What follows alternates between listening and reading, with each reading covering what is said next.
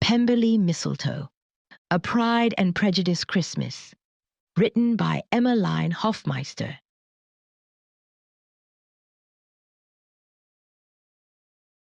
Chapter 1.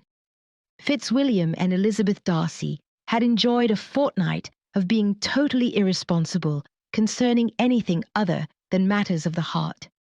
They had spent the first se'nnight of their marriage in London at the Darcys' townhouse. Although they left their residence rarely, they had the pleasure of enjoying an intimate family dinner with the Gardiners and some shopping on Bond Street for the Christmas season before they retired to the comforts of Pemberley, their family estate in the northern county of Derbyshire. Since their arrival in Derbyshire, another se'nnight had passed. The servants were beginning to wonder if the master and his lovely new bride would ever emerge from their honeymoon chamber.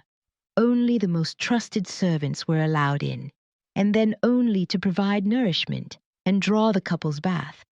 The closest anyone else was allowed was the chamber door. The newlyweds' first venture from their room was nothing more than a walk to the orangery. Elizabeth clung to the arm of her new husband while they walked, their heads bowed close together, sharing intimate secrets with whispered breaths. Last summer, when Elizabeth had toured Pemberley with her aunt and Uncle Gardiner, Mrs Reynolds, the housekeeper, had praised the late Lady Anne Darcy's appreciation of the place. She had explained that Lady Anne had regularly conducted her guests on tours of the orangery, where they were known to admire not only the fruits within, but the architecture without. Its Italian design blended well with the style of Pemberley. Lady Anne had overseen the addition of 2 fountains and a grotto during her life, and had often entertained in the orangery in the event the unpredictable northern England weather turned foul. Elizabeth had been well pleased with the place. Now, as mistress of the manor, it was even pleasanter than she imagined. The orangery could be achieved by a passage from the west wing of the manor. Thus, one seeking the place need not leave the house. It was perfectly situated, and a relief against the all too frequently inclement winter weather Elizabeth was still becoming familiar with. The weather in Hertfordshire was certainly more temperate than the wild and untamed climes of the north. Each day thereafter, the couple walked the manor's halls, and Elizabeth gradually became comfortable in her surroundings.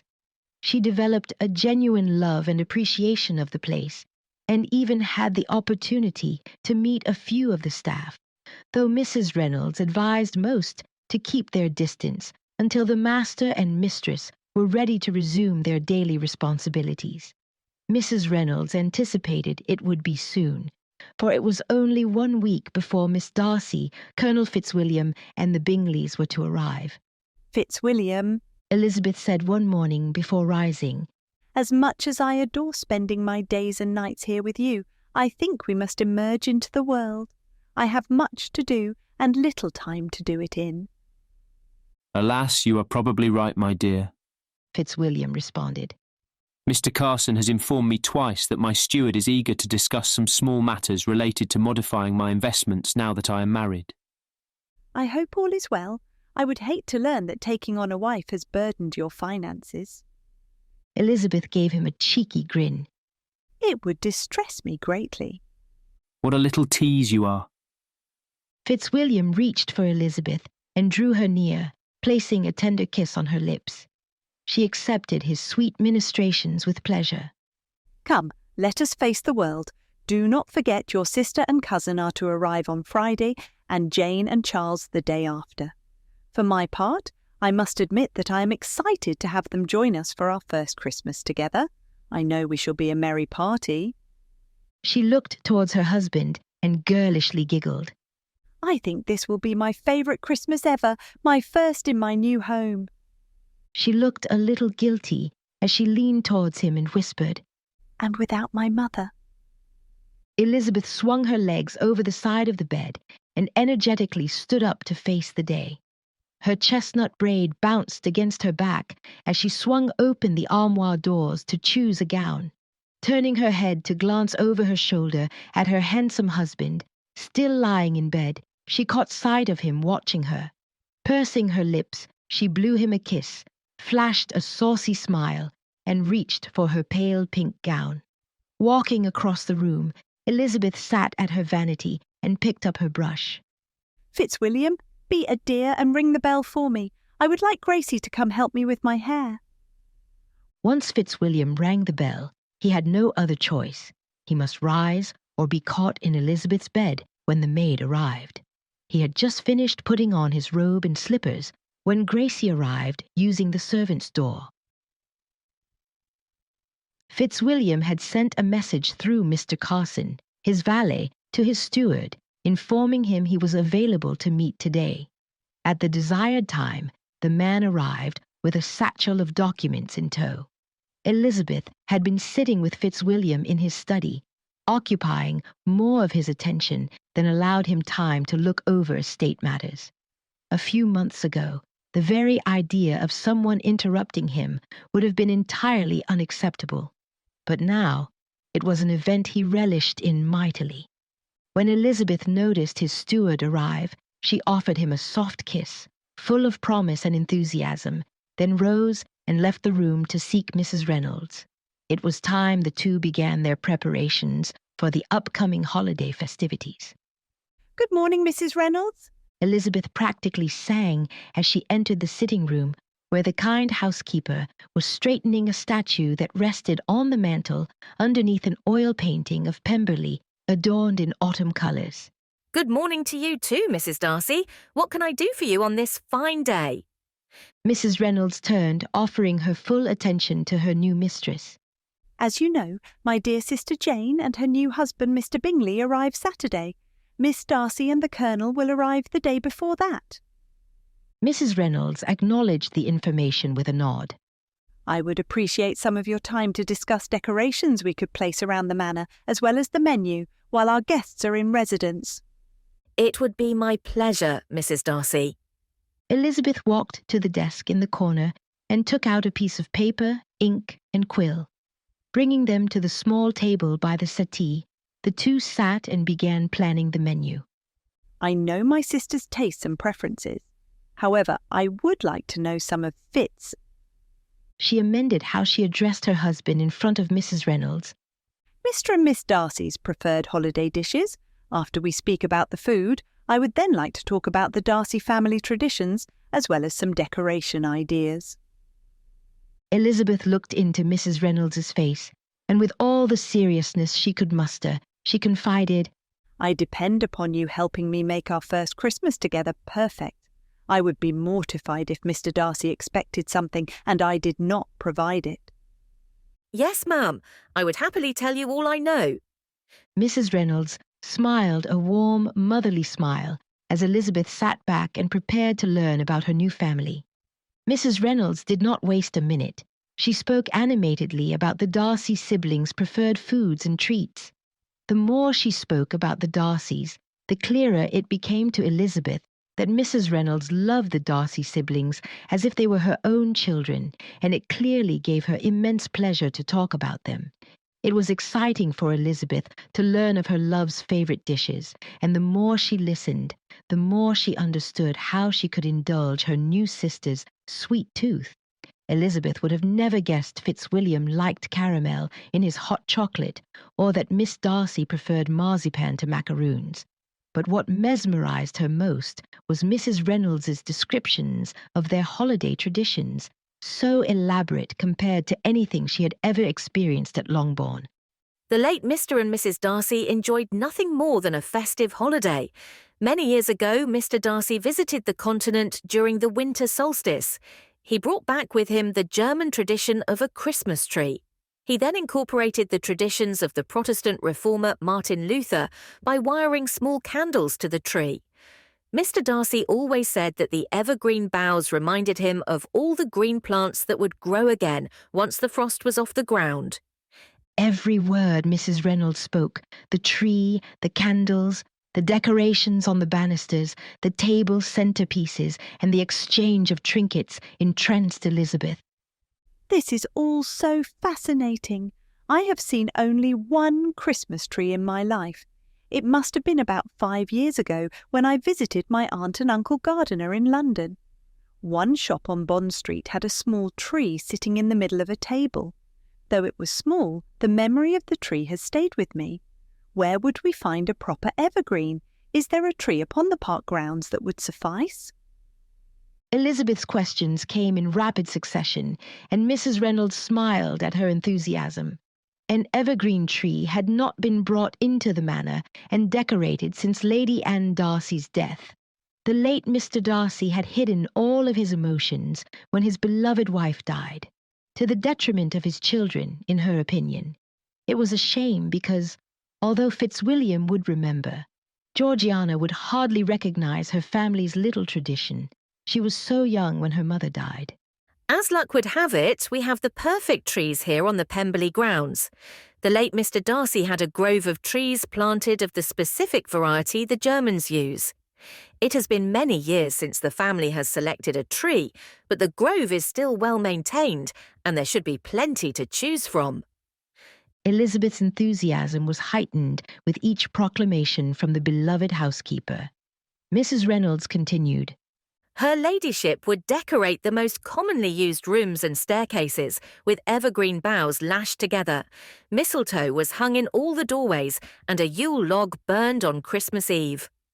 A Yule log! Oh, how glorious! My family has long practiced the Yule tradition, and I am glad we can continue it here. Elizabeth smiled sweetly and began sharing a part of her own family history with the housekeeper. Every year, my father would cut an oak branch and bore a hole in one end. My mother would make chrism by mixing wine, cooking oil, and incense. The chrism was added to the log and the hole plugged. Then my sisters and I would wrap the log in the most glorious white linen and lace. On Christmas Eve, my father would pray over the log, and we would burn it all night. Christmas morning, all of my father's tenants would gather, and my father would offer another prayer of blessing over every household under his care, as well as the coming year's crops. In the spring, we would spread the ashes over the fields. It is believed that our family, the tenants, and crops will all be blessed with health and bounty. Mrs. Reynolds enjoyed listening to her new mistress share her family traditions. The two were nearing the end of their conversation and dividing the tasks when they noticed Fitzwilliam leaning against the doorway, watching his wife. That man will never tire of watching his wife, thought Mrs. Reynolds. Fitzwilliam nodded a greeting to the ladies when they saw him at the door. Mrs. Reynolds stood, curtsied, and then stepped out of his way so he could take her position on the settee next to his wife. Nay, Mrs. Reynolds, you remain. I have just come to tell Elizabeth that I have completed my business and will await her in the library. Fitzwilliam walked towards the settee. As he gained Elizabeth's side, he rested his hand upon her shoulder in a show of affection. Elizabeth looked up at him, and, to her shock, in front of Mrs. Reynolds, and without a care in the world, he bent over and kissed her sweet lips. He kissed her as a man kisses his wife. Then he licked her taste from his own lips and stood. He straightened his vest and said, Please join me in the library when you have completed your planning. Fitzwilliam began to walk away when his wife addressed him. Fitzwilliam, join us. We are almost done planning, but it would be wonderful if you would accompany me to select the Christmas tree and Yule log. Very well, my dear.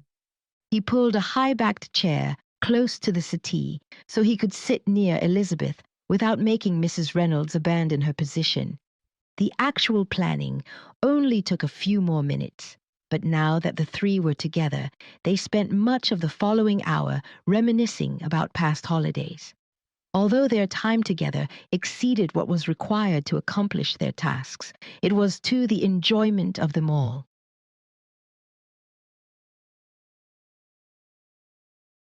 Chapter 2. It had been decided that Fitzwilliam and Elizabeth would take the sleigh and ride out to find the Christmas tree and Yule log post-haste. Nothing could deter them from their task, not even the icy temperatures of the north of England. They were determined to find the perfect tree. Dressed in the warmest clothes they could muster, they stepped into their horse-drawn sleigh, placing heating stones at their feet and warm blankets over their laps. Elizabeth's eyes were glowing with the pleasure of adventuring out of doors with her new husband. Although her family owned a sleigh, Elizabeth rarely went out in it. Hertfordshire was far enough south that the winter weather brought more rain than snow, and as a result, they experienced mostly mud. When there was snow on the ground, her mother's palpitations ran rampant, and all 5 of her daughters were required to remain with her, confining Elizabeth to the house far longer than she preferred. Once they were comfortably situated, Fitzwilliam snapped the reins and they set out at a trot over the snowy path. A gardener followed the Darcy sleigh with a cargo sled so they could bring the tree back with them. He also carried the necessary tools they would need to fell the tree. The Pemberley grounds were extensive, over 1,500 acres for the manor, gardens and crops, not to mention the tenants' homesteads and fields. In all, Mr. Darcy was responsible for the lands encompassing a full 10 miles. The farther they rode, the more in awe of her husband Elizabeth became, for a man so young to be responsible for so many people. The idea of such a man loving her warmed her heart. Wrapping her arm through his, she snuggled close to him. Much of their journey was spent with Elizabeth listening, while Fitzwilliam pointed out elements of interest on the estate grounds. He entertained her with stories of his youth, mostly featuring himself being led around by his cousin Richard and constantly getting into some mischief or other. She loved hearing his tales and easily understood the everlasting bond of not only familial love, but of friendship that the two had for one another. Finally, Fitzwilliam slowed the sleigh at the edge of a grove of trees. The trees ranged in size from no more than knee-high to trees towering a full 30 feet. Looking at the expanse in front of them, Fitzwilliam explained, My father had this grove of evergreens planted the year he returned from the continent. Some of them have been here for over 20 years, the others much less. These trees are not native to our region, and it takes particular attention to grow them successfully. Elizabeth looked around in awe. Many of the trees she had never laid eyes on before. They were a rare sight to be seen. However, will we choose one? Stepping out of the sleigh, he offered Elizabeth his hand and helped her down. Easy.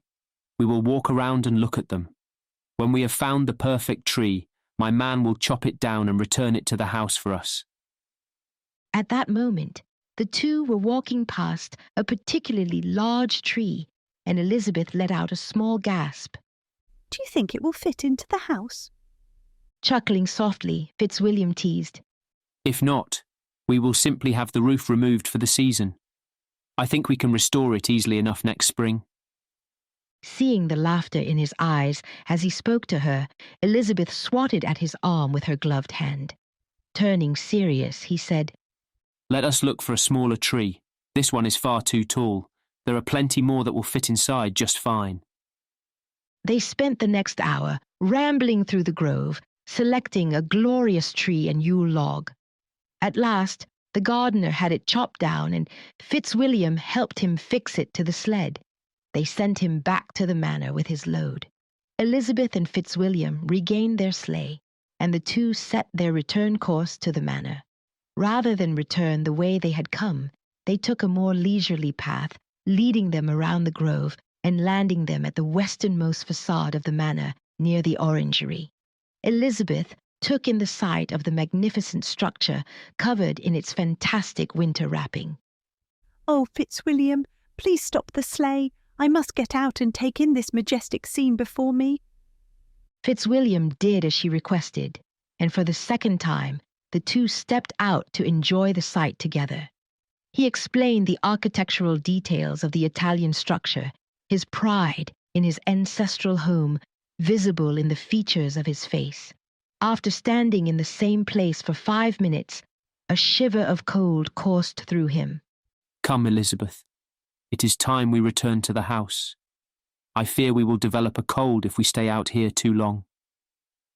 Fitzwilliam turned towards the sleigh, but Elizabeth dropped his arm and took a few steps forward. She sighed at the sight before her. She could scarcely believe she was the mistress of Pemberley.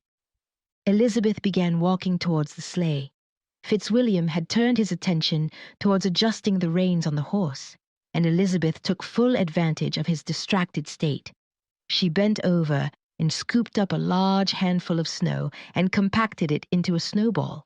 Launching the offending object with her right arm, she giggled as it hit Fitzwilliam's back with a thud. He turned to look at her, but she was already preparing a second ball, which she expertly launched at him. It struck him square in the chest, cold bits of snow flying into his face as it broke apart. He looked down at the clumps of snow clinging to his coat. With a roar, he lunged at Elizabeth and gently tackled her, pulling her with him to the ground.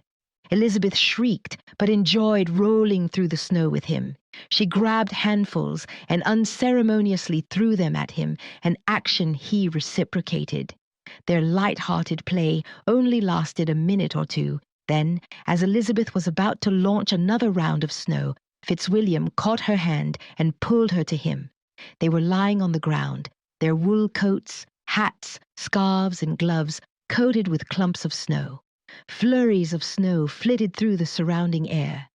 At first, Elizabeth struggled against him, determined to win their little snow fight, until her eyes met Fitzwilliam's. His were dark pools of love, and at once she was lost in them. Pulling her tight against him, he kissed her lips. Her lips were just as cold as his, but neither hesitated. Rather, they warmed themselves with their shared passion. Had Elizabeth been able to think, she certainly would have wondered why the snow they lay upon had not melted with their combined heat. Fitzwilliam's body shuddered against Elizabeth, reacting as any man violently in love would. Their kiss became more passionate until they both shared the taste and essence of the other.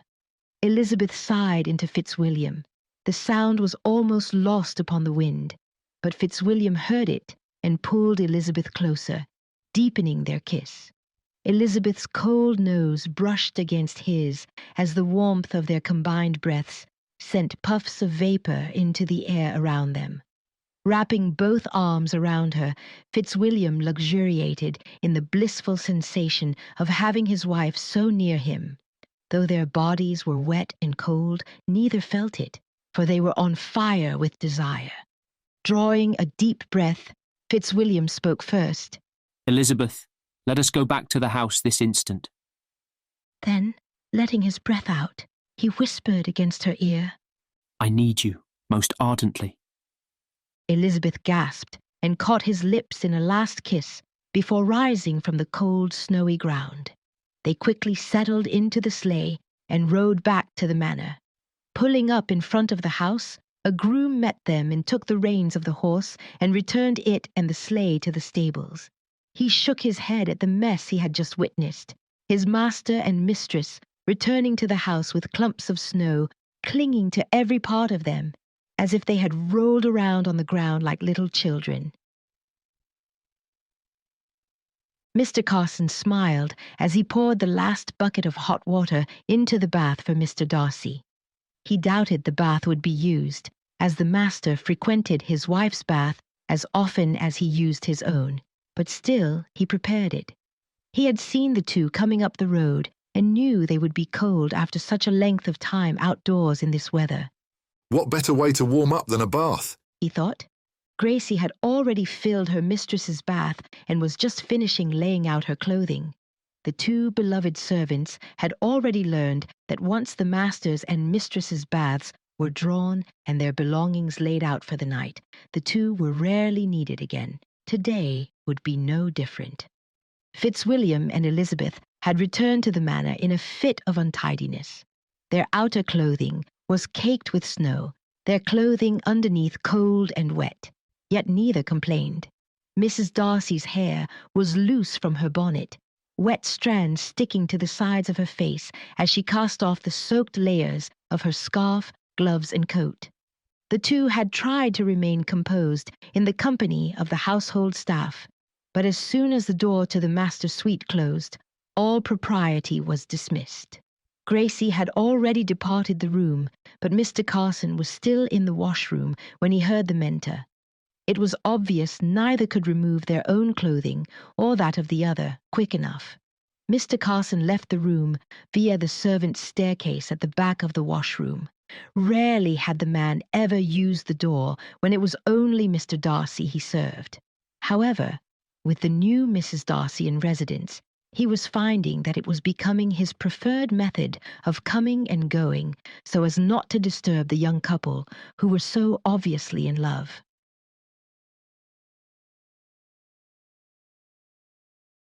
Chapter 3. The week's preparations were concluding, and already Friday was nigh. Elizabeth and Mrs. Reynolds had worked endlessly to decorate the manor, plan the meals, and get everything in general order. Their efforts had paid off. The manor looked exquisite. The staircases were draped with boughs of evergreen and red satin ribbon. There were matching evergreen centerpieces with candles scattered throughout the manor. A sprig of mistletoe tied with a small ribbon hung in every doorway. The main sitting room had been rearranged to accommodate the tree that had been cut from the grove. All that was left was to go over the final menu with the cook, decorate the tree, and make the chrism to fill the Yule log. Elizabeth had had the gardener bore the hole in the log earlier in the week, and her white silk and satin wrappings were already prepared. Between Elizabeth and Mrs. Reynolds, there was nothing else to be done. Their family party of 6, plus Georgiana's companion, Mrs. Annesley, if she joined them, would have a remarkably comfortable holiday, enjoying each other's good nature and friendship. The wind was blowing from the west, causing an icy chill the stableman feared would be too much for some of the livestock. Fitzwilliam had been called to offer his advice less than an hour after the midday repast. He told Elizabeth it was likely he would be riding out with the servant to bring in the livestock from the fields. His description of the severe cold worried her not only for his safety and that of their livestock, but also for the safety of their guests traveling over the harsh winter roads. Colonel Fitzwilliam and Georgiana were due tomorrow, with the Bingleys right behind them the following day. Elizabeth wanted nothing more than for all of them to arrive safe and sound before the weather took a turn for the worse. It could become dismal after they were all securely ensconced at Pemberley, but not before. Elizabeth stood at the sitting-room window, looking out across the long drive both of her beloved sisters would soon travel up. She tried to dwell on the positive, but she feared the bitter cold would ruin all of their plans to be together. Elizabeth offered up a silent prayer for their safety. A few minutes later, Elizabeth still stood at the frost-glazed window, looking out across the expanse in front of her. She was feeling a little insignificant and alone when she saw an express rider coming towards the manor. He was hunched in the saddle with the brim of his hat pulled down to protect him from the icy wind. When he neared the manor and then disappeared by the servants' entrance, she gave up her spot and instead sat down and took up her book. It was but a few minutes before Mrs. Reynolds entered with a tray of tea. "A letter for you, Mrs. Darcy. It just arrived express." Elizabeth thanked Mrs. Reynolds, who poured the tea while she opened her letter. She smiled when she realized it was a letter from her sister, Jane. Dearest Lizzie, how I miss you. It brings me absolute joy we will soon be together again for the Christmas season. I am sure by the time you receive this, our arrival will be imminent, but I could never live with myself if you are surprised entirely. Just this morning, Mamma informed me she, Papa, Mary, and Kitty will be accompanying us to Pemberley for Christmas. Not only that, dear sister, but we are leaving a full day and a half before we had intended. I fear you should expect us no later than Thursday, the 19th of December. We can only guess our time of arrival, but Charles tells me it will be around 3 o'clock in the afternoon. All my love, Jane. Looking at the clock on the mantel, Elizabeth panicked when she realized today was Thursday and already it was nearing 3 o'clock. If Charles's prediction was correct, the Bingleys and Bennets would arrive any minute. Elizabeth's face was pale, and she was near panic when she addressed her housekeeper. Mrs Reynolds? Yes, ma'am. The housekeeper calmly responded. I have just received this letter. It seems all our well-made plans are about to be upset. My sister Jane Bingley writes that not only is she and Charles to be arriving, but my whole family is to be joining them. She paused to catch her breath a little, and the kind housekeeper tried to put her at ease. Very well, Mrs. Darcy, we will change accordingly. Is there anything else? Elizabeth stood a little agitated, but she replied, Yes, there is one more thing. Apparently, they left Longbourn early. How early? To my knowledge, they left a day and a half early. Their carriage is expected any minute. I suspect we will need to amend tonight's menu, as well as prepare 2, possibly 3 more rooms. My sisters Mary and Kitty may share a room if needed.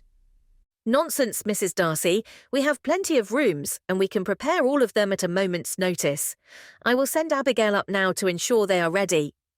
Oh, Mrs. Reynolds, you know not how you have eased my mind. Will there be anything else, Mrs. Darcy? No, that is all. Very well, I will get right to work. No sooner had Mrs. Reynolds turned to leave than the door opened to admit the butler. Mrs. Darcy, there is an unknown carriage coming up the drive. They should be here in about 10 minutes. Thank you, Elizabeth responded, and then turned to Mrs. Reynolds. It appears as if they are already here. Elizabeth quickly glanced at her gown and then raised her eyebrows. She cleared her throat with a bit of hesitation. Mrs. Reynolds, there is perhaps one more thing you should know. Mrs. Reynolds looked at her nervous mistress. She had not yet witnessed Mrs. Darcy in such a state and felt sorry for the dear lady. You see, she paused, trying to choose the right words. My mother is quite vocal. Please understand, she always means well, but sometimes she does not think before she speaks. I understand, Mrs. Darcy. Fear not. Everyone has a member of their family they wish would restrain themselves.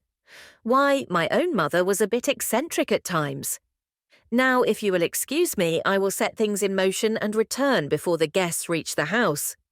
Elizabeth appreciated the woman's kindness, and for the second time in a space of only 10 minutes, Elizabeth stood at the window and watched the progression of her visitors.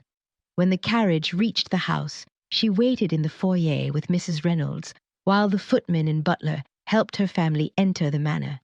She did not even have time to receive them properly before her mother blurted out, Goodness, Lord bless me, look at your house, Lizzie. I dare say this place is as large as a palace.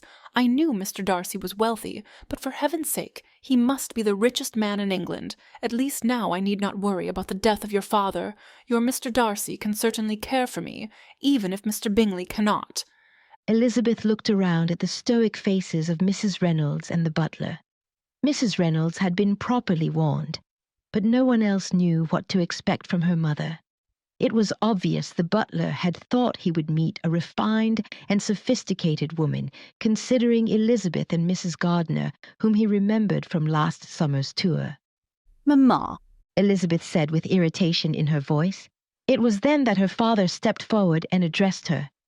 Elizabeth, how are you, my dear? He opened his arms and welcomed her into his embrace. I am well, father. How was your journey? It was as I expected it would be, travelling such a distance with, dare I say, 3 silly women. Jane and Charles aided me along the way when they offered me a place of refuge in their carriage. Elizabeth did not see her sister. Where are Jane and Charles? Are they not with you? Oh, they will be along shortly. Charles wanted to show Jane the view from a peak a few miles off. Mrs. Bennet voiced her opinion on the matter. The view. Puffed. I know not what Charles was thinking. Jane will catch her death traipsing around some peak in this frigid weather, just to take in a view. He should not have stopped the coach, but rather continued right behind us. She quickly swung her head to look at the surrounding hall, then continued before she hardly had time to breathe. Well, Lizzie, what a lovely place you have here. Your home is quite festive. Jane has always been a better decorator than you, but I like this exceedingly well indeed. I guess scolding you until you got it right paid off after all, though it is likely your staff did most of the decorating. How could they not? I expect you must have at least 100 servants in the house alone. Elizabeth was mortified. Fitzwilliam's staff is wonderfully adept, so much so that with nothing more than 10 minutes' notice, your rooms are prepared. Perhaps you would like to see them now. Then, addressing her sisters for the first time, she invited them also. What say you, Mary and Kitty? Would you like to see your rooms? The girls nodded in unison, though neither said a word. Elizabeth was happy they had sense enough to hold their tongues. The same could not be said for her mother. Oh, yes, my dear, show me to my room. After such a journey you know how tired I am. Nothing would suit me more than lying down for a spell. Indeed, I must rest my poor feet. Why, the only way I could be more tired was if I had actually walked the distance myself.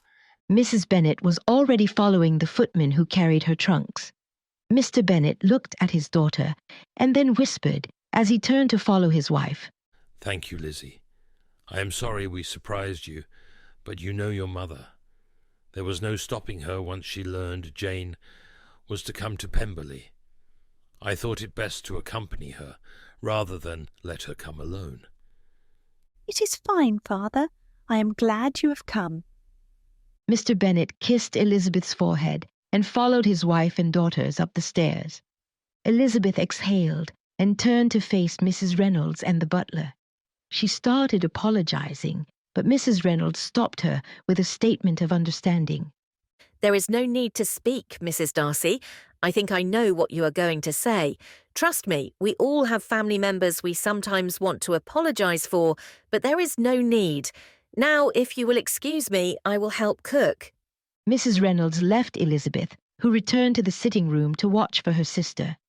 A few minutes later, the butler returned and addressed her.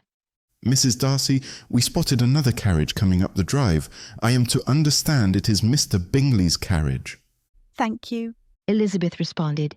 Please tell Mr. Darcy the Bingleys have arrived and also inform him the Bennets have accompanied them. Very well. Will there be anything else? No, that is all. The butler left Elizabeth alone, looking out the window for a third time that day, watching the progress of another carriage coming up the drive. Elizabeth was eager to see her sister again, and the slow progress of the carriage did nothing but frustrate her. Finally, the carriage pulled up in front of the house, and Elizabeth rushed out the door into the waiting arms of her sister, who had recently exited her carriage. Oh, Jane, how I have missed you. I have missed you too, Lizzie. Did you get my letter? Were you properly warned before our parents' and sisters' arrival? As much as could be expected in this weather. I think the letter arrived about half an hour ago. Half an hour? I am sorry, Lizzie. I hoped it would have arrived yesterday. Speak no more of it. Come, let us go inside and get warm. Your trip must have been unbearable in this weather. It was not quite as dire as that. It is vastly preferable to travel with one's husband than one's family. Charles aptly kept me warm the entire journey. Jane blushed a little as she spoke, looking over her shoulder towards her new husband, Charles. Elizabeth understood her sister's meaning. Gripping her hand, she pulled her into the house, exclaiming over her shoulder, Come in, Charles. You are welcome. Fitzwilliam will be along any minute. He has been attending some estate business today, but I have already sent word of your arrival. Stepping into the foyer, Elizabeth helped Jane remove her coat. Lizzie, your home is beautiful. Look at the glorious decorations. Jane took in the view of the place, enjoying everything she saw. Thank you. I must admit Mrs. Reynolds, our housekeeper, is the one you should compliment. She has an extraordinary gift for turning any object into a beautiful work of art. Just then, Charles came bounding through the door, as amiable as he always was. Elizabeth, what a pleasure it is to see you again. He enveloped her in a hug anyone would enjoy from a favourite brother. Both laughed light-heartedly. It is a pleasure to see you too. I cannot thank you enough for bringing my sister here for Christmas. Pish posh, think nothing of it. It is us that should thank you for inviting us. Jane was eager to come, not only to see her favourite sister, but to see your home. I have been telling her all about the beauty of Pemberley and the surrounding area. For my part, I cannot but agree with you. Thus far, I have found Aunt Gardiner's statement last summer to be exact. She declared Derbyshire to be the most majestic county. Jane and Charles nodded in agreement with Elizabeth's assessment. Our parents told me you stopped at the peaks to see the view. Did you like it? Elizabeth asked. Jane smiled shyly and then looked at her husband, who nodded again. Jane turned in her chair and reached for Elizabeth's hands, which she held in her own. Lizzie, Charles and I did not stop just to witness the view. We were looking down upon a particular piece of property. Elizabeth's eyes widened, but she sat quietly while her sister continued. In just these few short weeks married, I have determined that a woman may be settled too near her family. Charles and I have decided that we will not extend the lease at Netherfield, but instead, Charles's solicitor has found us a property here in the north, closer to Pemberley. I must admit I have missed you dearly, and since Charles and Fitzwilliam are such loyal friends, there could not be a better place for us than an estate nearby. Jane was rambling a bit, but Elizabeth loved it. She knew her sister well enough to know she only rambled when she cared whether the person she spoke to agreed with her decision. She too often tried to defend herself, but it was not needed. Elizabeth was extremely excited at her sister's news. Oh, Jane, do you speak the truth? Nothing would make me happier than having you settled close. Where is it? How far off will you be? Jane laughed at Elizabeth's delight. It is but 7 miles from here, just 2 miles on the other side of Lambton. So near. Jane, I am so excited. Then turning more serious, she asked, Does our family know? Jane portrayed a sternness Elizabeth had never witnessed in her. No, and you will not tell them either. Mamma has not left us alone, not one day since we married. I suspect she will not be happy, but we do not care. She is interrupting our lives too much. I have spoken with Father about asking her to visit less, but it has had no effect. Her constant visits are a disruption to my new home. How am I to earn the respect of the household when Mamma is constantly telling them to do things differently than me? It is too much, and already I am tired. Dear Jane, how much you have had to endure. I am sorry. Here I have been enjoying wedded bliss, and you have had nothing but grief. Do not worry, Lizzie. It has not been all bad. Charles and I have been quite happy getting to know one another. Jane blushed again and looked down at their hands still clasped in a sisterly bond. The three talked amiably for over an hour until Elizabeth witnessed Jane's stifled yawn. Come, we must let you rest. I will take you up, and then I must speak with Mrs Reynolds and our cook. Mrs Reynolds assured me the added guests are no burden, but I still worry. We have quadrupled our numbers, and on a day no one was expected. Jane apologized again, but Elizabeth would hear none of it. She stood and led them from the room, just as Fitzwilliam was briskly coming up the hall towards them. Elizabeth, I'm sorry I have been gone for so long. I see your sister and Charles are here. Is it true your parents and younger sisters are here too? Elizabeth reached up on her toes and greeted him with a kiss on his cold cheek. It is true. They are already in their rooms, resting. I am just sending Jane and Charles up. Fitzwilliam and Charles grasped hands and pounded each other on their backs, a brotherly embrace the women had often witnessed during the months of their engagements and weddings. It warmed the hearts of Elizabeth and Jane to know they had found husbands who were best friends and as close as two brothers ever could be. Familial greetings were exchanged, and then Charles led Jane to their room. A guide was unnecessary once Elizabeth explained they would use the rooms Charles regularly occupied during his visits to Pemberley. Elizabeth sent Fitzwilliam to freshen up with a promise that she would be along shortly to change for supper. She then called upon Mrs Reynolds and confirmed the meal was well under control. Looking at the clock on the wall, As she left the housekeeper's room, Elizabeth was well pleased that she had time to call upon her sisters, Mary and Catherine, whom everyone called Kitty. I hope you enjoyed your trip, Mary, Elizabeth said when Mary opened the door and allowed her in. Mary had a beautiful room that overlooked the garden paths below. The walls were covered with an ivory paper with little pink and yellow flowers. The curtains were a thick, dark brown material that aptly blocked the morning sun. The furnishings were lovely, though not overdone, as they were in so many houses in England. Elizabeth already appreciated the simplicity of the Darcys' impeccable taste and style. It was a design she could easily find comfort in. Yes, it was a fine journey, though one none of us expected. Mary looked at her sister with an air of suspicion. She knew inviting themselves to Pemberley was improper, but secretly she was glad they had come. She had kept her ears tuned to every conversation regarding the place and had been anxious to see it in person. I am glad it was tolerable for you. The weather is quite cold and the roads are rough. When I heard you were all coming, I feared it would be a little too much. As I am sure you can imagine, a carriage with 3 fewer sisters is a great deal more comfortable for extended travel. Elizabeth laughed softly at her sister's reaction. I can well believe that. Offering her sister a hug, she said, I am glad you are here, Mary. My first Christmas away from Longbourn will be more bearable with so many of my family here. Mary returned Elizabeth's hug, and not with a little reluctance, confessed her feelings. With 3 sisters recently married, there have been many changes at Longbourn. I must admit, I felt despondent as we began decorating the house. It is very lonely without you, Jane and Lydia.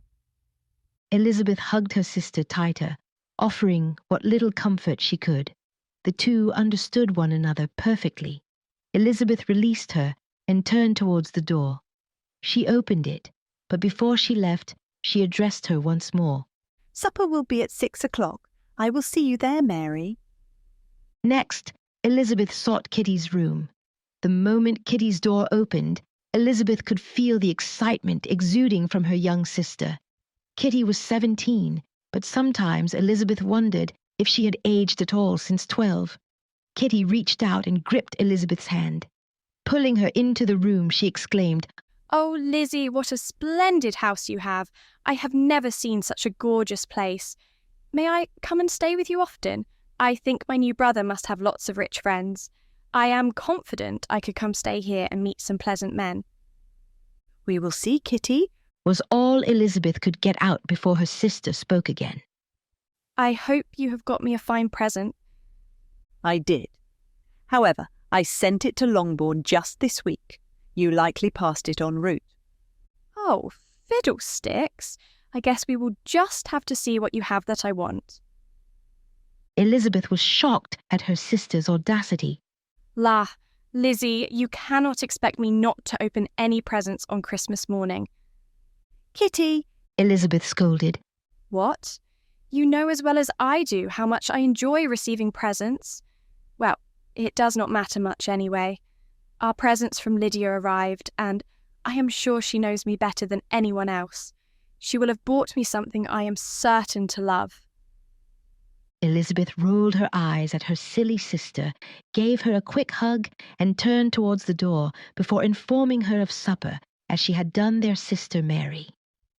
Finally, Elizabeth stopped at their parents' room. She hesitantly knocked on their door. Her father answered. He looked tired and worn, but when his eyes saw her, they lit up like they always did. Ah, Lizzie, you have come to check on us. I assure you all is well. Your mother adores her room. In fact, she wonders if the king himself has stayed in it. She likes it so much that twice already she has tried to seek out Mr. Darcy to inform him of her approval. He smiled wryly as he continued. I assured her she could pay him her compliments at supper. He winked at Elizabeth as her mother was heard in the background.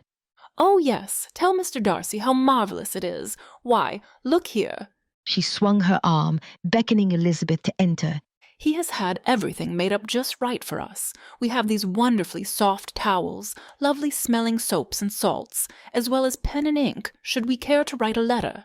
The smartest looking servants brought up our trunks, and already he has had your lovely housekeeper send me flowers from the orangery. What a good son-in-law he is. Elizabeth looked around. It was just as her mother said. There on the table in front of her was a lovely display of all the flowers she had just seen in bloom when they last visited the place. She was proud of Fitzwilliam's thoughtfulness and was glad her mother was satisfied with her situation. I am sure Fitzwilliam will be more than happy to accept your compliments at supper. As it is, supper is nearing and I still need to dress. Please excuse me. I will see you in the drawing-room at 6 o'clock. Oh yes, Lizzie, make sure you put on your red dress. It is quite festive and looks so well with your hair. I am sure your Mr. Darcy will approve. Mamma, Elizabeth scolded as she held the door open ready to leave. I need not wear a specific gown to catch my husband's approval. He and I are already married. Besides, he approves of all my gowns. Do not be so sure, Lizzie. You have only been married a few short weeks, and Mr. Darcy does not yet have an heir. You had best keep his notice, or he is apt to send you packing and find himself a better wife. Mother! Now, Lizzie, do not overreact at your mother's silly musings. You know as well as I that she is slightly mad. Go get yourself dressed. We will see you at supper. Mr. Bennet shut the door behind Elizabeth, who stood in place momentarily while the fury within her subsided. In the past, the little tiffs she overheard between her parents had never brought her any pleasure, but now, as she leaned her head near the door and heard her father scold her mother, she felt a little better. Elizabeth entered the master suite and stepped through the sitting-room doors into the adjacent rooms. Fitzwilliam was putting the finishing touches on his dinner attire. Her eyes roamed him from head to toe. Fitzwilliam, you are a handsome man. I could look at you all day. I'm glad you think so, my dear. Elizabeth stepped to her vanity and removed her earrings and necklace. She watched him in the mirror as she said, Thank you for sending my mother flowers. She cannot stop prattling about how wonderful they are. Flowers? Oh, I told Mrs. Reynolds this week to make sure we sent Jane a spray. She must have had another put together for your mother.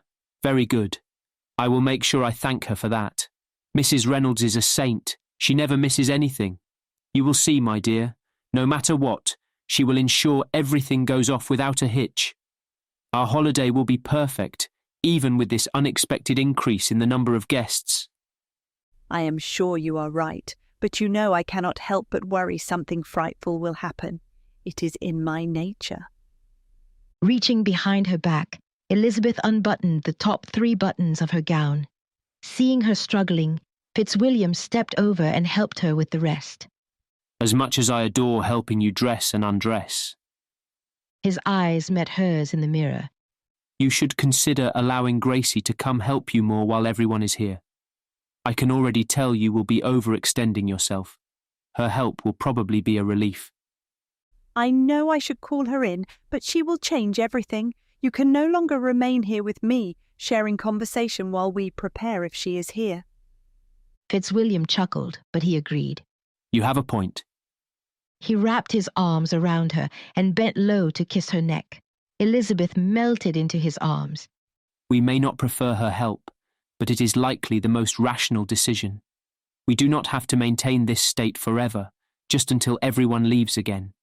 Here, I will call her while you rinse in the tub. Elizabeth smiled at the retreating figure of her husband. He certainly was a man of action. Elizabeth finished undressing, stepped over the side of the ornate tub, and immersed herself in the warm, sudsy water. She was not dirty enough to require a bath, but the warm water was already there. Why should she not indulge for a few minutes? Elizabeth's head was leaning against the curve of the tub, her eyes closed, when Gracie entered and began silently preparing a few of her mistress's items. Elizabeth had interviewed 5 ladies' maids during her second week at Pemberley. Fitzwilliam had all but insisted she select a maid and have one ready should she need her services. Elizabeth liked all of the girls, but Gracie stood out from the rest with her smile that did not just linger on her lips, but rather lit up her entire being. Elizabeth was sure the two would get along splendidly. Hearing movement in the surrounding room, Elizabeth opened her eyes and noticed Gracie. Gracie, you have come. Thank you for attending me on such short notice. Gracie turned her attention to Elizabeth. It is my pleasure, Mrs. Darcy. Do you have a specific gown you prefer tonight, or should I make a selection for you? My mother has arrived, and all but demanded I wear my crimson gown, but I was saving it for Christmas morning. Elizabeth let out a sigh. What do you recommend? Do I have another that will do in its place? My hope is not to garner my mother's wrath. To avoid it, I need a gown that is sophisticated enough to keep my husband's attention until I have produced him an heir. Gracie stood staring at her mistress, unable to respond to such a statement. Do not look at me that way. You have not met my mother. I am not mocking her when I speak so. She honestly believes Mr. Darcy will soon lose interest in me. Mrs. Darcy, if I may be so bold, I doubt very highly the master will lose interest in you. I have never seen a man so devoted to a woman. That is what I think too. I am sure he loves me as much as I do him. There is no chance I will put him away. Rather, I would marry him again in a heartbeat. Elizabeth gaily responded. I think you should wear your green velvet gown. I know its design is simple, but with the right shawl, hair accessories and jewellery, we can make it every bit as stunning. I agree. The green gown it is. Elizabeth stood up and then stepped over the tub's edge, accepting the offered towel. Gracie helped her dry and then held the dressing gown for her.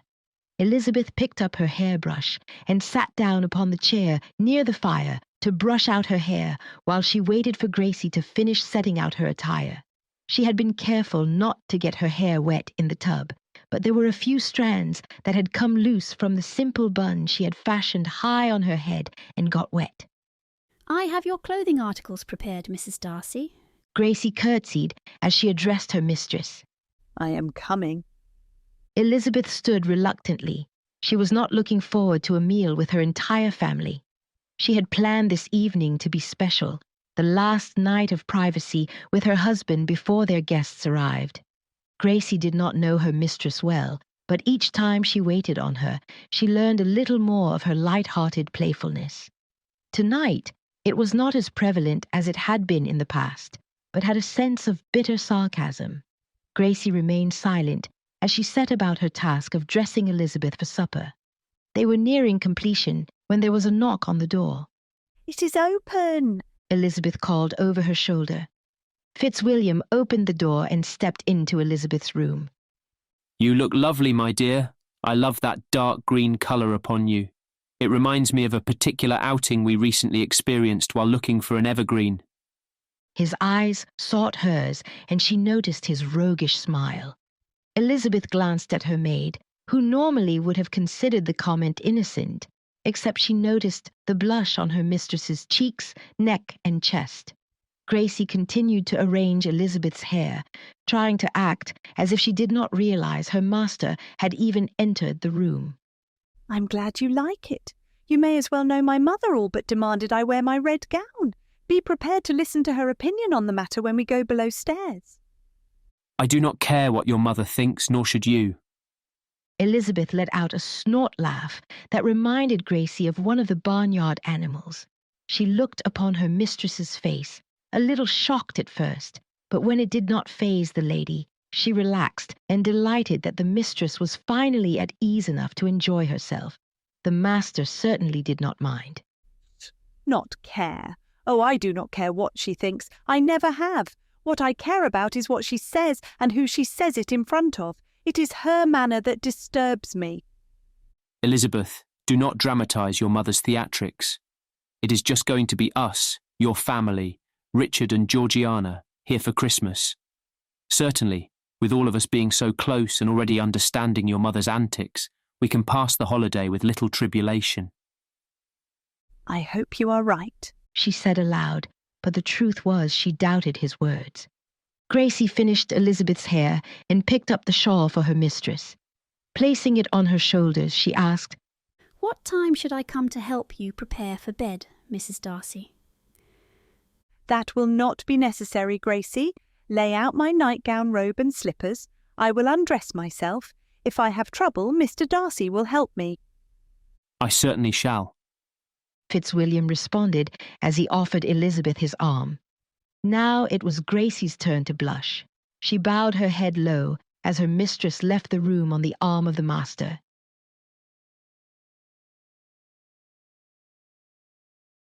Chapter 4. The Darcys were the first below stairs. They took advantage of the lack of guests to meet with Mrs. Reynolds.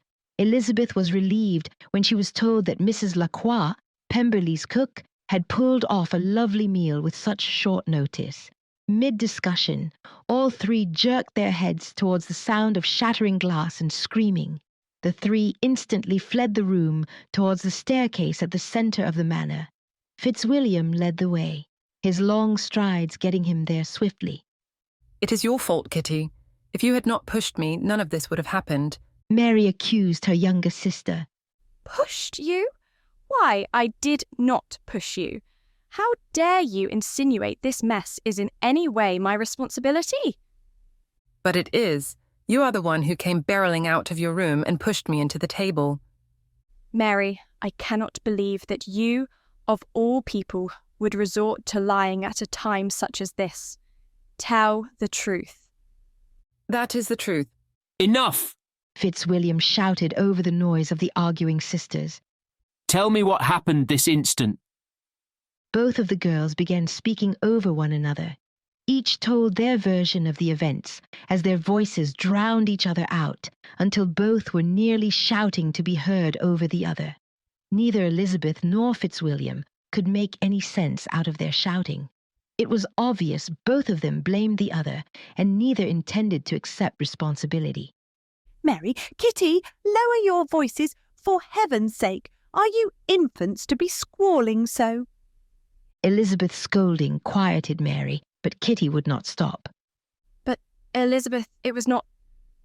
Kitty protested, her voice still raised. Fitzwilliam put up a hand to quiet her, but it did not work. His nerves were fraying, and he could see Mr. and Mrs. Bennet already hurrying from their room towards the congregated group. Silence! He shouted over Kitty's ranting. "What is the meaning of this?" exclaimed Mr. Bennet. No one had time to explain before Mrs. Bennet's flutterings took over. "Dear Lord, what happened here? I hope no one was hurt." Her eyes darted here and there, seeing broken glass all over the table, floor and staircase. There was spilled water, with loose flowers lying scattered on the floor. "Oh my! Did someone break a vase? Well, I suppose it does not matter all that much. Mr. Darcy has enough money to buy another vase.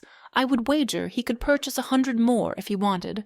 It does not signify much, anyway. From the look of it, it was an old, ugly thing. I would never allow such a vase in my home, especially in a place of prominence at the top of the stairs, where everyone can see it. Oh, and just look at the rug. It will be ruined if they do not tend it immediately." Her mother mortified Elizabeth for the second time that day, and it was only their second time in company. She dreaded the rest of the holiday. It was almost a week before Christmas, and already she wished her mother had not come. Fitzwilliam was already tired of Mrs. Bennet's ramblings. Mrs. Bennet, I thank you for your concern about my rug. Perhaps it would be best that you accompany Elizabeth to the sitting room, while I have Mrs. Reynolds clean this up. He motioned for Mrs. Reynolds to join them. She had taken a stance a few stairs below the top, out of the way of the family, but close enough to be of service to Mr. and Mrs. Darcy when they needed her. "Oh, yes, Mr. Darcy, what a superb idea!" She left, but nearly stepped on a piece of glass.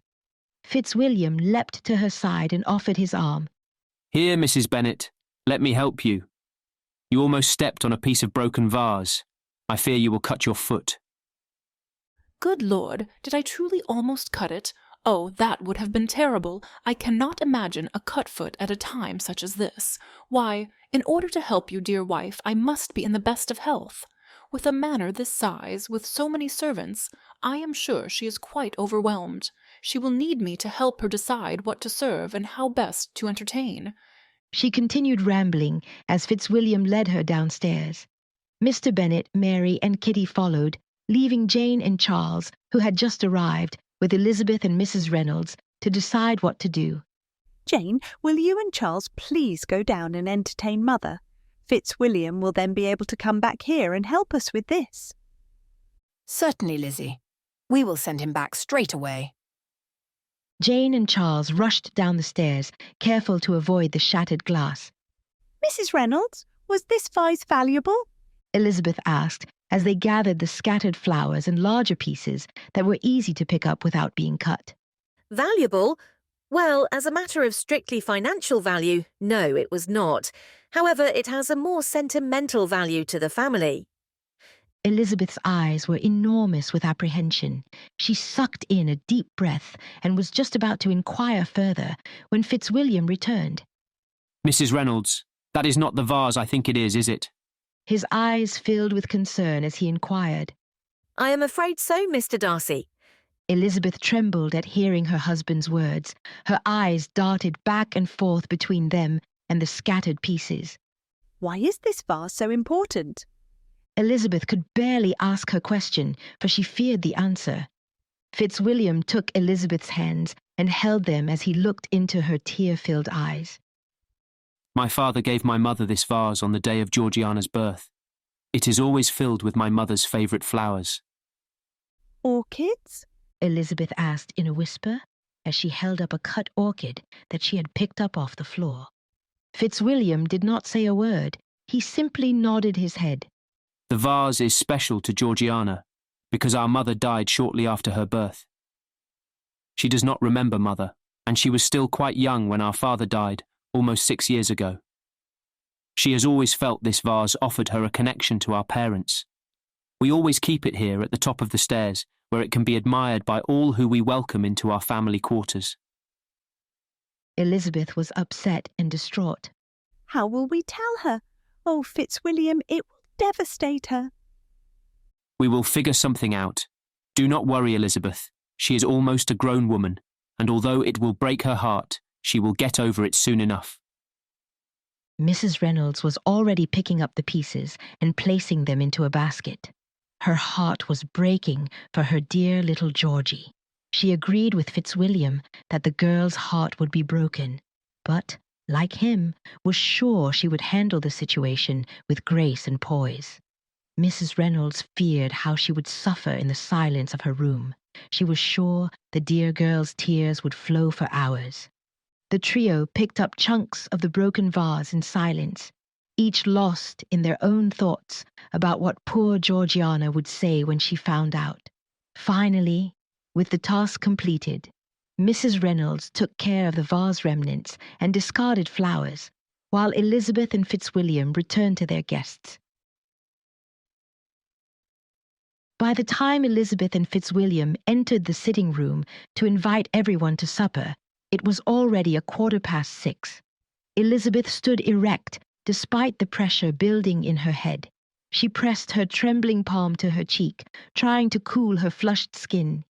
Jane noticed Elizabeth's raised ire and approached her, gently touching her shoulder, offering support amongst the chaos of their family. The room fell silent, and all eyes turned to Fitzwilliam and Elizabeth when the rest of the party realized they had entered the room. The Bennets had only arrived 3 hours earlier, but already it felt as they had been here a week. Do they actually plan to stay a fortnight? Elizabeth was already beginning to dread the holidays that, until today, she had been looking forward to with such joy and anticipation.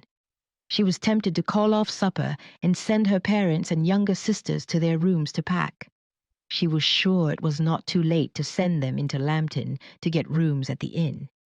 I believe supper is ready. Shall we go in? Elizabeth said in her not-to-be-questioned voice. Everyone stood to follow, but no one said a word.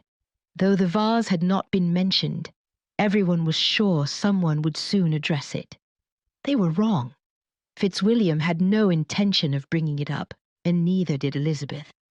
The dining room was silent except for the shuffling of chairs against the floor. Even Mrs. Bennet held her tongue.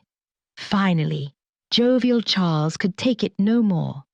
I say, Fitz, I remember there being more lively conversation at the table in the past. I know there was that recent business of the broken vase, but I assure you the girls are terribly sorry and promise nothing like it will happen again. Am I right? He looked first at Mary and then Kitty, and both girls vigorously nodded their heads in agreement. Very good. I think it is all settled. Let us liven the place up a bit. I promise you will want to be in a good mood, for the Darcys have an amazing French cook you are all sure to love. His invitation was all Mrs. Bennet needed. A French cook? Why, I have never eaten food prepared by a French cook, but I have heard there are no better cooks in the world than French ones. The tension in the room was palpable. It could almost be cut with a knife. Fitzwilliam confidently responded, You are correct. Our cook, Mrs. Lacroix, was born and raised in France. Both of her parents were chefs, and she has been cooking from a young age. Cook studied French cuisine under some of the most renowned chefs in France. We were fortunate that Mrs. Lacroix came to Pemberley upon recommendation. She has since served our family with excellence these many years. She sounds incredible, Fitzwilliam. We are indeed grateful to be your guests here and experience her expertise, said Jane. Charles smiled at his wife and reached out to squeeze her hand under the table. Both looked up as 6 servants entered, carrying a variety of dishes. Each dish was placed upon the table and its cover removed. Everyone breathed deep. The aroma of fish, potatoes, and gravy, sweet potatoes with a caramelized glaze, vegetables from the hothouse, freshly baked bread with honey butter, and baked apples arrested their sense. A feast fit for a king. It amazed Elizabeth at the quality and quantity of food Mrs. Lacroix could put together at such short notice. Supper seemed to go off without a hitch, and Elizabeth began to relax and breathe easy. The servants returned to remove the empty dishes. All had been removed, but one when the mayhem commenced. Mrs. Bennet pushed her chair away from the table at the same time a servant was reaching around to remove the last dish. Her chair hit him in the stomach and doubled him over, causing him to drop the dish onto the table in front of Mrs. Bennet. Her wine glass was toppled over, and the red liquid flowed freely over the table and onto the floor and Mrs. Bennet's finest slippers. You clumsy fool! Just look what you have done! Elizabeth's ire rose quickly. Mother, you know as well as I whose fault it was, and it certainly was not his. Apologise this minute. She would not allow her mother to speak to the Pemberley staff in such an egregious manner. Apologise? To a servant? Never! Mrs. Bennet was entirely out of line, and it was escalating. The servants were all scrambling to clean up the mess, except for the one struck by the chair. He had regained his composure and was standing near the wall, looking at his shiny shoes. He feared he would lose his place over such a mishap. It would not be so terrible if it was not the first supper the new mistress had ever hosted at Pemberley. Now, Mother, I mean it. You will apologise this minute. I'm sorry, Lizzie. Not to me, to Jonathan. Mrs. Bennet looked as if she were going to throw daggers at her daughter, but with all the overly dramatic flourish she could muster, she made her apology. Jonathan accepted it, though everyone in the room knew it was insincere. He turned to make a hasty exit when Elizabeth addressed her mother again. Now say it as if you mean it. The room was silent. Jane and Charles, as well as Mary and Kitty, stared at their plates, trying to imagine the situation was not playing out as it was in front of them. Mr. Bennet was enjoying his second daughter scolding her mother, and Fitzwilliam could not be prouder that his wife was coming to the rescue of a servant, even though it meant raising the ire of her mother. He knew how significant this was, considering how much Elizabeth wished to avoid her mother's displeasure. Elizabeth Bennet Darcy, I have told the man I am sorry. I shall not say another word about it. Mrs. Bennet was livid at her daughter's insolence. Rarely did she use her daughters' full names, but when she did, she meant business and was fully prepared to stand her ground. Mr. Bennet was concerned a battle would ensue, but his daughter handled the situation better than he imagined possible. Very well, Mother. I expect your trunks will be packed as soon as supper is over.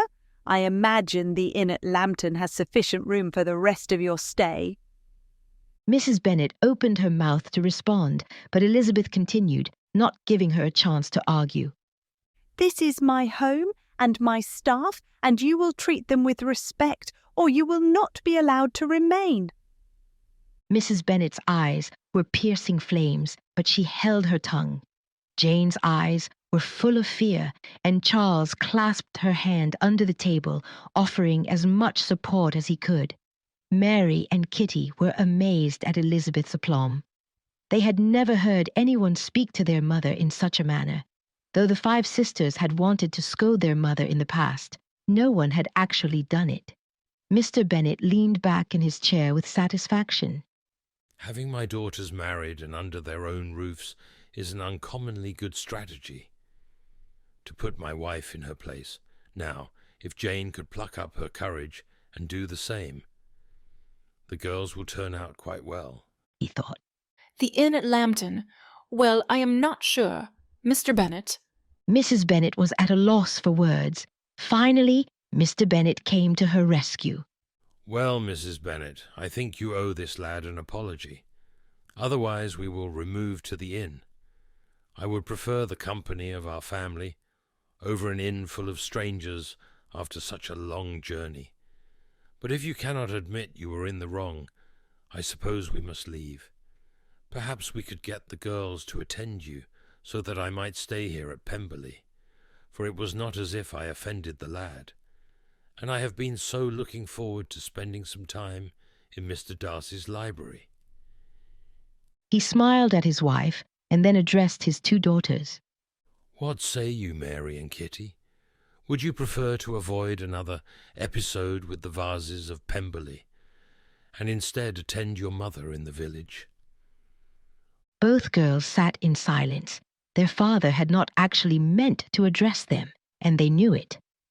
Oh, Mr. Bennet, of course I do not want to be sent away. You, of all people, should know how clumsy I am, and when it happens I lose my mind with worry and distress. Of course it is my fault. I just needed a few minutes to calm my nerves and see the situation clearly. Young man, come here. She waved her hand around, beckoning Jonathan to come near her. You must know I did not mean to blame this episode on you. I fear I am a clumsy woman and just did not realize what happened. I am sorry. Please accept my apology. Jonathan nodded to Mrs. Bennet, unsure if he should say anything. The tension in the room was intense, and he simply wanted to be away. It seemed as if his nod was sufficient, and Mrs. Darcy dismissed him and the other servants, asking them to advise Mrs. Reynolds that they would take their dessert in the sitting room. Once they were gone, she gave her mother a final scolding. I am mighty glad you apologised, Mother, for I much prefer you remain at Pemberley. But please remember, I will not hesitate to send you away if you mistreat even one member of the Pemberley staff. I have been mistress here only briefly, and I will not allow you to come in and stir up trouble before I have gained the staff's trust and loyalty. Am I understood? Mrs. Bennet nodded, afraid to say anything for fear it would be wrong. Very well. Let us all go to the sitting room for dessert. The entire party stood and followed Fitzwilliam and Elizabeth to the sitting room. Once the dining room was vacated, the staff returned to clean up. There was much chatter about the new mistress, and had they wondered how the new Mrs. Darcy would treat them, they had their answer. It took less than an hour for the whole of the estate to hear the entire story. That night, Elizabeth had gained the respect of the staff and the unwavering support of the servant she had demanded justice for.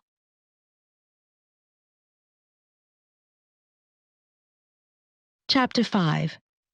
Oh, my mother drives me absolutely insane. Elizabeth huffed as she and Fitzwilliam retired for the night. She has a way of trying one's patience, Fitzwilliam responded. He was sitting on the chair near the window, removing his boots and watching Elizabeth pace the full length of the room. Elizabeth, if you do not stop pacing, you will ruin the rug. She paused and looked at the rug, half expecting to see it disintegrate under her gaze. When she saw it was intact, she began pacing again, hardly recognizing Fitzwilliam's jest. The nerve of my mother coming here to our house and acting as if she owns the place. Why, I have only been here a short time, and we have spent here most of it here in this room, hidden away. How are the staff to know I am not like my mother? I wish she had never come. Fitzwilliam listened to her rant while she continued to pace. Poor Jane, she is too sweet and kind to tell Mother to stop interfering, and now she hardly feels her house is her own. Mother continually shows up and changes everything Jane does. Why? Elizabeth was so upset she could barely complete her sentence. Why, I would banish her from my house. Banish her. Now, Elizabeth, do not you think that is a little harsh? No, I do not. Were you not there at supper? Did you not see how she treated Jonathan? It will allow her free rein here. I will talk to Jane tomorrow. We will put Mother in her place so Jane and Charles have some peace at Netherfield until they relocate to the north. Relocate to the north? What are you talking about? Elizabeth paused her pacing. Oh dear, I cannot believe I forgot to tell you. So much has happened today that it slipped my mind. Yes, Jane and Charles are giving up Netherfield and leasing an estate but 7 miles from here. Is it not splendid news? Yes, it is. I will speak to Charles about it tomorrow. Just remember, it is still a secret. Only we are to know. Do not worry. I will not tell a soul. Now, about your mother and her interference with your sister. You will do nothing. Jane and Charles are not you and me. They prefer to handle things differently. You will stay out of their business, promise me. Before answering, she walked to the edge of the bed and flopped down with a little pout. Very well. I promise not to get involved. If Jane asks me, I will assist her, but I promise not to approach her about it. Elizabeth perked up a little as she continued. I am glad for my sake, though now that I know they are planning to move nearby next summer, I am absolutely desperate for time to pass. I dearly want my sister near. My family, on the other hand, may all move to America for all I care. Fitzwilliam chuckled at his wife's dramatics. You do not mean that. You would miss them if they went to America. He removed his boots, jacket and vest, and then, in only his trousers and linen shirt, which was open at his neck, he walked to Elizabeth and scooped her into his arms. He took her place on the bed and sat her on his lap. Wrapping his arms around her, he nuzzled her neck right below her cheek. I know you too well. Your mother may irritate you, but if some ungentlemanlike man condescended to slight her, or any other member of your family, he would be sent on his way with a rather scathing scolding. His words made her smile, and she teased him a little in return. Oh, you think you know me so well, do you? Well, you are correct, and if said ungentlemanlike man were to apologise properly, he, like my mother, would be admitted back into my good graces. If not, he too would be cast off like an old slipper, lost and forgotten, never thought of again. Elizabeth flipped her slipper off her foot, sending it spiralling through the air to land near Fitzwilliam's boots. Oh, really? Just like that? You would throw him away? Yes, just like that. Reaching up with both hands on either side of her face, he turned her so he could gaze into her eyes. I'm glad I'm no longer ungentlemanlike and that I could apologise, for I never want to be cast from your good graces. I love you too much. Even with such a mother? He remained steadfast and serious in his response. Yes, even with such a mother. I have grown to appreciate your mother. Appreciate her? Never. Yes, I appreciate her, for she raised you and I love you. Well, when you put it that way. Elizabeth melted into Fitzwilliam's arms, enjoying the strength of his embrace. Finally, she was able to sit up and forget the evening and move on. Will you unbutton my gown? I intend to get out of this thing. It is lovely, but I had entirely forgotten how stiff it is. I feel as if I'm wearing a bone corset. Oh, how I hate corsets. Elizabeth leaned her head forward, giving him full access to the buttons down the back of her gown, which he undid and then allowed his hands to linger on her back, rubbing and massaging away her stress. Be careful. If you begin, I may never let you cease. You have no idea the knots my mother causes in my neck and back. Elizabeth meant what she said, but she also wanted to remove the dress. She slipped from his lap and stepped out of her gown, throwing it over the back of the chair where Fitzwilliam had left his jacket, vest, and cravat. The chair was quickly becoming their favourite place to discard the evening's clothing until Mr. Carson and Gracie put them in their proper place. Walking to the wash basin to splash water on her face, Elizabeth stood erect. Turning to Fitzwilliam, who was turning down their bed, she exclaimed, Fitzwilliam, we were supposed to decorate the tree tonight. I wanted it to be a surprise, just the two of us, but I entirely forgot. It is already set up in the drawing room. They brought the decorations down from the attic. Oh, what a disaster! I wanted it to be decorated for when Georgiana returns tomorrow. Do you think we will have time to decorate it in the morning? Yes, I'm sure we will. Oh, but my family will be around. I had something special planned. Elizabeth's bottom lip stuck out in a little pout Fitzwilliam adored. He stepped to her side and took her hands in his. Come, let us go do it now. Everyone has retired to their rooms. It will just be the two of us. Her eyes lit up at the prospect, but then dimmed. No, let's just stay here. I do not want to get dressed again. It can wait until tomorrow. There is no need for you to get dressed. Just slip on your dressing gown and let us go down. Elizabeth looked at her husband, his eyes bright with the prospect of her something special, and then towards her robe that lay on the seat of her vanity. She supposed he was correct. They could go down and no one would ever know. She released his hands and reached for her robe, which Fitzwilliam helped slip over her shoulders. Elizabeth wrapped it around her and tied it snug at her waist. The two left the room and walked to the drawing room, the light from the small candle Fitzwilliam carried lighting their way. When they entered the drawing room, Elizabeth rushed to the box of decorations at the far side of the room. It was just as she had left it, and Mrs. Reynolds had done her part, despite the interruptions they had experienced. Wrapping her hands around the two mugs to ensure they were still warm, Elizabeth turned back to Fitzwilliam. It is not as hot as it once was, but it is still plenty warm. Elizabeth handed him a mug, keeping the other for herself. Mrs. Reynolds tells me caramel hot chocolate is one of your favourite holiday treats. I thought we could enjoy a mug while we decorate the tree.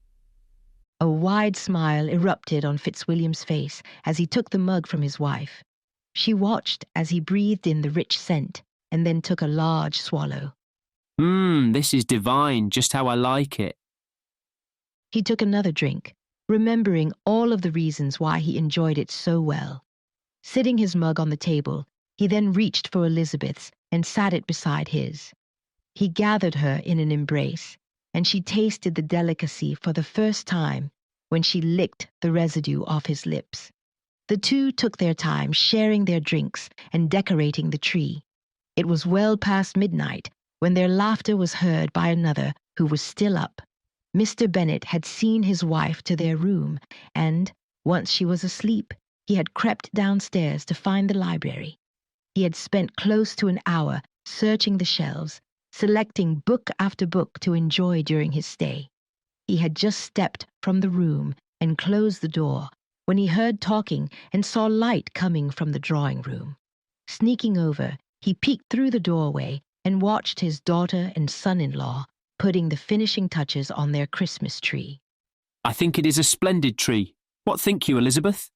Fitzwilliam said as he placed the last ornament as high as he could reach.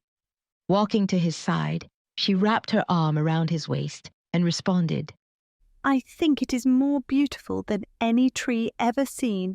I am sure everyone will love it when they see it tomorrow. She stretched up on her tiptoes and kissed him upon the cheek, but that was not enough for him. He scooped her into his arms and playfully dipped her, kissing her as he held her suspended above the floor. Elizabeth clasped her hands tight to his forearms and giggled. Fitzwilliam, what do you think you are doing? Nothing, he stated as he kissed her again, still not raising her to her feet. Nothing? Why, this is unquestionably something. Elizabeth giggled again as he lifted her to her feet and then swept her into his arms. Carrying her to the couch, he sat down with her still in his arms, kissing her deeply. Elizabeth sighed against him. As their passions increased, she hitched up her robe and turned to straddle him. His hands settled on each of her hips as she leaned forward and commanded a response from his lips. Mr. Bennet had seen enough. He was halfway up the stairs when he heard Fitzwilliam's distinct groan. "Oh God, Elizabeth, do that again!" He rushed to his room and shut the door, unable to witness his child in the throes of passion with her new husband.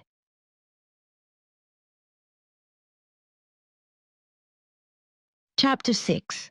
Elizabeth endured a restless night, and when she woke the following morning, she felt as if she had not slept at all. Today Georgiana and Colonel Fitzwilliam were to arrive, and she was to play hostess to the entire party. She had been working endlessly with Mrs. Reynolds to prepare the manor for her guests, and in her opinion it was lovely.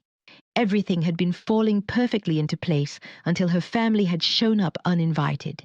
Now, rather than relax and enjoy a carefree holiday, Elizabeth waited in anticipation for the next catastrophe to ensue, for she knew there was bound to be more. How could there not be with her family in residence? Fitzwilliam, on the other hand, had had the responsibility of running a large estate and the problems that often occur with such authority for so long that he rarely slept poorly. He woke when he felt his wife stirring in the bed beside him. Rolling over, he wrapped an arm around her and pulled her close. He could feel the tension in her body. "Elizabeth, what is the matter? Did you not sleep well?" No, I did not. Having my family come has disturbed my tranquillity. I am happy to see Jane again, but having Mamma here has already put me on edge, and she has not even been here 24 hours. She plans on staying almost 2 full weeks. What am I to do? Elizabeth let out an exasperated breath, then slipped out from under Fitzwilliam's arm to arise from bed. "Elizabeth, it is terribly early. There is no need to rise so soon. Here, come back to bed." Fitzwilliam flipped down the bed covers and patted the bed next to him as he spoke to her. No, I cannot. I must help Mrs. Reynolds prepare for your sister and cousin's arrival. "Mrs. Reynolds can handle the preparations. She is highly skilled at her job." Fitzwilliam raised an eyebrow questioningly as he continued. "Do you doubt the proficiency of the Pemberley staff?" Though he teased, he did not diminish her anxiety. You know I do not doubt Mrs. Reynolds, nor the rest of the Pemberley staff. It is just that most of your staff have never seen the likes of my mother. "Well, if you will not join me, then I will join you." Fitzwilliam stood. No, you rest. We were up late last night, and there is no point in both of us going without sleep. Her argument was futile. Fitzwilliam was already up and going about his day. Just as Elizabeth tied the sash of her dressing gown at her slender waist, she felt his strong arms wrap around her, and he pressed his lips to the soft skin right below her ear. Elizabeth leaned her head to the side, providing him greater access. Accepting her invitation, he increased the attentions of his mouth while allowing his hands to roam and massage her shoulders and back. Elizabeth was tense, but he could feel her muscles relax beneath his loving ministrations. Come, let us dress and go downstairs. It will not be long before my family stirs, and I do not want them roaming Pemberley alone, Elizabeth said when his hands stilled. "They will not be alone. Mrs. Reynolds will make sure they are well cared for." You know what I mean. I need to be around to keep my mother in check. There is no telling what she is apt to say. Elizabeth unwrapped Fitzwilliam's arms and dressed with a little more energy than she had begun with. Fitzwilliam had to rush, but he was ready in enough time to attend her to the breakfast parlour. Only Mr. Bennet was there when Fitzwilliam and Elizabeth entered the breakfast parlour together. He was sitting at the far end of the table with a few books laid out in front of him while he sipped a cup of tea. Good morning, Father, Elizabeth said as she walked to his side and offered him a kiss on the cheek. Mr. Bennet smiled at the simple act. Until he received her kiss, he had not realized how much he had missed it the past few weeks since her marriage and subsequent relocation to the north. Good morning, my dear. How are you? I am well. I see you must have found Fitzwilliam's library. Did you sleep at all last night, or were you too occupied with books? Ah, yes. A place I could easily lose myself in for months, years perhaps. It is an impressive library, sir. I have never seen its equal. In a private collection, you should be proud. I slept a little, but not as much as an old man such as myself should. Elizabeth turned her loving eyes to the face of Fitzwilliam. He stood tall with his shoulders squared. It was the stance of a man who had hundreds of families dependent upon him. The stance of a man who knew who he was and what he wanted from life. The stance of a man with confidence and superior breeding. A stance Elizabeth was learning to love. Fitzwilliam held Elizabeth's chair for her as she sat down. He then took the seat next to her and addressed Mr. Bennet. Thank you, sir. It has been the work of many generations. I have added a lot to the library, as did my father before me. In days such as these, when great books are so readily available, it would be neglectful of me not to add to it regularly. I quite see your meaning, sir. I have a modest library at Longbourn, considering the size of my estate, but it is nothing to the one you have here. Elizabeth reached for a dish of eggs, piling a bit first on Fitzwilliam's plate and then her own. She continued the process until both of their plates were heaped with eggs, shredded potatoes, sausage and toast, with melted butter and preserves. She then prepared her husband a cup of tea and was just preparing her own when her father addressed her. Well, Lizzie, you must be hungry this morning. He pointed at the plates she had prepared. Yes, we stayed up rather late last night completing some tasks we could not finish yesterday because of your unexpected arrival, Elizabeth responded. Ah, yes, the tree decorations. I looked in the drawing room this morning and saw someone had been busy last night. What do you think of it? I thought it very pretty. In fact, I think your entire house looks extremely pretty indeed. I can see you have taken considerable pride in running your own home. He pointed at the centerpiece on the table and the matching one on the sideboard. Thank you, Father. You are right. I have enjoyed preparing Pemberley for the holidays. I know Mamma does not believe Pish-posh. Forget what your mother thinks for once, and care only what the two of you think. Elizabeth looked at her father, a little shocked. Never had he told her to ignore her mother's feelings and care only for her own. She considered this must be what it was like to be all grown up. She was just about to respond to him when there was a slight tap at the door. It opened to reveal Mrs. Reynolds. Mr. Darcy, sir, this express just arrived from Miss Darcy. She held out the missive, and Fitzwilliam took it from her hands. Thank you. I will read it directly. He looked at Elizabeth and Mr. Bennet as he opened the letter. Pray, excuse me a moment while I read what she has to say. Elizabeth watched her husband's expression fall slightly as he progressed through the note before handing it to her. He allowed her to read it. Elizabeth read the missive with eyes wide with panic. My dear brother, I hope you and my new sister Elizabeth are well.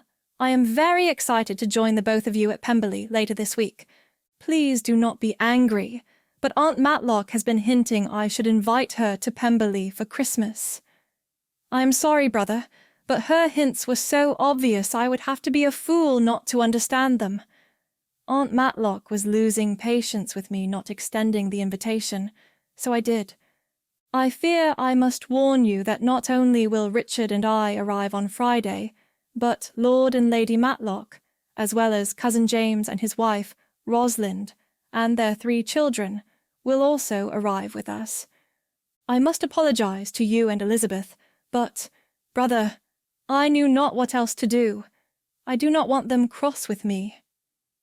Your loving sister, Georgiana. Elizabeth's skin went pale as she looked at Fitzwilliam and exclaimed, I do not believe it. Is she serious? 7 more are to be added to our party. If you will excuse me, I must speak to Mrs Reynolds and Mrs Lacroix immediately. Elizabeth did, in actuality, believe what Georgiana had written, though listening to her outburst, one would think she did not. She stood up, but her legs were too weak to take her to the door. Fitzwilliam noticed and beckoned her to sit. I will ring the bell for Mrs Reynolds. Let her come to you. The rest of the family is not up yet, and it is likely they will not be for another hour. Elizabeth fell back into her seat, while Fitzwilliam rang the bell for Mrs Reynolds. Mr Bennet eyed Elizabeth, a little concerned by her pale features. He dared not ask who the additional 7 guests were, but he need not wonder long, for it was only a minute or 2 before the door opened to admit the housekeeper. Sir, madame, you called? Mrs Reynolds inquired. Yes, Elizabeth said, as she patted the table next to her. Please come here so I may speak with you. Mrs Reynolds sat next to Elizabeth. How may I help you, Mrs Darcy? Elizabeth laid the letter on the table in front of her and clasped her hands over the top of it. The express that recently arrived is from Miss Darcy and informs us that an additional 7 members of the Fitzwilliam family will be arriving with her and the Colonel. It seems the Earl and Lady Matlock, as well as their eldest son and his wife, Lord and Lady James Fitzwilliam, and their 3 young children will arrive today. Our original holiday party of 6 is now a crowd of 17. Elizabeth put a trembling hand on the arm of Mrs Reynolds. Do you think we can accommodate so many people? Yes, Mrs Darcy, you need not fear. I will send Abigail and Elspeth to prepare some more rooms. I will also inform Mrs Lacroix of the extra guests and have her revise the menu accordingly. Do you want to change the menu or just increase the portions? Elizabeth looked at her husband. Do you have any special requests for the meals while your relations are in residence, or shall we proceed with my original menu? Your menu will be perfect, my dear. There is no need to change it. Fitzwilliam was cross with his uncle and aunt, as well as his cousin's family. Why now, of all times, would they barge in? They had rarely been to Pemberley since the death of his mother, almost 15 years prior. He was upset that they chose now, his and Elizabeth's first Christmas as husband and wife to come. It was one thing to be invited, but another entirely to invite oneself. There was entirely too much self-invitation happening this holiday season. Elizabeth was relieved. She had neither the time nor the energy to prepare another menu. This one had taken her a full 2 days to get just the right combination of everyone's favorite dishes. She hoped their new guests would have similar tastes as those she originally planned the menu around. Mrs Reynolds, there is one last thing we need to discuss. Elizabeth looked at her father out of the corner of her eye. He was not likely to say anything, but she was sure he would see the wisdom in her last instruction. What is it, Mrs Darcy? At no time is my mother to sit next to the Earl and Lady Matlock, or Lord and Lady Fitzwilliam. She is to sit near me or my sister Jane, so that we may keep her in check. Mrs Reynolds acknowledged Elizabeth's request with a nod, noticing the smirk on Mr Bennet's face. He clearly understood why his daughter was making the request. Mrs Reynolds had only just left the room to have bedrooms prepared, and Mrs Lacroix informed of the additions when the rest of the family joined the Darcys and Mr Bennet for breakfast. I hope you all slept well, for Elizabeth and I have an announcement to make, Fitzwilliam said after everyone took their seats and dished their plates. Just this morning, an express came from my sister Georgiana. It seems our family party will not only be blessed with our Bennet relations, but we have just received the happy news that we will have an additional 7 guests from our Fitzwilliam relations. They will arrive this evening before supper. I hope you do not mind sharing your holiday with a rather sizable crowd, for it appears that by the end of the day there will be 17 of us celebrating the Christmas holiday together. 17? exclaimed Mrs. Bennet. So many. Elizabeth, it is a fine thing I arrived when I did, for you could never host such a number. Mother, I promise you I already have it well under control. Rooms are being prepared as we speak, and I have already instructed cook about the menu. I thank you for your offer, but you are on holiday. Please go enjoy yourself. There is no need to fret over my household. But, Lizzie, are you sure? I have so much more experience than you at hosting lavish parties. Why, look at the splendid job I did hosting yours and Jane's double wedding. I have recently had such good practice that I'm sure my assistance will be invaluable. Thank you, Mother, but no, I must learn to manage these things myself. Fitzwilliam squeezed Elizabeth's knee under the table, proud of how easily she was handling a difficult situation. Very well, Lizzie, but when everything falls apart, you will have no one but yourself to blame. Do not come running to me later if you will not accept my help now. Mrs. Bennet turned her attention to Fitzwilliam, as if she had not been scolding his wife seconds before. Fitzwilliam, the room you gave us is wonderful. I do not think I have slept that well on a bed other than my own since before I was married. I'm glad you approve of it, Mrs. Bennet. Elizabeth picked the room especially for you. It was a half-truth, for had Elizabeth received more advanced notice that they were coming, Mrs. Reynolds would have advised her to put her parents in that room. I am sure with only a few weeks to get to know the manor, and such a large manor it is, that it is unlikely she would have known the best rooms to offer her guests. I am sure we only received the room because of your vast knowledge of the estate. It mortified Jane that their mother was belittling every action Elizabeth performed in her own home. It was the exact thing she had been doing at Netherfield for the past 3 weeks. She was proud of Elizabeth for standing up for herself and wished she had the courage to do the same.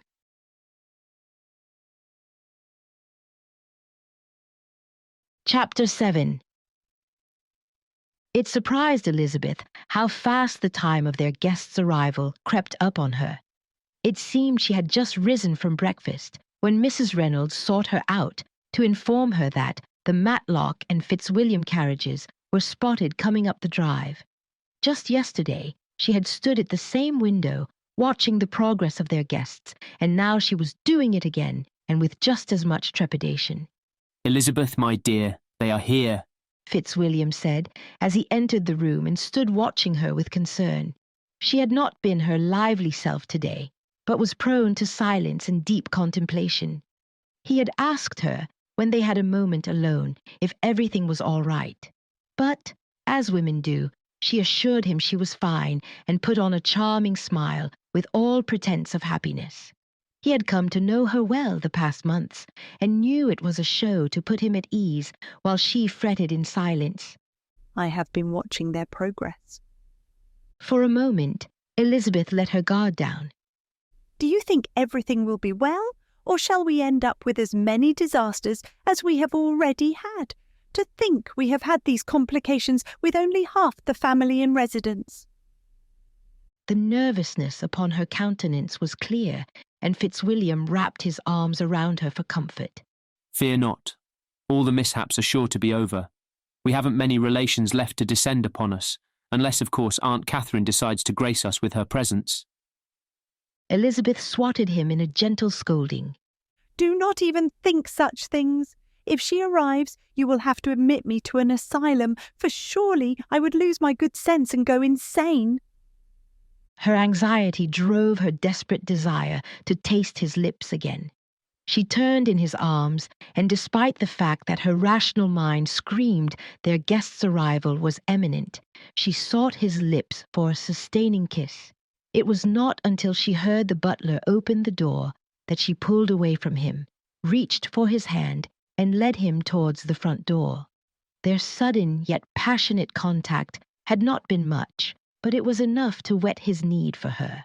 Fitzwilliam silently cursed the arrival of so many guests and wished they could return to the solitude of their rooms that their first few weeks of marriage had afforded them. As soon as they stepped into the hallway, Georgiana rushed to her brother and threw her arms around him. I am so sorry, Fitzwilliam. I did not know how not to invite them. They were pressuring me so much. Please do not scold me. Fear not, Georgie. We are not upset with you. What a relief, brother. I have been on nerves these past 2 days complete. Colonel Richard Fitzwilliam and the Earl and Lady Matlock entered the house in a more refined manner than Georgiana had. Fitzwilliam, Lady Matlock cooed as she approached him, engulfing him in a motherly hug that he always enjoyed. In the years since his own mother's death, she had been a surrogate mother of sorts to him and Georgiana. I am so glad Georgiana invited us to spend the Christmas holiday here at Pemberley. It has been far too long since we were here. Why, I think the last time we were here at Christmas time was before your poor mother left us, God rest her soul. Welcome, Aunt. It pleases us you could come, Fitzwilliam said. Upon his statement, the door opened again to receive Lord and Lady James Fitzwilliam and their 3 lively children. Grandmother! The children shouted and ran to the Countess, who knelt down and swept all 3 of them into an engulfing hug. Hello, my dears. How was your trip? 3 little voices were heard exclaiming about how cold and uncomfortable it was in the carriage. Finally, little James's voice rose above the rest. Mamma said we could not ride in your carriage on the way here because Uncle Richard and Georgie were riding with you, but she promised us that if you said yes, we could ride home with you. Can we? Can we return to Matlock with you and Grandfather when it is time to go home? Lady Matlock looked at her daughter-in-law, and Rosalind shrugged her shoulders. We will see, little ones. I think it will depend on how well you behave at Pemberley. Oh, we will be good, for Mamma and Papa have said they will take all our presents away if we are not. Elizabeth and Fitzwilliam smiled at the innocence of the children, ruining all their parents' hard-laid plans to appear as if they had well-behaved offspring. Welcome, Lord and Lady Matlock, Lord and Lady Fitzwilliam. We are so pleased to have you here. Elizabeth stepped forward. Will you not come in and get warm? Thank you, my dear, but it is just James and Lillian or Uncle and Aunt if you prefer. There is no need to act upon ceremony when it is just us. Lady Matlock wrapped her arms around Elizabeth in a familial hug, something Elizabeth had not expected. Thank you, Aunt Lillian. Lord and Lady Fitzwilliam stepped forward with their children and offered the same. James and Rosalind will do for us, James said, and then leaned in a little conspiratorially and further stated, though if you are upset, I will let my father respond to James, and I will just assume I did not hear you. Then, as if he had said nothing amiss, he swept his 3 children in front of him and prattled off their introductions. This upstanding young man is James III. Then we have our daughter Evelyn and our younger son Richard. James, Evelyn, and little Richard bowed and curtsied before Elizabeth. She knelt in front of them and inquired further about their journey. Did you have a pleasant trip? 3 little heads bobbed in front of her. I heard you say it was cold. Was it almost unbearable? Oh, yes, freezing. Little Richard got to sit on Mamma's lap when his fingers were too cold. I would have liked to warm up on Mamma's lap too, but she says I am getting too big, stated Evelyn in a matter-of-fact voice. Do you think some hot chocolate will help to warm your fingers and toes? Elizabeth looked to Rosalind for her agreement. She nodded. The 3 children's eyes lit up. Yes, I think that would help us warm up a great deal. Very well. You 3 come with me while your Mamma and Papa go to their rooms to freshen up. 3 little hands reached for her as she led them off to the kitchen, calling over her shoulder, I will take these 3 with me. Fitzwilliam will make sure you all get to your rooms. She paused as she remembered one last thing. Turning towards all of them, she said, We are extremely pleased you have all come to Pemberley for Christmas. I should tell you we had 4 other unexpected guests arrive just yesterday. In addition to my sister Jane and her husband arriving from Hertfordshire, my father, mother and 2 younger sisters also arrived. We will have a lively group of 17 here for Christmas. Elizabeth left their shocked faces to Fitzwilliam as she gathered up her 3 charges and led them on their quest for hot chocolate. Georgiana was the most surprised. 17? What an increase from our expected 6. Is it true, though? Are Mary and Kitty here? Yes, they are in their rooms at present. Elizabeth asked to greet you without the confusion of so many. Oh, what fun! I cannot wait to see them again. They are as dear to me as Elizabeth. May I go see them at once? Yes, I'm sure they would enjoy that. Georgiana hastened towards the stairs as her brother called out to her. Georgie, we are very glad you are home, dearest. Georgiana ran back to her brother and gave him one last hug. As am I, brother. As she released her arms from his neck and turned back to the stairs, Fitzwilliam said, Once you have visited with Mary and Kitty and have a few minutes free, I would speak with you. Very well, brother. I will come to you later. Then she ran up the stairs in search of the Bennet sisters. The 3 Fitzwilliam children were adorable as Elizabeth set them down in the kitchen with their mugs of hot chocolate and talked with them. It was staggering what one could learn from 3 young children who liked to talk about everything their parents said, despite the fact that their parents would most assuredly prefer their conversations left unrepeated.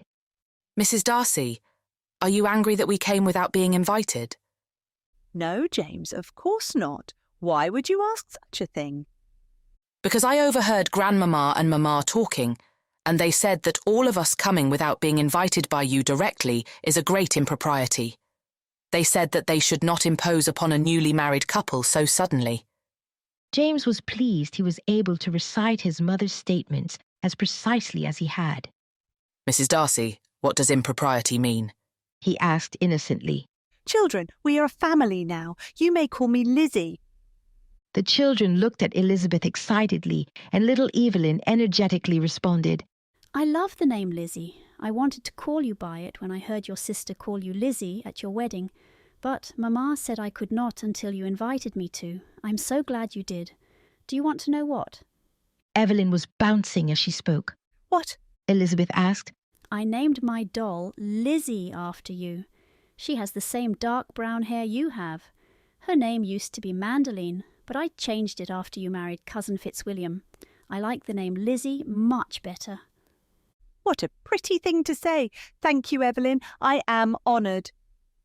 Lizzie, you did not answer my question. James protested over his sister's excitement. Oh yes, impropriety. Well, the best way to describe it is to do something improper.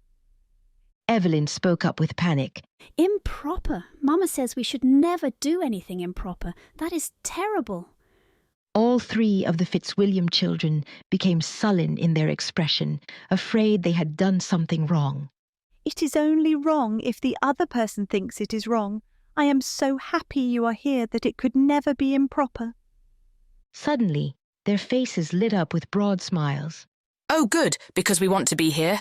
Are we going to have Christmas pudding? Asked James. Little Richard looked up with hopeful eyes, his mug of chocolate oversized in his little hands. I had not thought about Christmas pudding. Do you like it? Oh, yes, we must have Christmas pudding. Grandfather says no Christmas is complete without it, and he would be cross the entire year if he did not eat it at Christmas dinner. He would. Well, we cannot have a cross grandfather now, can we? Christmas pudding it is. Turning towards Cook, who stood at the cook-pot on the other side of the kitchen, she asked, Mrs. Lacroix, did you hear that? I certainly did, Madame. Christmas pudding is decidedly on the menu. Elizabeth nodded her thanks and redirected her attention back to the children. Is there anything else that your parents or grandparents want to eat at Christmas dinner? Once put on the spot, their little minds could not think of a single thing. Instead, they drank down their chocolate and asked for more. No, I think I should take you back to your parents. We will have more hot chocolate tomorrow. Promise? The 3 called in unison. I promise. Elizabeth gathered the children and took them to the suite of rooms they would share with their parents. As soon as they entered, all 3 dropped Elizabeth's hands and rushed to their mother. With excited voices, they exclaimed, Mamma, Lizzie said we could call her Lizzie, and we get hot chocolate tomorrow too. She also said she is going to have Christmas pudding for dinner. Now, Grandfather does not have to be cross all year. Also, us coming is not improper because she wants us here. Their enthusiasm would have been contagious had not Rosalind's distress been heightened with every word they were saying. James and Rosalind looked towards the door where Elizabeth stood. Rosalind's face was pale, and she was nervously glancing between her husband and Elizabeth, unsure if she should start apologizing right away or not. You are correct, children. Christmas pudding will certainly be served, and I dare you to get Cousin Fitzwilliam to miss even one day of hot chocolate. As far as being invited to Pemberley, we are family. You may come any time you like. Whether it is with a month's notice or without a moment's notice, you will always be welcome here. Rosalind's relief was palpable, and she smiled at Elizabeth. Thank you. You have set my mind at ease. We worried about barging in, but we could not resist when James and Lillian said they were coming. We knew Richard would be here too. It is common for us to spend the holiday together. We could not help but follow them here. Do not worry. You are most welcome. Now, if you will forgive me, I want to make sure your parents are properly settled. I will see you at supper. Elizabeth sought Lord and Lady Matlock in their rooms, where her husband remained talking to them. She welcomed them as she had the Fitzwilliams, assured them their coming was actually a blessing to all, insisted she was glad they had come, and had just invited them to supper when her mother was heard in the hall. Lizzie, there you are, my dear. Have all of your guests arrived? When do we get to see them again? You will see them at supper. For now they are resting, Elizabeth said as she left Fitzwilliam at the Matlocks' door and met her mother down the hall. La, Lizzie, there is no need to stand upon ceremony and wait until supper. We are practically family. We may as well become better acquainted now. Mrs. Bennet continued to walk towards the Matlocks' rooms. She was undeterred by Elizabeth's repeated requests to allow them to rest. Lady Matlock and Mrs. Bennet had met at the Darcys' wedding, and although they did not get to know one another well, they were polite enough in one another's company. Lady Matlock heard Mrs. Bennet in the hall and stepped out to greet her. Mrs. Bennet, I'm so happy to see you again. And I you, Mrs. Bennet cooed, excited that a lady of rank was addressing her with such familiarity. I had no inkling we would spend Christmas together. Why, what a blessing this is indeed. I was just telling Mr. Bennet how excited I was when I heard you were coming. With both of us here, we will ensure my Lizzie can handle her first Christmas in her new position of responsibility with remarkably little trouble. Pemberley is so much larger than Longbourn. I fear she will be out of her element. Mamma, Lizzie scolded her mother in a terse whisper. Oh, Lizzie, there is no need to scold me. No one here is going to judge how you keep house, for we all know you are still learning. What with your education taking place at as simple a country estate as Longbourn, no one will fault you for not knowing what is required of you in such a vast estate as Pemberley. That is why it will be agreeable to have us more experienced ladies here to help you. Mrs. Bennet was nodding towards Lady Matlock the whole time, as if she knew what was required of managing such a large estate. I thank you for your kind offer, but I hope both of you will simply enjoy your time at Pemberley and leave the household matters to me. Mrs. Reynolds has been managing Pemberley for many years in the absence of a mistress, and she is very well able to help me with whatever is required. As much as I appreciate your kind offer to help, I will not need it. Now, if you will excuse me, I must perform some of those duties you have so kindly brought to my attention. I will see you at supper. Lady Matlock was already calculating how interesting this holiday would be with such an outspoken woman in their midst, and if she would admit it, she felt a little guilty that she was there for the same purpose as the brash Mrs. Bennet, though she would never have been so bold as to mention her motives aloud and in front of the lady. A little regret regarding her actions crossed her mind, but she just as quickly pushed it away. She was surprised when Elizabeth spoke up in her own defence, and not a little impressed. Elizabeth left the group staring at her back as she rushed off to perform her duties, thankful to leave their criticisms behind, but a little guilty that she had left Fitzwilliam to separate her mother and Lady Matlock.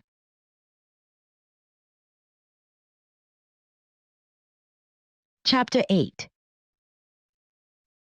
The entire party had assembled in the drawing-room and was ready to enter the dining-room for supper. Elizabeth's gaze swept over the group, falling upon her newest sister, Georgiana. Her heart ached for the young girl who had wept genuine tears of sorrow when her brother had told her about her mother's vase. Elizabeth had feared she would not soon recover, but seeing her now, well on her way to mending, relieved much of Elizabeth's distress. Mary and Kitty knew Georgiana had been told of their part in the event, and made it their duty to provide solace to her troubled soul. Ultimately, Georgiana was too happy to have them with her at Pemberley, to wallow in sorrow and self-pity. Elizabeth's eyes continued around the room. She was apprehensive when so many sets stared back at her. Her mind raced at how her little holiday party of 6 had grown to such monumental proportions. She reached for Fitzwilliam and linked her arm through his, a clear indication it was time to go in. He understood and made the announcement for the company to follow him as he led the way to the dining room. Everyone followed in the proper order of rank, as propriety demanded, except for the Fitzwilliam children, who ran hither and thither, weaving between the legs of their parents, grandparents, and everyone else with high-pitched voices of excitement. The family took their seats, and all enjoyed a hearty supper and lively conversation. The children finished their food directly and, like all children, were begging to be excused from the table so they could go play. James and Rosalind encouraged them to stay in their seats until everyone else was finished, but their encouragement only lasted a moment before they were forced to offer another round to calm the children. The couple's attention was constantly turned to their children, though they were still able to actively engage with the rest of the party. Elizabeth watched the children with pleasure, enjoying the sound of every laugh and giggle. She understood their excitement at being in a new place. If the party was smaller, and her every move was not under the scrutiny of everyone, she would join them in their excitement. As it was, she was just considering her good fortune and hoping the tides of the party's malice were parting when she heard the unpleasant sound of her mother's nervous complaining. How can you allow your children to be so unruly? Do you take delight in vexing me? You have no compassion on my poor nerves. Mrs. Bennet squawked at Lady Rosalind, just as her daughter let loose a shrill giggle in response to her brother's teasing. All eyes turned in Mrs. Bennet's direction, though no one responded, unsure of what to say. Mrs. Bennet took it as an invitation to continue. You do not know what I suffer. Why, these little children running helter-skelter all around the manor, screaming and causing a ruckus, has done nothing but disturb my equanimity. Here, I thought we would have an enjoyable holiday in the quiet and solitude of the north, and what do we get? The most ill-behaved and unruly children I have ever laid eyes on. Why, even Elizabeth acted better than they do, and I dare say she was a horrid child, almost the death of... Everyone had been sitting in shock, but her final decree regarding Elizabeth put Fitzwilliam to action. Madam, you have said quite enough. Lady Rosalind stood with tears in her eyes and fled from the room before anyone could stop her. Her husband stood to follow, but Elizabeth waved him down. Looking straight at her mother, she said, "Thank you for your visit, Mother. It was nice to see you again. I would be sorry to see you go. However, I understand the company we choose to enjoy our Christmas with is not to your liking. I hope your journey home is safe." Then, turning to Lady Matlock, she asked, "Aunt Lilian, please accompany me upstairs to attend Rosalind." Lady Matlock said not a word, but stood and followed Elizabeth from the room. It took some effort, but finally, Elizabeth and Lady Matlock coaxed Rosalind from her room and convinced her to return downstairs. When she entered the drawing-room, she walked straight into the arms of her worried husband. He had wanted to go to her a multitude of times during the course of the past hour, but the gentleman had urged him to stay and let the ladies work it out. Elizabeth glanced around the room for her mother and father, but did not see them. Fitzwilliam leaned over and whispered in her ear, "Your parents are in their room. Your father wishes to speak with you as soon as you are able. He has informed the stables that he may call for the carriage to take them to Lambton, but I believe he hopes we can reach a compromise. Shall we go to them?" Elizabeth nodded. Fitzwilliam excused the two of them for a few minutes, stating they had matters to attend to. It was no secret. The entire party knew exactly where they were going. Elizabeth took a deep breath and steadied her hands before knocking. It was still on the other side of the door, but no sooner had the echo of her knock ceased than it swung wide. Her father stood on the other side. He must have been standing at the door waiting, thought Elizabeth. The distress on Mr. Bennet's face was obvious to Elizabeth's trained eyes. She was her father's favourite, as everyone knew, and being sent away from her new home on account of his thoughtless wife angered him more than he was willing to admit. His wife's foolishness had long irritated him, but he ignored her rather than take her to task for her silliness. Never did he dream her actions would cause him so much pain. For the first time, he felt regret over how he had handled her these past 20 years complete. "Elizabeth, Mr. Darcy." Mr. Bennet nodded his head to the two standing just outside his room. "Would you like to come in?" "Yes, father." Elizabeth and Fitzwilliam stepped into the Bennets' bedchamber.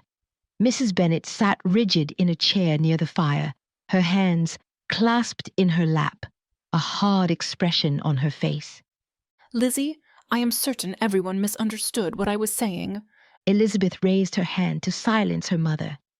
"Mother, no one misunderstood. Everyone perfectly comprehended the meaning of your slight against the Fitzwilliam children. I know it is difficult for you to refrain from upsetting those around you." Elizabeth frowned at her mother's reaction. "Do not look at me that way.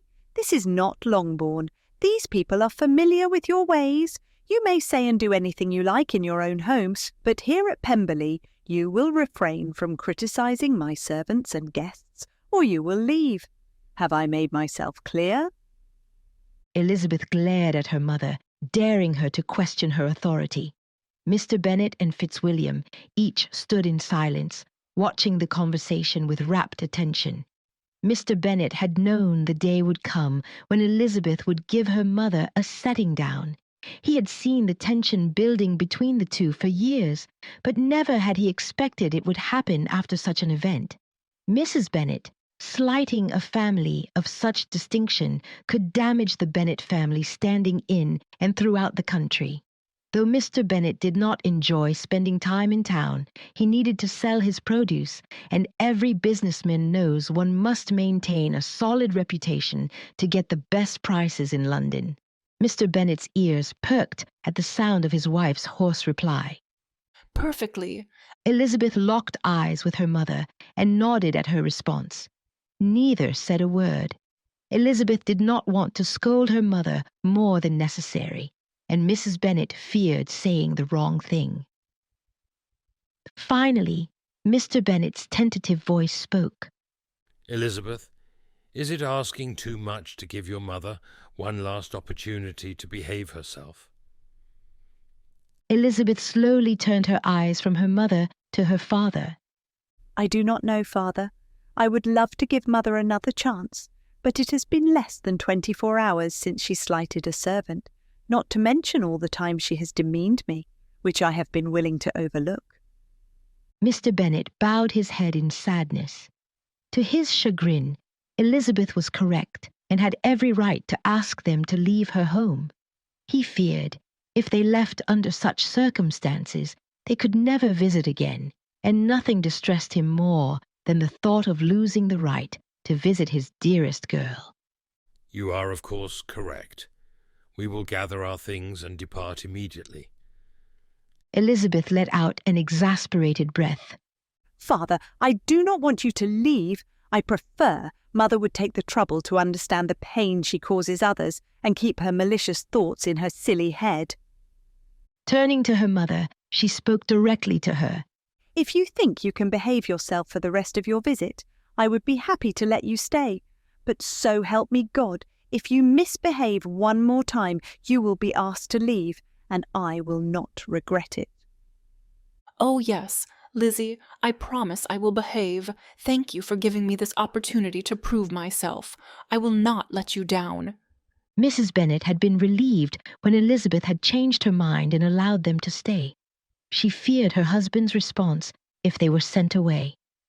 Well, my dear, said Mr. Bennet, if your daughter should have reason to be distressed, and if she should ask us to leave, it would be a comfort to know it was all because you allowed your nerves to run away with you. Oh, I am not afraid of upsetting her. I have learned my lesson and will be on my best behavior for the rest of our stay. I dare say she will be glad we have come to spend Christmas together. Elizabeth, feeling really very anxious, was determined to leave her parents in their room. Though Mrs. Bennet had offered her assurances, Elizabeth in no way believed her mother could hold her tongue. Fitzwilliam and I must attend our guests.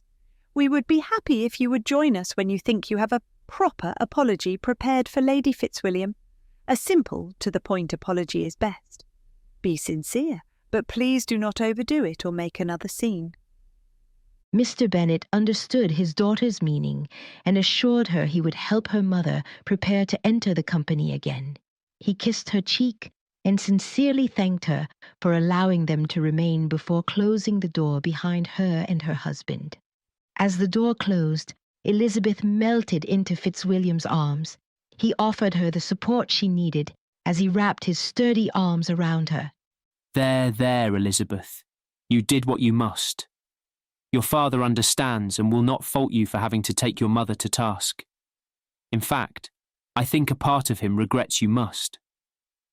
I know, but it is still hard. I wish she did not act as she does.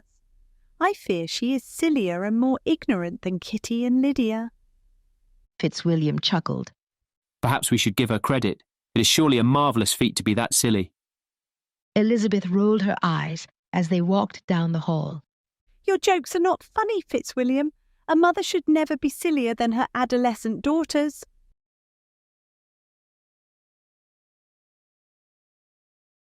Chapter 9.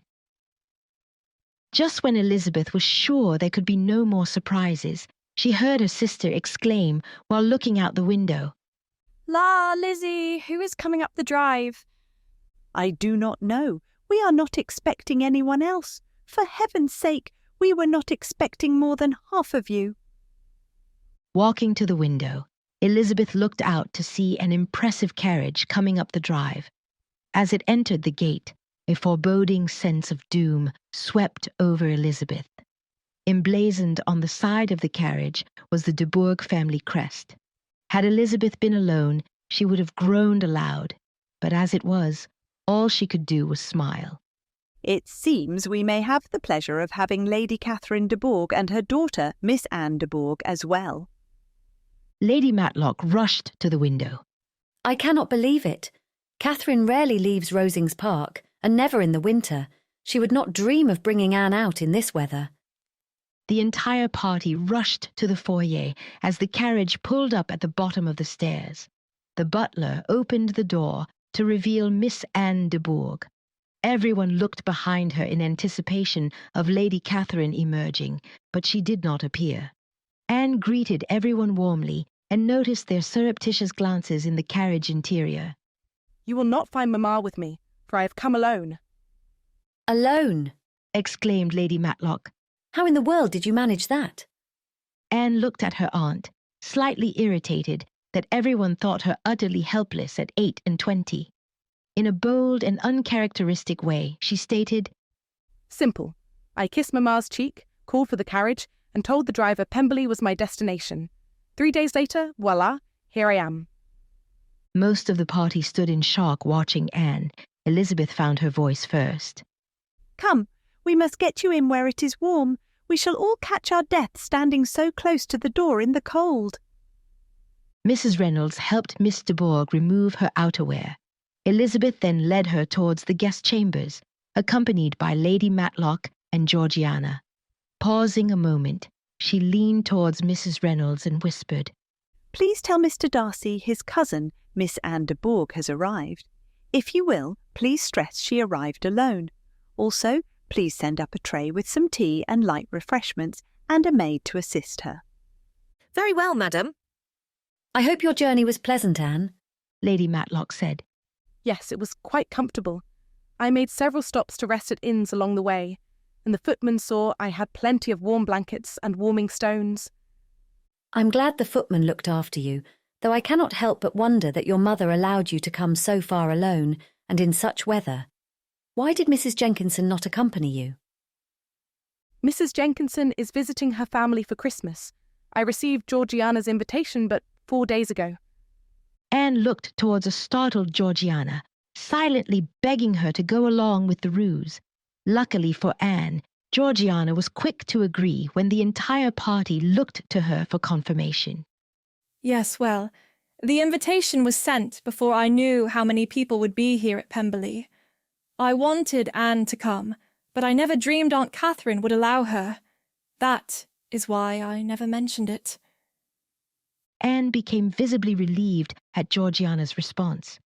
She would be sure to thank her when next they were alone. Elizabeth looked at Georgiana skeptically, but said not a word. She may not know her new sister well, but she had a gift for discerning when her younger sisters were fibbing, and Georgiana exuded all of the same signs. "I, for one, am extremely glad you have come. It is about time your mother let you out in the world," Lady Matlock said. "Thank you, Aunt. I'm very glad I am here too." When they arrived at Anne's hastily prepared room, Elizabeth opened the door and allowed Miss de Bourgh and Lady Matlock to enter ahead of her. Georgiana followed Elizabeth into the room. "Miss de Bourgh," Elizabeth began. "Please, call me Anne." Anne interrupted. "And some tea and refreshments will be up shortly. In addition, I have called for a maid to help you change if you desire. Take your time and then join us in the drawing room. I am sure Fitzwilliam and the rest of the family will want to see you." Anne smiled. That was exactly what she was counting on. She dearly hoped one man in particular would be happy to see her, for it certainly excited her at the possibility of seeing her cousin, Colonel Richard Fitzwilliam. All the ladies turned to leave the room, but Anne called out to Georgiana, "Georgie, will you stay with me? I would love to speak with you." Georgiana nodded and stayed behind while the others left the room. "Fitzwilliam," Elizabeth called as she entered the library where the men were gathered. "May I speak with you?" "Certainly, my love. If you gentlemen will excuse me," he said as he stood and followed Elizabeth from the room towards his private study. As soon as the door closed behind them, Elizabeth let out a ragged breath. "You cannot even imagine the dread I felt when I realised it was a Rosings Park carriage that had pulled up in the drive. I actually thought Lady Catherine had come to spoil our Christmas." "Mrs Reynolds informed me when Anne arrived. You should have seen the look of shock upon the faces of the gentlemen when I told them. Only your father kept a straight face, and I am sure it is only because he does not know the lady himself. Do you seriously believe she allowed Anne to come alone? I am suspicious." "I am as well. She assures all of us that Georgiana invited her and that her mother let her come. But to be honest, I do not believe it, even after Georgiana confirmed her story." "Did you say Georgiana invited her?" "Yes, that is what they claim." "I agree. Something is not right. All we can do is trust them for now, but be ready for Lady Catherine to arrive at any time." Elizabeth tensed at the thought of Lady Catherine arriving at Pemberley. She certainly hoped the lady would not come, but she would be ready for her if she did. Fitzwilliam opened his arms, and Elizabeth stepped into them, leaning her head against his chest as he wrapped his arms around her in an engulfing hug. "I know this Christmas is not turning out how you originally planned, but I think the liveliness around Pemberley is incredible. This estate has been too quiet for far too long." Elizabeth looked up lovingly into his eyes as he bowed his head low to kiss her soft lips. Fitzwilliam, I know you are right. I just cannot shake the feeling that something catastrophic is going to happen. Will my mother offend your aunt? Will my sisters destroy more artefacts? Will my father disagree with Lord Matlock? Will I live up to Lilian's and Rosalind's expectations of how the mistress of Pemberley should keep house? Now, on top of it all, I have to worry about the arrival of Lady Catherine. Oh, can you imagine her and my mother together for an entire week? Lord help me! Fitzwilliam chuckled and tightened his arms around Elizabeth. You have nothing to worry about. Who cares if your mother and my aunt do not get along? Who cares if your father and my uncle disagree? Georgiana is entertaining your sisters, and now that Anne is here, my aunt and Rosalind have someone to fuss over. I dare say your mother will follow suit. He took Elizabeth's face in his hands and looked deep into her eyes, making sure he had her full attention. The only person who has any say about how the mistress of Pemberley should keep house is the mistress of Pemberley herself. Elizabeth heaved a sigh and said, I know you are right, but I cannot help worrying. I want your family to accept me. You have nothing to fear. Remember, my aunt and uncle only care that we made a love match. They are here more out of curiosity than to approve or disapprove. Regardless, I care not what they think. I do, Elizabeth exclaimed. Fitzwilliam gave her a scolding look. He addressed her, but she stopped him. There is no point arguing over it, for we will never agree. Come, we must gather everyone in the drawing room. I think Anne will not take long to come down to see everyone. Are you sure she's not too tired? I think she may need her rest. Elizabeth looked at him with a shrewd expression. I highly doubt your cousin is as sickly as her mother makes her out to be. She looked remarkably well upon her arrival here, and not tired at all. Fitzwilliam followed Elizabeth from the study towards the drawing room where the gentlemen had already gathered with the ladies. Oh, Georgie, thank heavens you did not out me. I am so relieved. Anne, why in the world are you here? And where is your mother? She would not have let you come alone. You must tell me at once. Just then, there was a knock on the door. Anne held her finger to her lips, silencing Georgiana. Enter, she called. A rosy-cheeked maid came in with a laden tray and bobbed a curtsy. Good day, miss. Mrs. Darcy asked me to bring up this tea tray for you. Would you like me to leave it on this little table? Yes, that is a fine place to set it.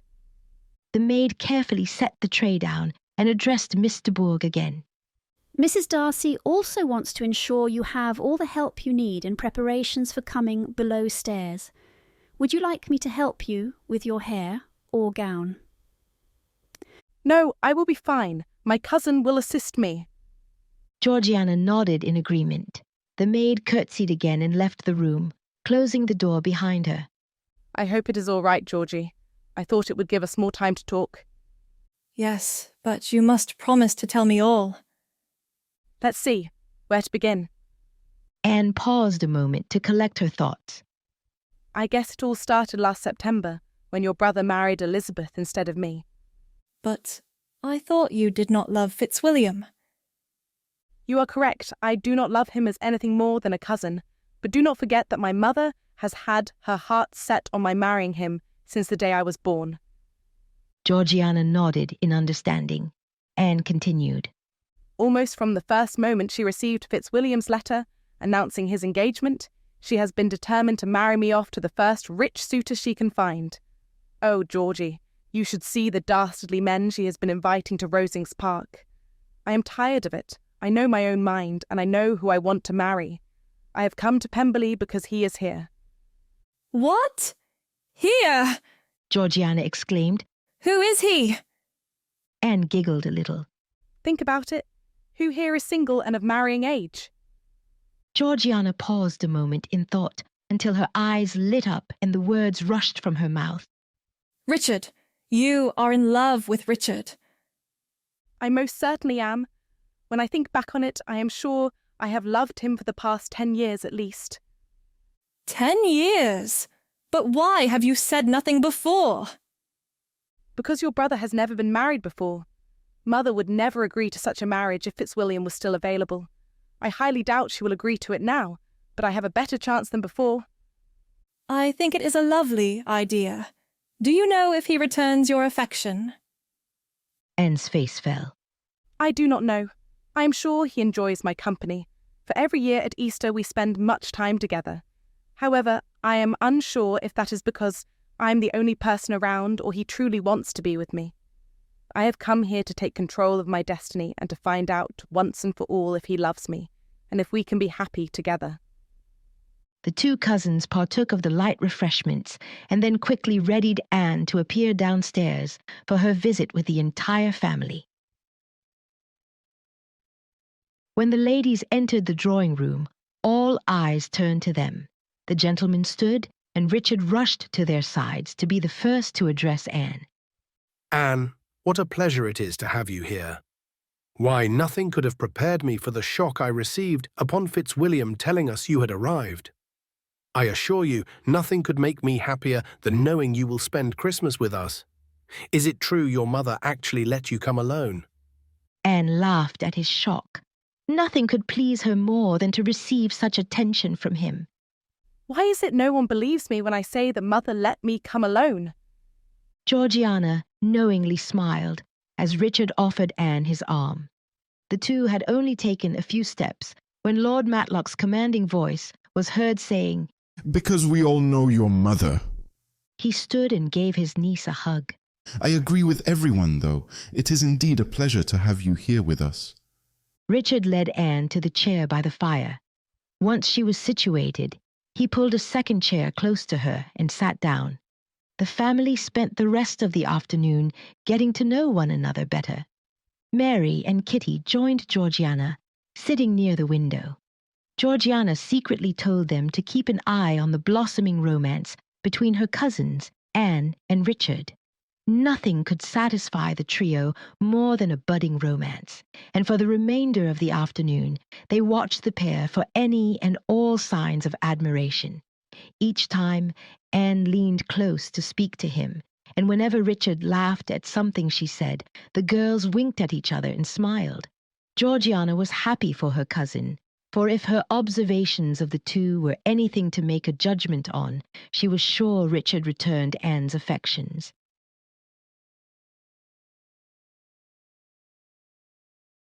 Chapter 10. Elizabeth slept ill and woke Sunday with pains in her hips and neck. Sitting up in bed, she rolled her head from side to side, trying to work out the stiffness. She winced at the pain, but continued the motions, understanding that all she needed was to get up and use her joints and muscles. "Are you well, my dear?" Fitzwilliam asked when he saw Elizabeth stretching uncharacteristically. Yes, I am well, just a little sore. I'm afraid I did not sleep at all last night. All the tossing and turning must have done me more harm than good. Fitzwilliam sat up and kneaded her shoulder and back muscles with his strong hands. Elizabeth sighed against him, his gentle ministrations working wonders on her aching body. You had best be careful. I am likely to make a habit out of this, Elizabeth teased. I did not realize my shoulders hurt so badly until you began massaging them. I hurt everywhere. Fitzwilliam increased the intensity of his massaging, working his hands over her shoulders, neck, and back. The combined efforts of his ministrations and her gentle sighs wreaked havoc on his masculine composure.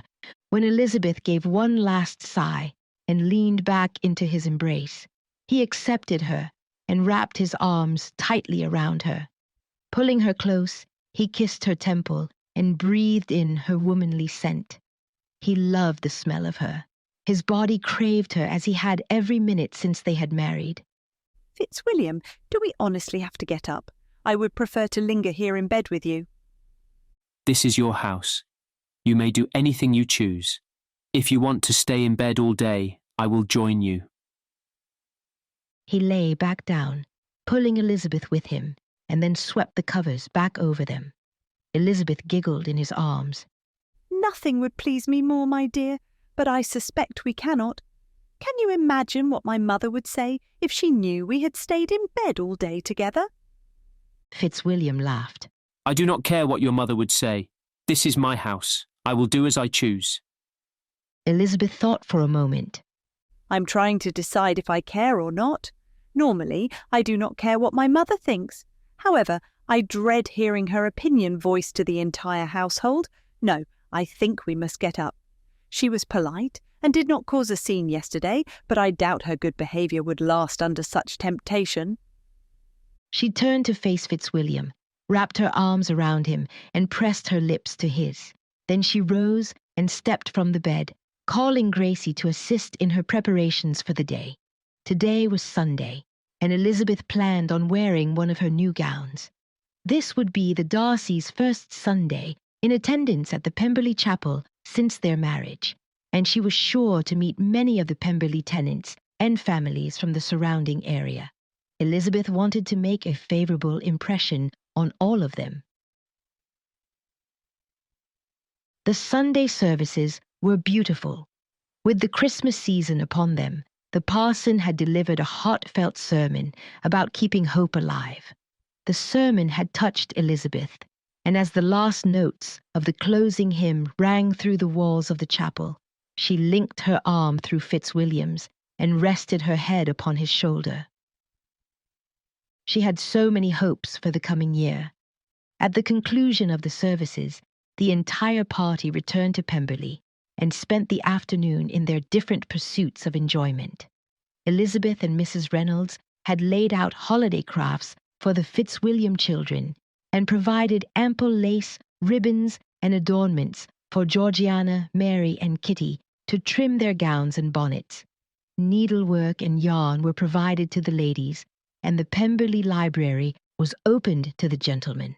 Hardly anyone noticed the couple who were missing. Anne had been at Pemberley less than 24 hours when she contrived a method to get Richard alone. Richard, the sun is glorious today. I would love to take a walk in the orangery. I have heard of its beauty and delights and would like to experience it. Would you accompany me? It would be my pleasure, said Richard, as he stood from his chair and offered Anne his arm. The two left the room together. Their walk towards the orangery began in silence, as Anne was somewhat distracted.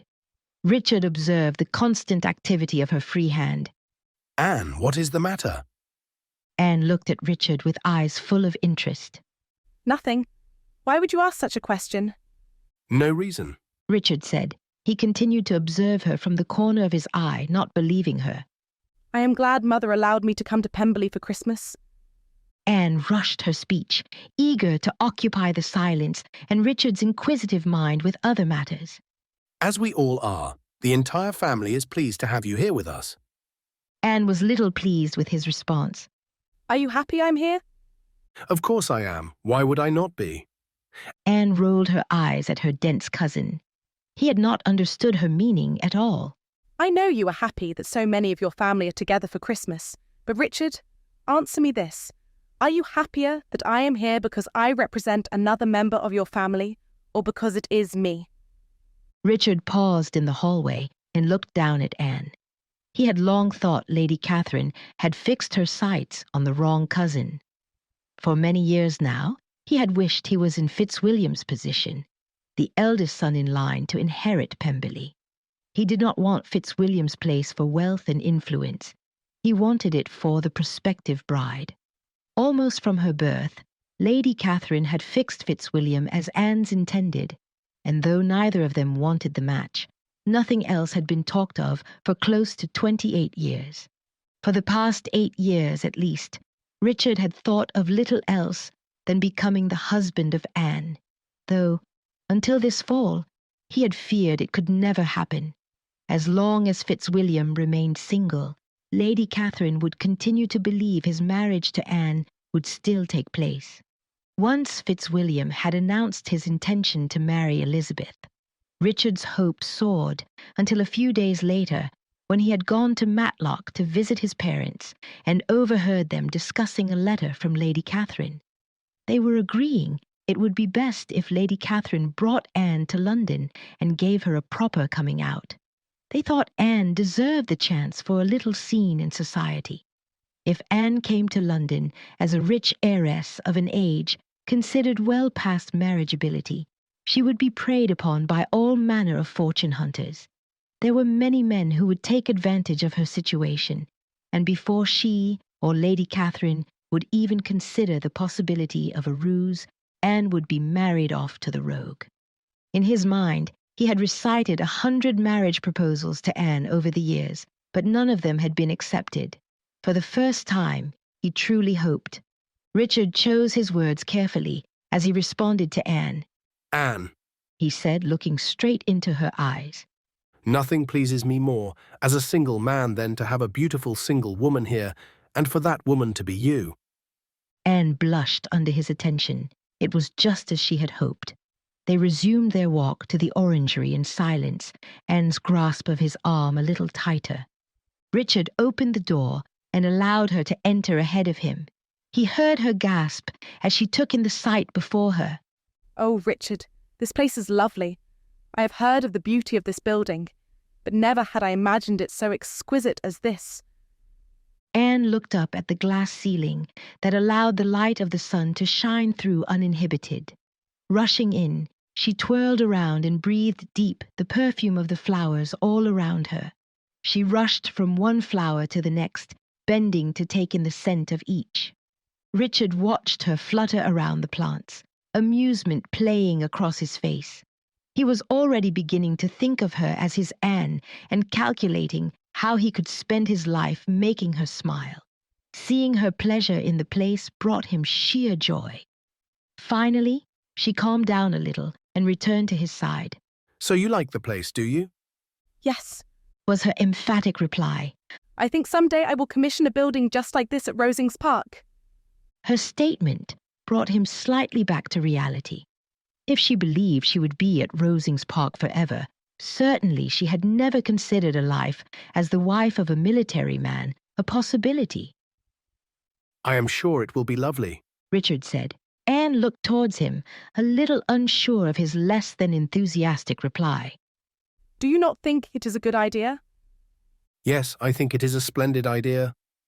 Richard could see the apprehension in her face and tried to raise his enthusiasm, if for nothing more than to see her smile return. It worked. A smile returned to Anne's face. Reaching for his hand, Anne practically dragged Richard to the back of the orangery. Sitting on a large rock near the fountain, she let her fingers play in the cold water. Richard stood near her, watching her. You know, she said, I have frequently heard about this building from Georgiana and your mother, but I could express no interest in it. If I had, my mother would assume I looked forward to seeing the room as Fitzwilliam's bride. Anne looked at Richard, who stood stoic, listening to her. She then returned her attention to her fingers playing in the water as she continued. I have lived in misery for 28 years, everyone assuming I would marry him. You know, neither he nor I have ever wanted to marry one another. We talked about it when we were both young, and then again when we were 18. Although we respect each other, we have had no inclination toward loving one another as a husband and wife ought. Anne looked at him again, trying to summon the courage to tell him what she had come to Pemberley to say. Richard's mind was racing with dates. She had been 18 10 years ago. She had known for 10 years that she would not marry Fitzwilliam. Fitzwilliam had known the entire time. It was only 4 years ago that Fitzwilliam had informed him he would not marry Anne. Until then, even he had thought Fitzwilliam was considering it.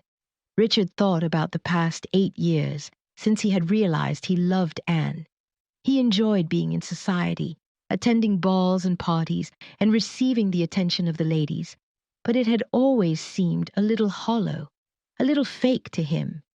He was ashamed of himself for trifling with ladies' affections when his heart was already engaged. It frustrated him. He could not go to the lady he loved and just tell her so. Could he do it now? He wanted to, and it seemed she wanted it too. Would their family object? Did either of them care? Anne. Richard's voice was barely a whisper. Why have you never told me this before? You tell me now that you have known for 10 years you would not marry Fitzwilliam.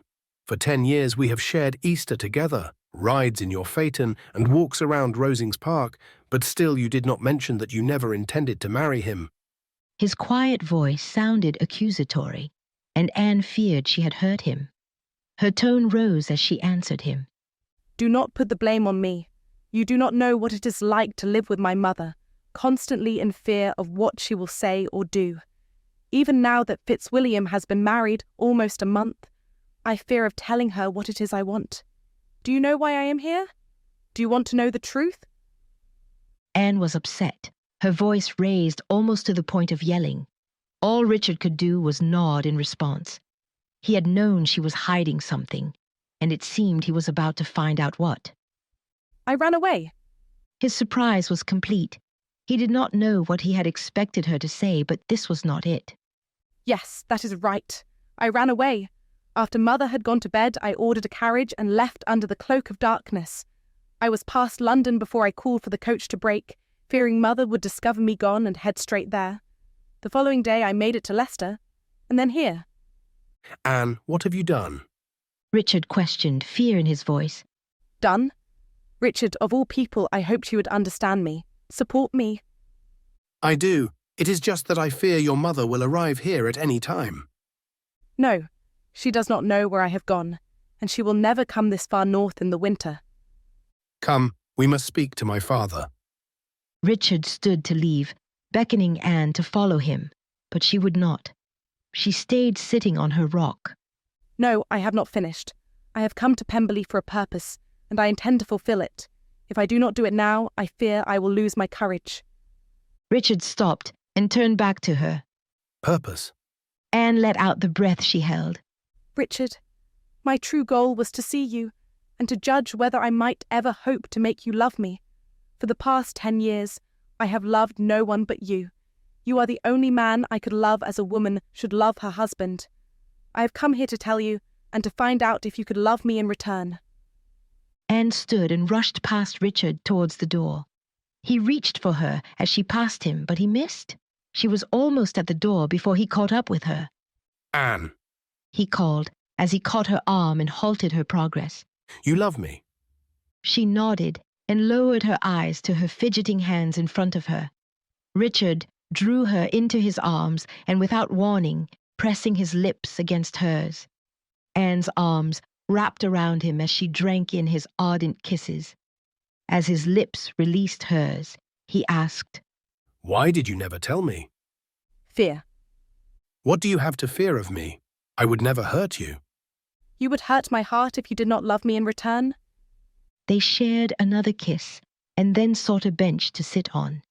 They spent the next 2 hours enjoying their newfound mutual love and considering possibilities for their future happiness.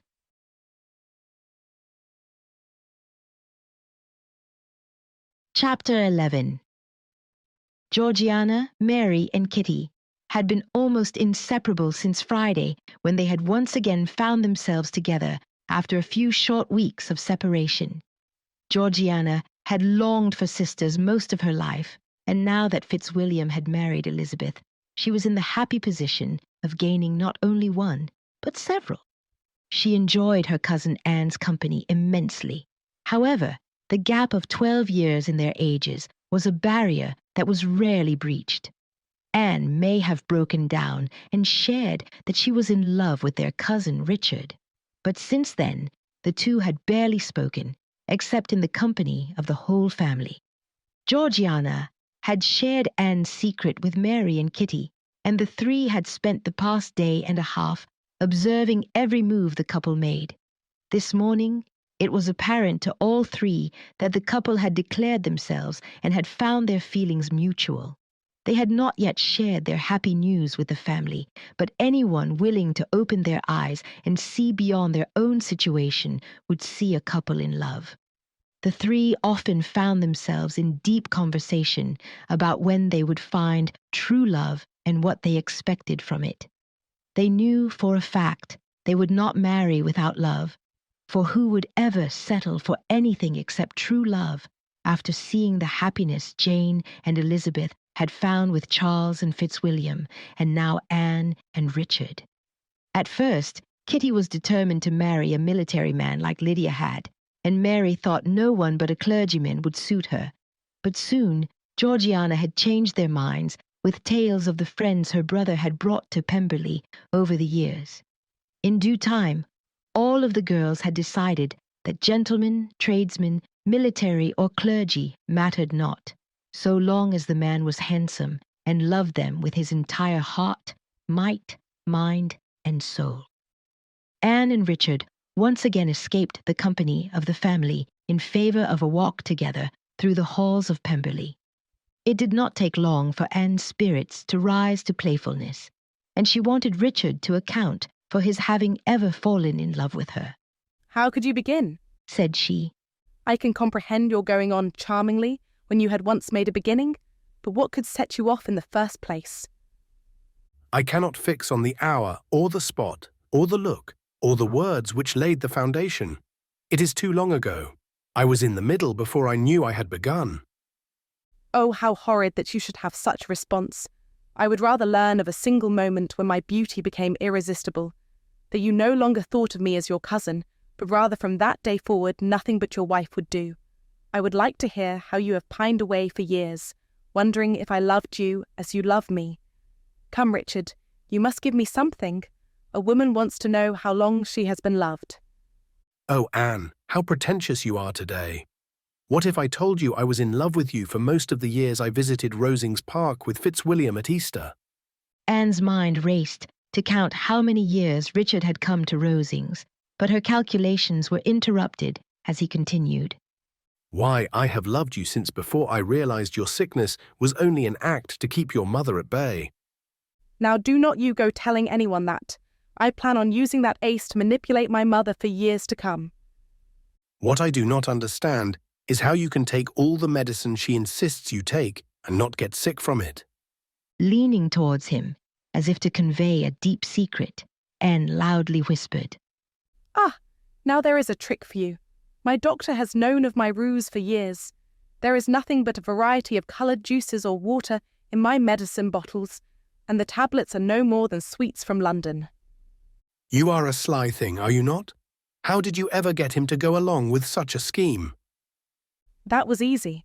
He hates it when Mother advises him how to do his job. The more she advises, the more willing he is to deceive her. I believe it brings him utter joy to know we have tricked her for so many years. What about your companion? Does she know? Mrs. Jenkinson? Heavens no, and you had better not tell her. She is loyal to no one but my mother. Certainly I do not need such a companion at 8 and 20, but Mother swears she has been with us so long that she will not be dismissed until I am married. What about you? Can you fix a time or place to when you fell in love with me? I wondered if you were going to ask me, so last night I thought back, and yes, I believe I know exactly when I realised I loved you as a man and not as a cousin. Richard's eyebrows rose as he asked her, When? It was about 10 years ago. I had just turned 18. You had come with Fitzwilliam for Easter, and we were playing croquet on the south lawn near the pond. You were attempting to demonstrate the mightiness of your swing when your ball went errant into the pond, and then you went in after it. Heaven forbid, did you peek? Anne laughed out loud at his crimson face. Of course I did. Every self-respecting woman would have. I specifically remember I told you to turn around and cover your face while I retrieved the ball. Oh, I did exactly as you requested until you turned your back on me. It was then that I peeked multiple times. Richard groaned in embarrassment as she continued. I had never seen a man's bare back before, and though I enjoyed the view, it was the sight of your wet torso coming out of the water that excited me most. You know, I have experienced a repeat of the event in my dreams at least 50 times. Each dream is more realistic and better than the one before it. Last night I had the dream again, but it was different. Do you want to know why it was different? Richard knew the question was baited, but he could not resist answering in the affirmative. Before, my dream ended when you stepped from the pond onto land and put your shirt and cravat back on. Not last night, though. You walked up to me. Anne walked towards Richard. Just like this. Then I placed my hands right here. Anne placed her hands flat against his chest. And you wrapped your arms around me. Here she smiled as he wrapped his arms around her. and we kissed. Like this? Richard questioned, leaning over to share a passionate kiss with her. Yes, just like that. Did you enjoy your dream? Of course. I always enjoy my dreams when you are in them. I am in them often then, said he. Not as often as I wish. You always occupy them when you are most on my mind. The weeks preceding, during, and after your Easter visits always featured you in them, but the longer you are absent, or the less I hear about you, the further you are from them. The last 2 nights you have been their focus, and, lucky for me, the dreams have been wonderful. If you were 18 when you realised you loved me, was it the same Easter you and Fitzwilliam decided you would never marry? Anne nodded. The answer does not matter, but did you love me before or after the 2 of you agreed never to marry? If it does not matter, perhaps I should not answer your question. Anne teased. She could see by the look on his face he dearly wanted to know. Whether he realized it or not, the answer to the question was paramount. Had she begun to love him because Fitzwilliam had broken her heart? Or had she loved him already and was relieved that Fitzwilliam did not want to marry her? It is entirely up to you, my dear, but I am curious about your answer. Well then, I shall humour you and let you in on my little secret. She drew close to him, looked straight into his eyes and said, I was already in love with you. In fact, it was I who prompted the conversation with Fitzwilliam. Relief spread through Richard. He knew it was foolish, but part of him wanted her love all to himself. She may love only him now, but to know she had loved Fitzwilliam in the past, even for a short time, was unthinkable. Anne did not know it, but she had settled all of his fears when she offered one final affirmation. I could never have loved Fitzwilliam. Mother had set her sights on him from the moment of my birth. By the time I knew what love was, I already detested the possibility of a match with him. Their common love had unlocked the gates of communication and allowed each insight into certain events from their past that they had previously been uncertain about. Richard could not be satisfied until Anne had repeatedly told him that she could love only him. Lucky for Richard, Anne was happy to manifest her love in more ways than one.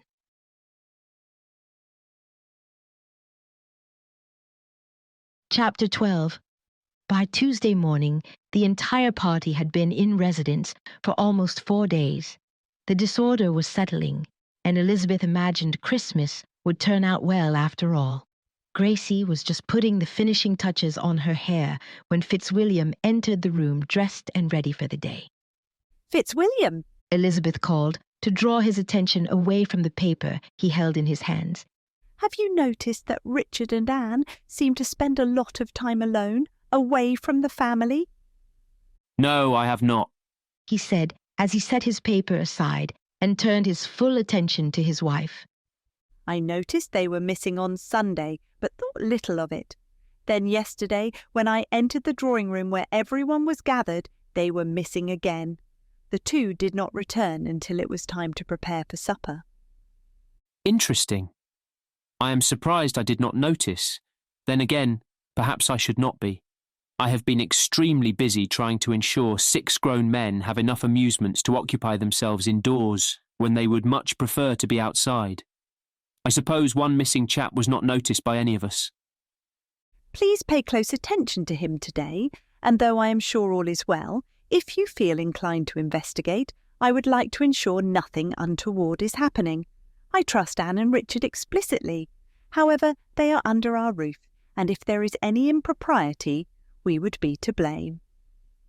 Yes, dearest, I agree. I will speak with Richard today. Thank you, Elizabeth said as Gracie finished her hair. I would be distressed if Lady Catherine appeared and had cause to criticise me more than she already does. Are you still worried she will come? Of course I am. I will worry until Anne's carriage has arrived safe and sound back at Rosings Park.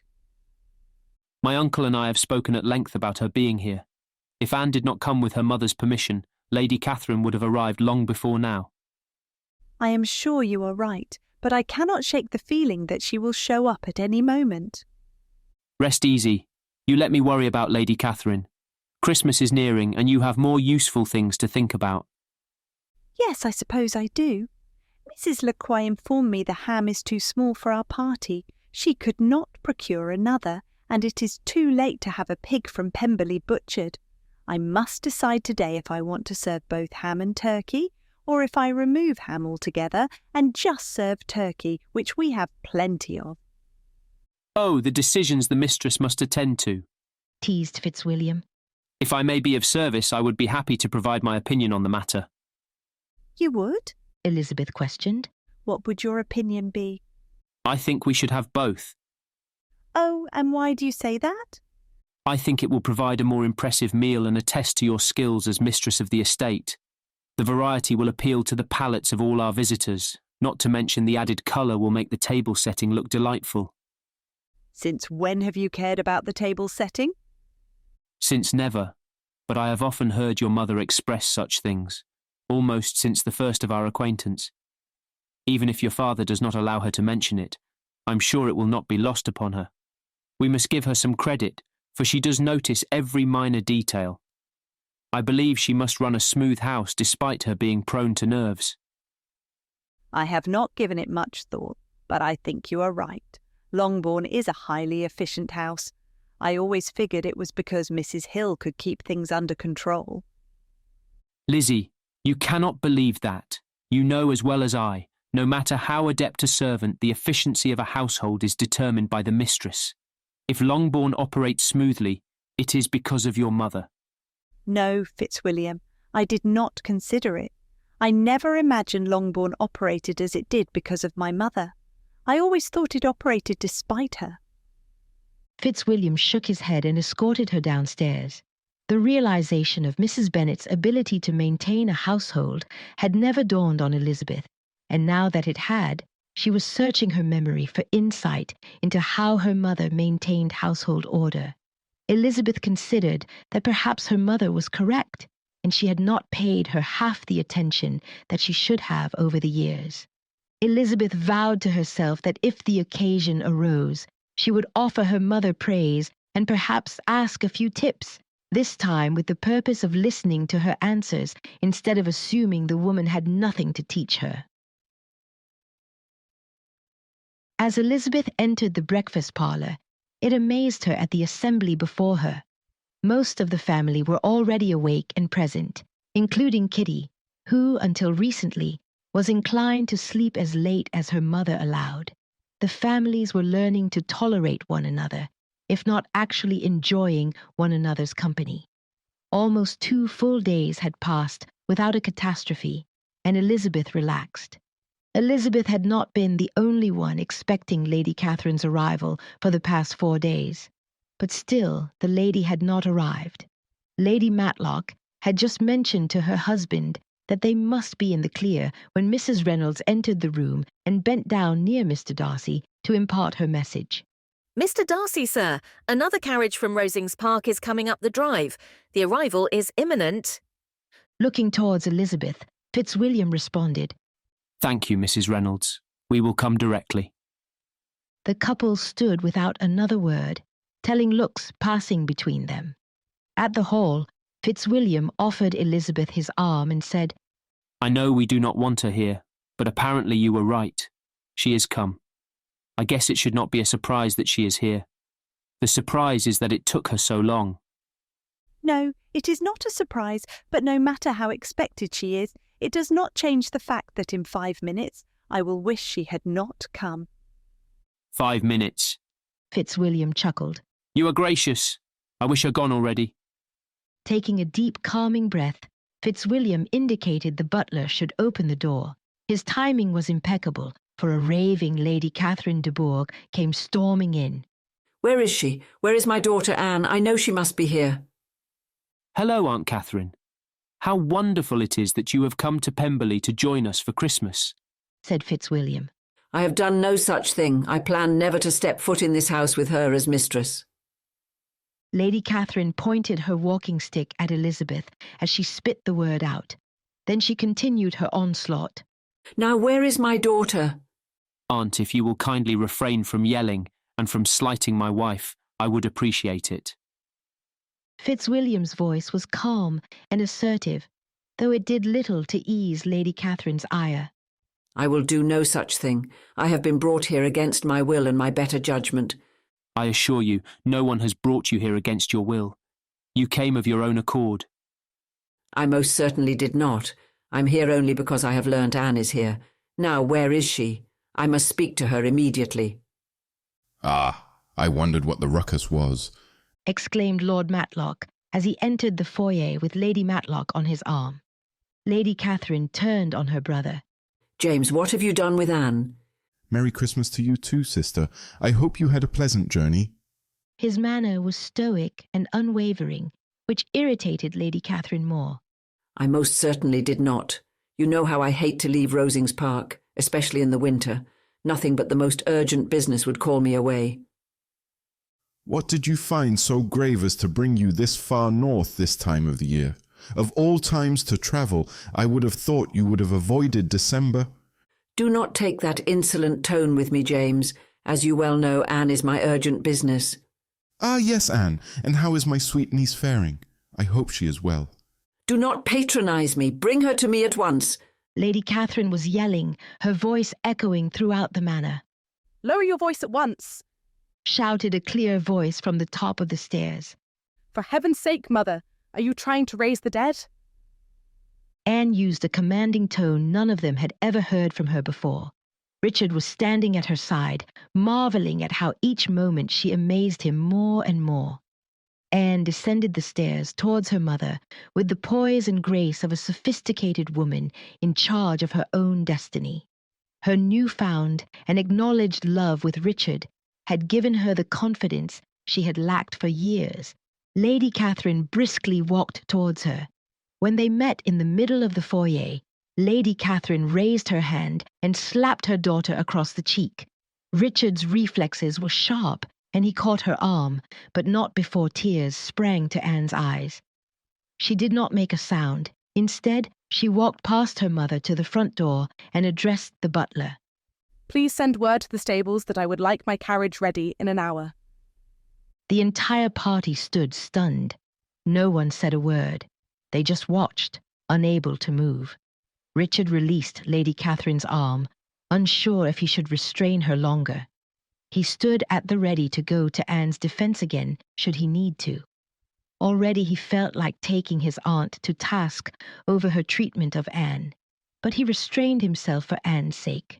She clearly had a plan, and he did not intend to interfere in it. Turning to Elizabeth, Anne embraced her and said aloud, Elizabeth, dearest cousin, thank you for hosting me, but I fear I must leave. I hope you understand and will not refuse me a future invitation on account of my sudden and hasty departure. Elizabeth returned her embrace and replied, How could I? You have been such a delightful guest. A room will always be yours, should you ever desire it. Anne turned to the Matlocks. Aunt, uncle, it was a pleasure to see you again. I hope our paths will meet again soon.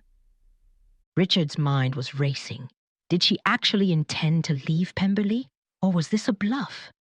What would he do if she departed? The questions swirled in his mind. Then a moment later, he answered them without reservation. He would go with her. Anne then turned to Richard, who stood in the doorway of the drawing room under the mistletoe. Right there, in front of the assembled party, she arched up on her tiptoes and kissed him full on the mouth. He was shocked at first, but then returned her kiss, resting his hands on her hips. Stop that this instant. I will not allow you to ruin your reputation and your prospects with such wanton behaviour, bellowed Lady Catherine. While the kiss infuriated Lady Catherine, it gave Lady Matlock pause. It was obvious the two had shared a kiss before.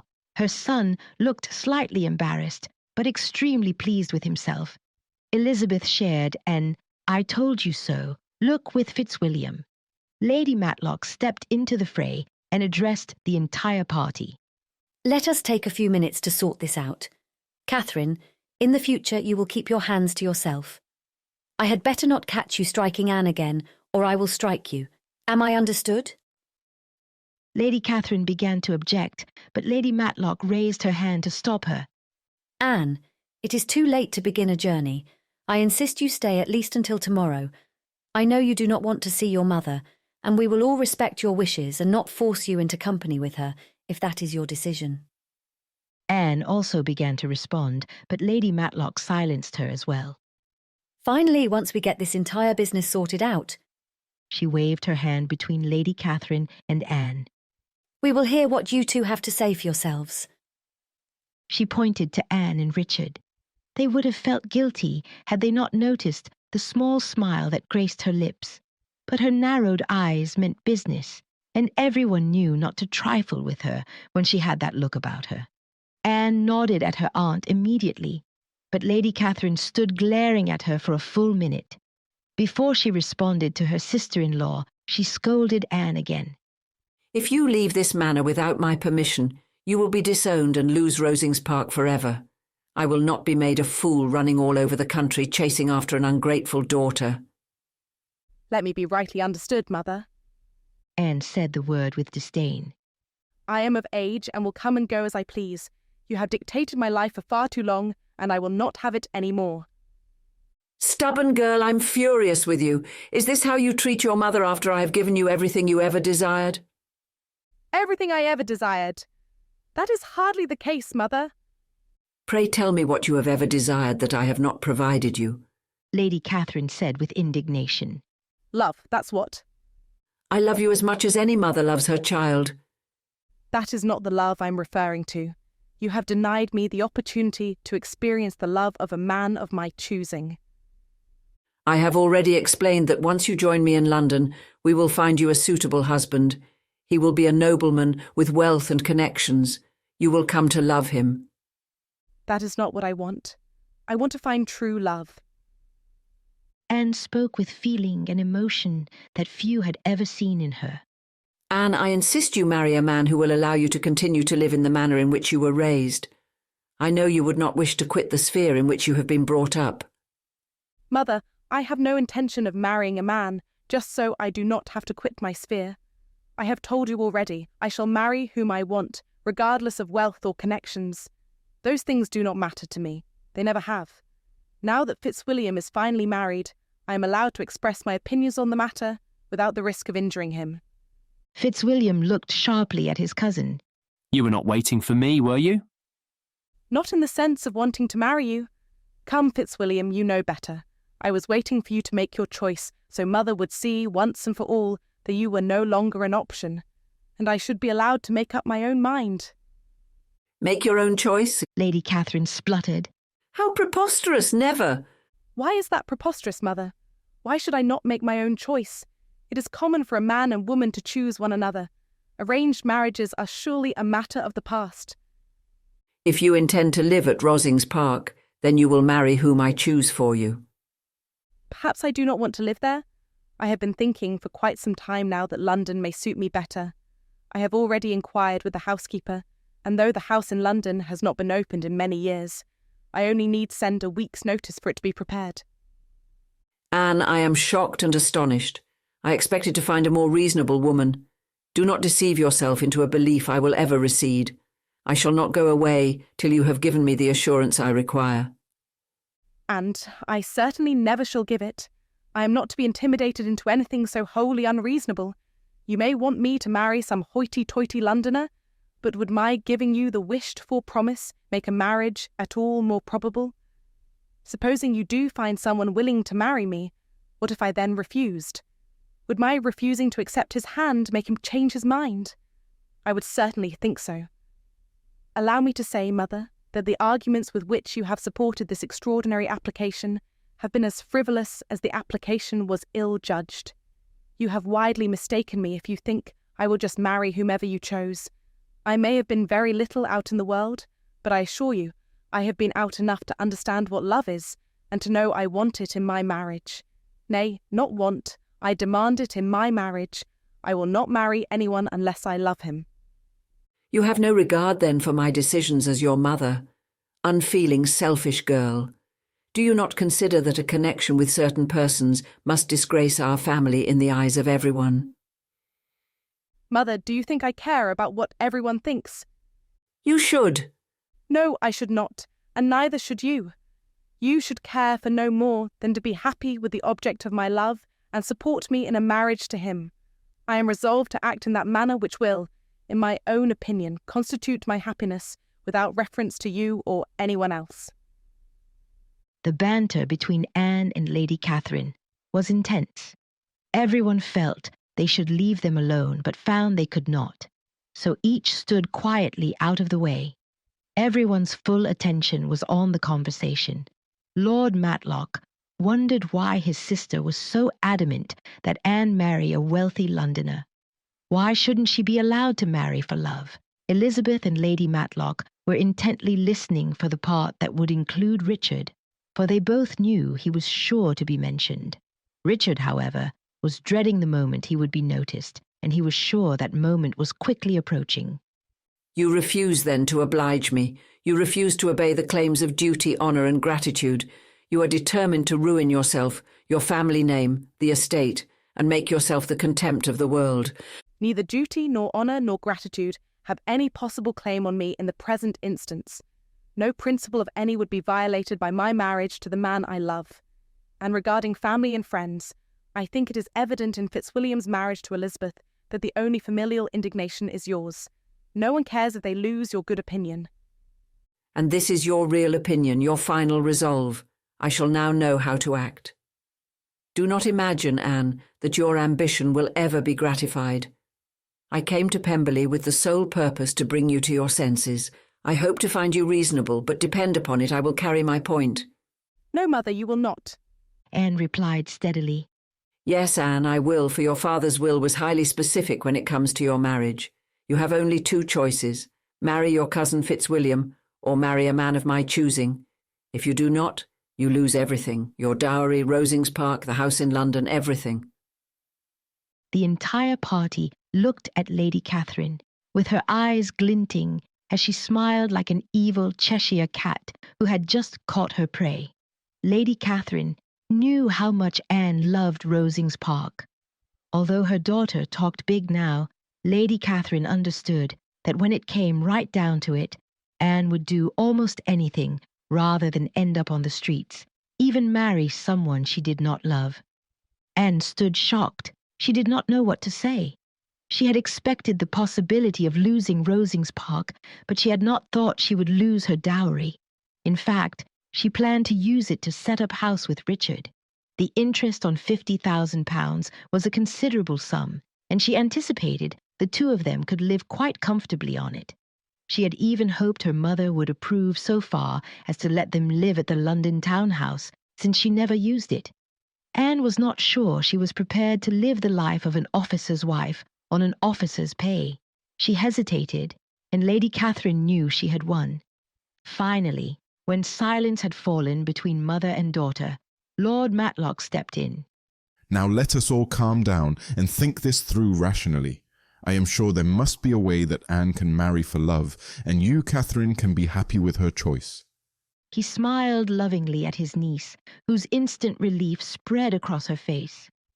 "Come, let us take a few days to enjoy Christmas together, and as soon as it is over, I will dedicate myself to assisting the two of you in sorting this out. The first thing I will do is send to London for Sir Lewis's will. Let us read the article and see if what you say, Catherine, is spelled out as you say it is. Perhaps you misunderstood." "Misunderstood? Harumph, I highly doubt it. I have read his will 100 times over, making sure I understood it perfectly. We could have all been saved by this trouble if Fitzwilliam had just married Anne as he was supposed to." Aunt Anne and I decided long ago that we had no intention of marrying. We do not love one another as a husband and wife ought. I love Elizabeth, and I believe Anne loves another." "You cannot possibly mean Richard. I will not stand for it. I do not care that she kissed the fool. We shall all forget about it. No, Anne will have a proper coming out and find a husband in London. For heaven's sake, I never dreamt she needed a coming out, or she would have had it years ago. This is all your fault." Lady Catherine waved her hand at Darcy. "We had planned your marriage to Anne from her infancy until that strumpet came along and lured you away." "Lady Catherine, you will desist insulting my wife, or you will be confined to your room for the duration of your visit." Anne and Richard had been offering one another telling looks. Anne was encouraging him to speak up, which he finally did, as Lady Catherine closed her mouth after Fitzwilliam's rebuke. Aunt Catherine, I assure you there is someone who knows and loves Anne, even though she never had a coming out. Oh, really? And who might that be? Me. I love Anne. Lady Catherine cackled like a rabid hen. Oh, that is rich. A military officer seeking the hand of one of England's brightest gems. Lord Matlock bristled at his sister's response. Catherine, I bid you watch your tongue. That is my son you are talking about. Your son, perhaps, but not your heir. He is a lowly second son with no chance of inheriting. James and Rosalind already have 2 sons that are in line ahead of him. Nothing could persuade me to allow Anne to marry him. Heaven forbid the shades of Rosings be thus polluted. No, Anne will marry an eldest son with a title, or I shall forbid her to marry. You cannot forbid her to marry. To deny her such joy is a selfish act, and I will not allow it. What care you for a title? You planned on marrying her to Fitzwilliam for years, and he does not have a title. Surely such things can mean nothing to you. Not allow it? What say have you in the matter? Lady Catherine ignored his reference to titles. She felt she need not explain herself. I am the patriarch of this family, and I will not allow you to do anything that will hurt any member of it. Before she could respond again, Lord Matlock turned and addressed Fitzwilliam. Take me to your study. I need ink and paper to begin my own inquiries into Sir Lewis's will. You shall do no such thing, Lady Catherine yelled. What right do you have to go meddling in my husband's affairs? I am not meddling, Catherine. I am protecting the rights and interests of your daughter. I am convinced any father who loved his daughter as Lewis did would be happy that another family member is looking out for her. I am confident we will get to the bottom of this. In the meantime, all of you are to remain here. No one, and I mean no one, he looked directly at Anne, is to leave Pemberley until we have some answers. Now, sister, you go to your room while I write my letters. I will come up to speak with you before supper. Lady Catherine objected, but held her tongue when she saw her brother's angry expression. It was rare James Fitzwilliam, Earl of Matlock, ever angered, but those who had seen him in such a state knew to avoid it a second time. Lord Matlock, James, Richard, and Fitzwilliam all hastened to Fitzwilliam's study. Anne watched them depart, eager to know what they would do.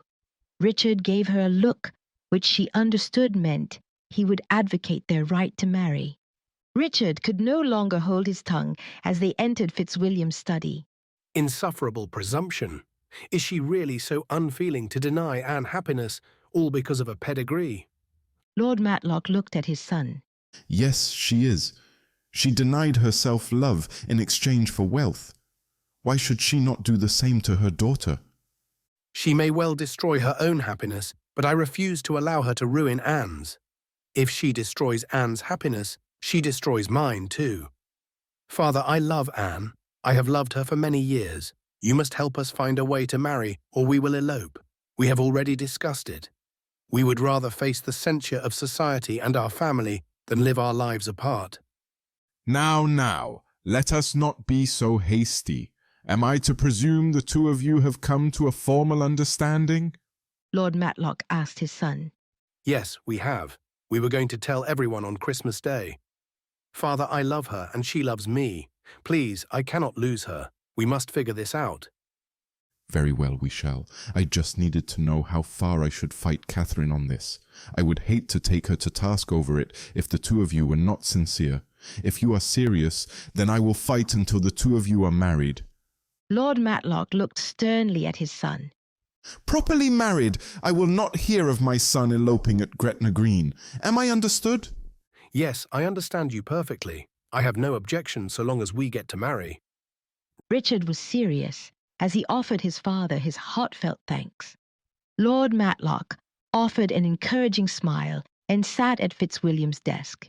He drafted letters to everyone he considered useful in their present situation.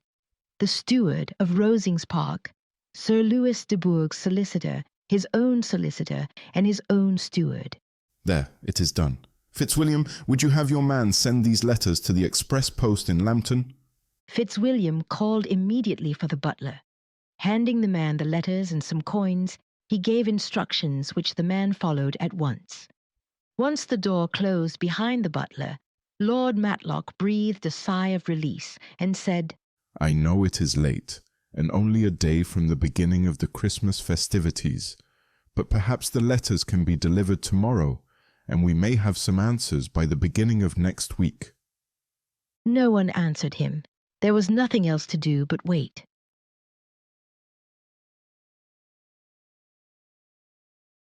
Chapter 13. Pemberley's residents spent the following days in constant movement. Hardly a dull moment was to be had. The entire party, except Lady Catherine, had found entertainment to enjoy. Fitzwilliam saw that sleigh rides were available daily, and the household staff kept roaring fires in the grates. The children spent much of their time running in and out of the manor all day, making snowmen, snow angels, and getting thoroughly wet and dirty, as children do. Although the week had begun with constant bickering amongst the house guests, and the addition of Lady Catherine had put everyone on edge, it was all turning out well enough.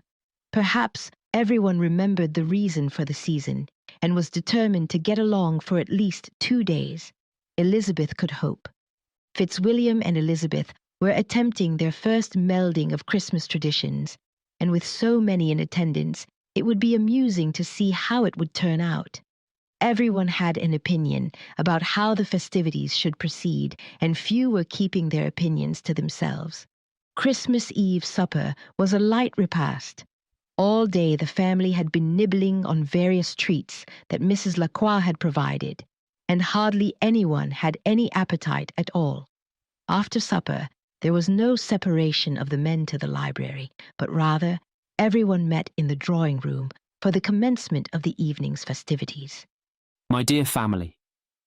Fitzwilliam addressed everyone as they took their seats around the room. I cannot tell you how blessed we are to all be gathered here in the warmth of Pemberley during this beautiful but cold Christmas season. Hear, hear. Resounded around the room as everyone agreed. Elizabeth walked to the little table near the fireplace where the Yule log was nestled and picked it up. She respectfully carried it to Fitzwilliam, who took it in his hands and addressed the party again. Please join me as I say a prayer over this Yule log for a bountiful year to come. Fitzwilliam bowed his head as Elizabeth linked her arm through his.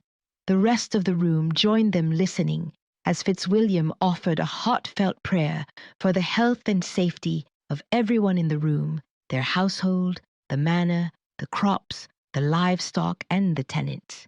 Everyone was blessed, no one was forgotten, and when he completed his prayer, Elizabeth had to wipe a tear from her cheek as he placed the log in the center of the fireplace and lit it. Turning to his uncle, Fitzwilliam asked, Uncle, will you start us off on a round of toasts? A few servants had been standing around the room with trays of wine and cider. At his request, they served the drinks to every member of the party. I would be honoured, my boy, Lord Matlock replied. He stood and joined Fitzwilliam near the fire. Elizabeth resumed her seat near her mother, in time to hear her grumbling to her father. Why should he ask Lord Matlock over you? You are his father-in-law. It is not as if his own father's here to ask. It should be you making the toast. She cringed at her mother's base remarks. She was, of course, technically correct. However, Lord Matlock had stood as Fitzwilliam's surrogate father for the past several years. Her mother had no right to question Fitzwilliam's choice. Lady Catherine heard the remark and could not pass up the opportunity to slight the Bennet family. My nephew, of course, understands the distinction of rank. I'm sure that is why he has asked his uncle, the Earl, to offer the first toast. Lady Catherine's remarks visibly angered Mrs. Bennet, and Elizabeth feared she or Fitzwilliam would have to step between the two to break up an argument. Mr. Bennet slightly raised his hand to stop his wife's censure of her ladyship's comment. He leaned close to his wife's ear and whispered to her. No one knew what he said, but Mrs. Bennet's face softened, and then she patted Mr. Bennet's knee. as she did when she most heartily agreed with him. Elizabeth could only assume he had told her no one cared what Lady Catherine said, so it was not worth arguing with her. Perhaps he even mentioned it was his suggestion that Lord Matlock make the toast out of respect for his position. The statement would have been at least mostly true. Long before this evening had taken place, Elizabeth had spoken to her father and explained that Fitzwilliam was going to ask Lord Matlock to offer the first toast after the Yule log had been lit. Her father well understood and was not offended in any way. Though he was the only living patriarch to the couple, and well within his right to demand he be the first to offer a toast, he understood Lord Matlock was as close to Fitzwilliam's father as another could be. The man outranked him, and allowing him to offer the toast would likely silence Lady Catherine, which was something everyone longed for. It worked almost. With Lord Matlock's toast complete, Mr. Bennet and Fitzwilliam offered toasts of their own, as did James, Richard, and Charles. Elizabeth was exceedingly pleased with the evening. Everyone was in a most amiable mood. Looking at the children sitting on the floor next to the Christmas tree, Elizabeth pondered the possibility that next year she may very well be expecting, or even have her own child to enjoy the season with. Nothing would bring her more joy than to bless Pemberley with the pitter-patter of little feet. Elizabeth and Fitzwilliam had frequently spoken about their plans to expand their family. They both looked at the day with eager anticipation and delight. Rosalind stood while Elizabeth was still admiring the children. Come, children, it is very late. We must get you to bed so you can enjoy all of tomorrow's activities. Oh, Mother, must we? I want to stay up and have some more cider. James protested, but he stood obediently. Yes, you must. Come, follow me. Hugs first, we must have our hugs, Evelyn declared. The three young children took their time going around the room, giving everyone a bedtime hug. They barely hesitated at Lady Catherine looking at her stony face before quickly wrapping their arms around her. She patted their heads with the tips of her fingers, acting as if they had the plague, but still she accepted their sweet tokens of love and affection. By the time they finally finished, they were testing their mother's patience. Jane, when you have children, make sure they are as adorable as those three, Mrs. Bennet began. Lizzie, I hope your children will be attractive as well, but if they are anything like you, I doubt they will be. You were always one to run around, going hither and thither. Why, you were always getting so much mud on your stockings that I never could keep you presentable. You always had a scraped knee or torn dress, and heaven forbid your hair stayed in place longer than half an hour. Yes, well, Darcy, what is the plan for tomorrow? Mr. Bennet tried to interrupt his wife's criticism, which was upsetting his second daughter and her husband. Looking towards Lady Catherine's malicious grin, he feared his wife was offering the woman additional fodder against his most beloved daughter. Oh, yes, my dear Mr. Darcy, what is the plan for tomorrow? It appeared as if his wife's attention had been at least momentarily redirected from her previous topic. I think we will begin the morning with the Christmas breakfast. Then we will all gather with the Pemberley tenants and staff. And finally, we will open our gifts. In the afternoon, I have a surprise for everyone. A surprise? Mrs. Bennet screeched as a murmur of excitement spread around the room. Fitzwilliam, have you planned what we did last year? Georgiana asked. He pressed his finger to his lips as if it was a secret and winked at her. She giggled with excitement, then exclaimed to Mary and Kitty sitting near her. Oh, what fun we shall have! I promise you will love it. Already the girls were excited, begging Georgiana to give them any hint she could about the surprise. Pressing her lips together tightly in a show of not saying a word, she continued to tease them. The three girls loved every minute of it. Oh, you cruel man, why do you tease us so? I never could enjoy a surprise. You had better tell us now, Mrs. Bennet chided. No, you must wait until tomorrow. I promise it will be well worth it. The evening was waning, and already most of the party had dispersed. Georgiana, Mary, and Kitty were in Georgiana's rooms, where giggling and female chatter could be heard well into the night. Mr. and Mrs. Bennet sat in the corner near the fire. Mrs. Bennet dozed while her husband read one of the many books he had found of interest in the Pemberley library. Fitzwilliam and Elizabeth sat near Lord and Lady Matlock, and though Elizabeth was just becoming acquainted with her new family, she was quickly coming to love Fitzwilliam's favourite uncle and aunt.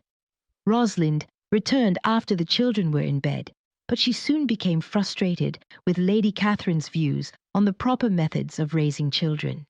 She and James soon retired to their rooms for the evening, leaving Lady Catherine to turn her attention to the others.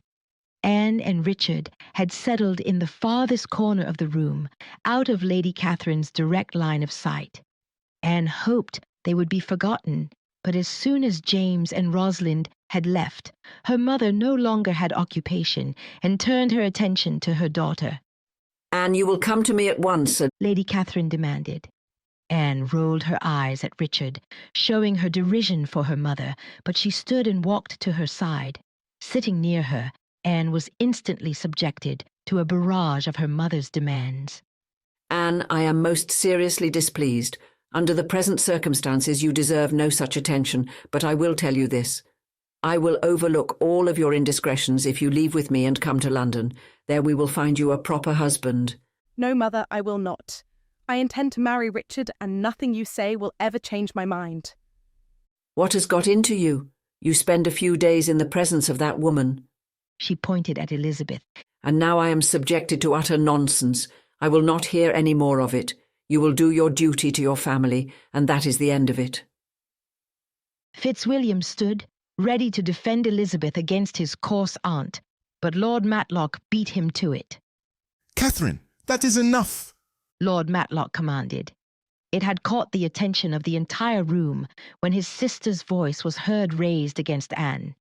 Now they all sat straighter and hung on their every word. "We know not what Anne's duty is at this point, and until our stewards and solicitors arrive with Lewis's will and the proper documents, you will cease mentioning any of it. In addition, I will not hear another remark against Elizabeth. She is as much of a member of this family as you and I." "How dare you presume I do not know what my husband's will states? When everyone you have called to Pemberley rally around and confirm what I have told you, I will demand an apology from you, James." Lady Catherine's voice was seething with anger against her brother. "Once I have it, I will take my daughter, and we will leave this place, at which time she will marry whom I deem appropriate." No, Mother, I will not go with you. Anne ran from the room. Richard followed her. "Then you will be disowned, left penniless, and at the mercy of these relations who seem to think your father's wishes mean nothing." Lady Catherine yelled after the retreating figure of her daughter.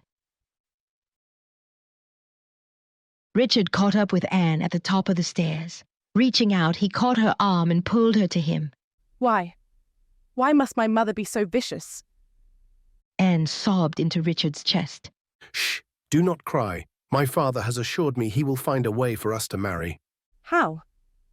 If my mother is right, then my father has forced me into a life of misery, a life married to someone my mother chooses, a life without love. Richard placed his hand under Anne's chin and lifted her face so he could look directly into her eyes while he spoke. "If my father is unsuccessful, then we will do what we must. Nothing will keep us apart." Promise? "I promise." Richard reached into his pocket and then held his hand above Anne's head. As she looked up to see what he was doing, he caught her lips in a passionate kiss. Pulling away, he declared, "I think I like Elizabeth's Christmas decorations. They have proved extremely useful." The tears in Anne's eyes disappeared as a beautiful smile lit up her face.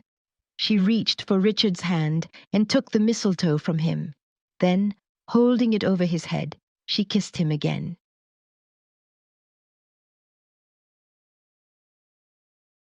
Chapter 14. Christmas morning was a flurry of activity. The Fitzwilliam children were running around, giggling and laughing merrily about everything they saw. The tree that had been empty yesterday was now filled with presents, and they could hardly wait to open them. The boisterous nature of the children had set Mrs. Bennet's nerves aflutter just days before, but today she matched their energy and smiled at the beautiful sight of merry children. Jane, Lizzie, aren't the children just delightful? Why, just look at them. Nothing but smiles from all three. Oh, how I have missed the excitement of small children on Christmas morning. Yes, Mamma, Jane answered, and then cast a look at her sister. Elizabeth looked back at her and rolled her eyes with derision. Jane responded with a shrug of her shoulders. Elizabeth was glad her mother chose to enjoy the children rather than censure them, for she doubted she could handle 2 censuring matrons. Lady Catherine was quite enough. Lord James, Lady Rosalind, I'm sure you can imagine a lady of my age and station in life prefers not to be awakened by the screams of unruly children at God only knows what hour it is. Lady Catherine ranted as she entered the drawing-room. James looked towards his aunt and responded without a care of whether he offended her. Aunt Catherine, today is Christmas, and the children are excited. I care not that their joyful exclamations woke you up. You will just have to deal with it. Well, I never... The high-pitched squeals of the children cut her off as their grandparents entered the room. Grandpapa, Grandmama, look! Evelyn exclaimed as she threw her arms around their legs and pointed to the tree. We have presents, lots of them. May we open them? Lady Matlock bent down and lifted little Richard into her arms as he toddled up behind his sister. Not yet. We must eat breakfast and give gifts to the tenants. Then when we return this afternoon, we will open our own presents. Remember, children, duty always comes before pleasure. But let me tell you a little secret. She sat upon the settee with Richard on her lap and leaned towards James and Evelyn, who came to stand next to her. It will be lots of fun to hand out presents and play with Cousin Fitzwilliam's tenants and their children. I dare you to keep a bigger smile on your face than the children you see today. That will be easy, responded James. I'm so happy I could burst. You could you? Lady Matlock reached out and tickled his tummy. He doubled over, laughing. When he stood, he reached into his pocket and pulled out a sprig of mistletoe. He held it over his grandmother's head and kissed her cheek. I kissed you, Grandmama. Yes, you did, dearest. What do you have there in your hand? It is mistletoe. I found it on the floor by the staircase. I know what to do with it because I saw Uncle Richard hold it over his head when he kissed Cousin Anne yesterday. Oh? And where did you see him kiss her? On the lips. Lady Matlock tried to stifle a smile as Richard and Anne entered the room arm in arm. She looked directly at her son as she further questioned her grandson. And where were Uncle Richard and Cousin Anne when you saw them kissing on the lips? Anne's face was overcome in a brilliant shade of red, but Richard took his mother's questioning of his nephew in stride. He was not worried that the boy had witnessed their encounter, for he had it on reliable authority from his brother that the boy had stumbled on a few amorous encounters of his parents in the past. Such were the woes of children. No, he was more worried about his aunt. Before James could respond, Lady Catherine was standing and addressing the couple herself. Kissing. Am I to understand young James caught the two of you kissing? It is bad enough that the rest of us had to witness such a display, but in front of the children. Consider, if you will, that it will be hard enough to hush up the first kiss. It will be impossible to protect Anne's honour if you insist on repeating it, and in front of the children. Anne was still regaining her composure, and was not up to the task of confrontation with her mother, but Richard was ready for her. Yes, it appears he saw us, though I assure you we thought we were alone. Alone? Why, that is even worse, Anne. I forbid you from being alone with him. Lady Catherine reached her hand to Anne and tried to pull her away from Richard, but by now she had recovered. No, Mother. I am of age, and I will be alone with anyone I choose. You speak nonsense. Do you not know what it will do to your reputation? There are hardly those who will censure a woman for a few stolen minutes with her fiancé. Fiancé? No, I will not allow it. I've already told you that you only had 2 options for marriage. Marry Fitzwilliam or a man of my choosing. Richard is a second son without title or fortune. You cannot marry him. At Lady Catherine's emphatic statement, she, Anne, and Richard all began yelling at once. Catherine, Anne, Richard, that is enough. Today is Christmas, and I demand we hear no more about this issue. You will either remain here and spend today joyfully with the rest of us, or return to your respective rooms and not come out until tomorrow. Lord Matlock felt as if he was scolding little children rather than 3 mature adults. Yes, Father, responded Richard in unison with Anne's. Yes, Uncle. Lady Catherine said not a word. Instead, she thundered from the room and up the stairs. Despite the distance of her rooms from the drawing room, a few moments later, the entire party heard her door slam. She was not seen for the remainder of the day. All of the trays Elizabeth had sent to her were returned without being touched. The poor attitude of Lady Catherine had no bearing on the rest of the party.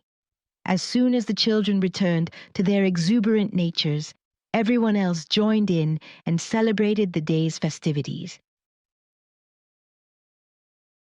The Christmas breakfast was a glorious affair, and when it ended, everyone walked to the ballroom where the Pemberley tenants and staff gathered each year to be addressed by Mr. Darcy.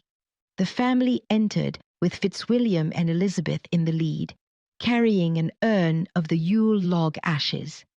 Mr. Darcy addressed all in attendance, offering a prayer similar to the one last night. The Darcy family, the Crops, and finally the tenants, the staff and their families were all blessed. A handful of the ashes was spread over a box of Pemberley soil, and the remaining ashes in the urn were handed to the steward, with instructions to spread them over the fields after the winter frost had receded and before the New Year's seed was planted. The entire assembly rejoiced when Mr. Darcy introduced Elizabeth to them, and they all bowed and curtsied when Elizabeth addressed them. By the time the gathering ended, the generosity of Mr. Darcy was again to be praised, and all the tenants and those who relied upon Pemberley rejoiced that Mr. Darcy had found a bride worthy of him. They were overjoyed that Mr. Darcy had finally married and that Pemberley had a proper mistress. It boded well for the continued prosperity of the estate. The only event that could exceed their joy in the marriage would be the announcement of the birth of an heir. Normally, the crowd dispersed and all returned to their homes at the conclusion of the Christmas gathering, but not today. A line formed near Fitzwilliam and Elizabeth, and it quickly became clear everyone wanted to meet the new mistress. The rest of the family returned to the drawing room and waited for over 2 hours, while Fitzwilliam introduced his bride to everyone who relied on Pemberley for their living. Their outpouring of congratulations overwhelmed Elizabeth, and she felt that it really meant something to be the mistress of Pemberley. I'm sorry we took so long. I hope you are all prepared to open presents, Fitzwilliam said as he walked into the room with Elizabeth on his arm. The children shouted with delight and raced to the tree, kneeling in front of the piled gifts. James rushed to the side of his children. He understood that after 2 hours of waiting, it took every ounce of their self-control not to start grabbing at the presents. Fitzwilliam, if it is all right with you, I will allow the children to hand out the presents. Very well, James, if they want to. James addressed his 3 young children. What do you say? Would you 3 like to hand out the presents? Yes! All 3 shouted in unison as they bounced on their knees with excitement. James reached under the tree for each present, calling off the names of the recipients as he handed the gifts, in turn, to his 3 children to distribute. It surprised the Bennets when they received presents from the Darcys. Kitty mentioned it first. Lizzie, I thought you sent our presents to Longbourn. They were? You have Fitzwilliam to thank for these. The day you arrived, he was thoughtful enough to send a man all the way to Longbourn to collect the gifts we had sent there. He returned just last night. Oh, Mr. Darcy, how good you are to us, cooed Mrs. Bennet. Is he not a good son-in-law, Mr. Bennet? Yes, I dare say he is. After dispersing all the gifts from under the tree, James and the children settled near Rosalind, and the festivities began. Everyone took turns opening their gifts while the rest of the family looked on with delight. It was a truly enjoyable process, and in the end, all were satisfied with their gifts, none more so than the children. James had received a gift worthy of a man, a pocket knife his father promised he would teach him to use. Evelyn held 5 new outfits for her doll, Lizzie, and Richard had a pile of painted wooden blocks he had already stacked and knocked over 4 times. He shouted with glee each time they crashed to the ground. Georgiana and Mary compared their new sheet music, while Kitty tried on her new bonnet. All 3 then talked about how beautiful their dresses would be when they could properly trim them with the new lace and ornaments they had received. No 3 girls could be happier.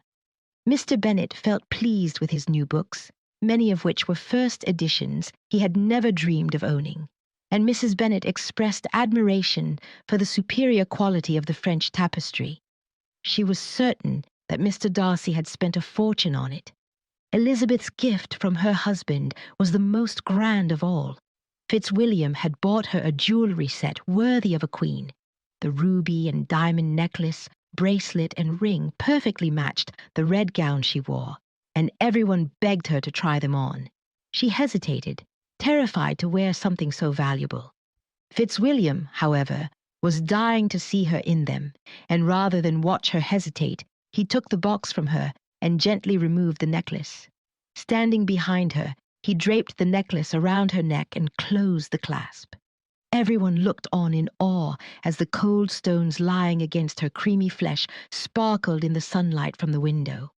When Mrs. Bennet realized Jane had not received a gift as grand as Elizabeth's, she patted Jane's hand and said, "Do not worry, my dear. Mr. Bingley is not so rich as Mr. Darcy, and perhaps he does not recognize the importance of offering his wife a glorious gift at Christmas." Jane was tired of her mother constantly comparing her 2 sons-in-law, and, although no one wanted any more bickering at Christmas, she could not allow her mother to believe her husband did not love her so much as Fitzwilliam loved Elizabeth, simply because she did not have a tangible gift in her hands. Mother, I would appreciate it if you would not say such things. Charles has given me exactly what I wanted for Christmas.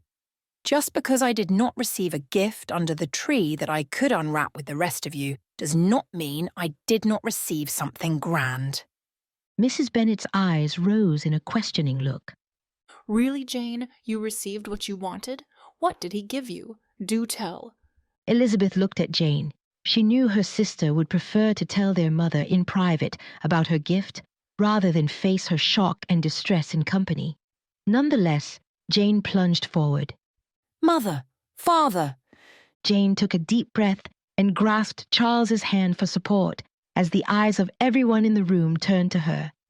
Charles and I have given up our lease at Netherfield and have taken a house here in the north, near Elizabeth and Fitzwilliam. When we stopped to take in the view on our way here, we were looking down upon our new home. It is but 7 miles from here. Mrs. Bennet sat in shock for a full 5 minutes, unable to say anything. Mr. Bennet offered his sincere congratulations. He had known Jane and Charles would not stay in the neighbourhood long, not with the amount of time his wife had already spent at their home in their first 2 weeks of their marriage. To own the truth, he did not blame them. He would have done the same. When finally Mrs. Bennet had regained her speech, she was subdued. She congratulated Jane and Charles, but then sat in silence for close to 20 minutes. Everyone could tell it saddened her to lose another daughter. Mr. Bennet sat near her and repeatedly patted her hand as his way of offering her comfort, which she accepted. He knew his wife well. Her heart was truly breaking. To have 3 daughters married was a fulfillment of her life's desire and brought her considerable joy. But never had she imagined that they would all move to distant parts of the country where she would hardly see them again. Looking out the window, Georgiana noticed the position of the sun in the afternoon sky. Fitzwilliam, the afternoon is waning. Do you still plan on the surprise? The Fitzwilliam children quickly lunged to their feet and begged his positive response. Yes, we must, you promised. Looking at the clock on the mantel, he exclaimed, Is that actually the time? We had better get started or we will not have enough light. Then, turning to address the room, specifically the Fitzwilliam children and Bennet sisters, he exclaimed, Everyone needs to hurry and dress in the warmest clothes you have. Make sure they are not your best clothes, for they will assuredly get dirty. Then join me in the foyer in 10 minutes. The children begged to know what was going on, their excitement overflowing every bit as much as it had earlier in the day, as they anticipated opening their gifts. Their parents ushered them out of the room to prepare, and very soon the entire party was standing in the foyer, dressed in heavy coats, hats, gloves, and scarves. The butler opened the door, and everyone followed Fitzwilliam outside. He led the family across the lawn and up the hill to a little grove of trees. There, propped against the trees, were 5 sleds. Georgiana was the only one who knew what a sled was. Fitzwilliam offered a brief description of the object that originated in Scotland and then showed how it worked. The children screamed with delight when he laid on his stomach and flew down the hill. As he reached the bottom and began his trek back to the top, they begged him for the chance to try. Fitzwilliam assured them that everyone would get a chance, and when he reached the top again, he situated James on his own sled and sent him squealing with delight down the hill, while his sister begged to go next. Rosalind worried that Evelyn and Richard were too small to sled alone, so her husband took up the next sled and set his 2 youngest children on his lap. The 3 made it safely to the bottom of the hill, rolling off the sled in a heap of laughter. The Bennet sisters and Georgiana took their turns together in a race to the bottom, but Kitty never made it. She fell off about halfway down. At first, everyone was afraid she was hurt, but when she rolled a few times and then sat up laughing, they joined her in the merriment. Everyone, young and old, took their turn on the sleds and enjoyed every moment. As the sun slipped from the sky, the entire party walked back to the manor. Everyone's clothing was dirty and wet, but Fitzwilliam had thought of everything. While their party was out playing and having fun, the Pemberley staff were in dashing here and there in a frenzy to heat enough water for 18 warm baths. The dinner bell rang just as Lord and Lady Matlock, the last to come down, entered the drawing room where the rest of the party assembled. The room was a buzz of excitement as everyone talked about the sledding excursion. Young James was the most boisterous, demanding to know if everyone had seen how fast he had gone. The children begged to go sledding again tomorrow, while their parents tried to appease them with vague answers of, "We will see." Fitzwilliam offered Elizabeth his arm and invited everyone to join him in the dining room for a Christmas feast. When they entered, everyone looked around in awe. The room was drenched in candlelight and festive evergreen decorations that Elizabeth and Mrs Reynolds had spent hours preparing. The table was filled with a feast the likes of which few had ever beheld. Rather than have the servants carry out dish after dish, Elizabeth had instructed the food to be placed in the center of the table. Seeing it all laid out in front of them was a spectacular sight.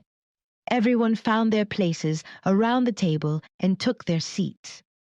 Fitzwilliam then stood and offered a marvelous speech of hope and gratitude. He closed with a prayer to the Almighty God and then invited everyone to partake. Instantly, the room was thrown into a frenzy of serving spoons clanking against the finest tableware at Pemberley. Conversation and activity were everywhere. Elizabeth paused and looked over the crowd of her dearest relations in front of her.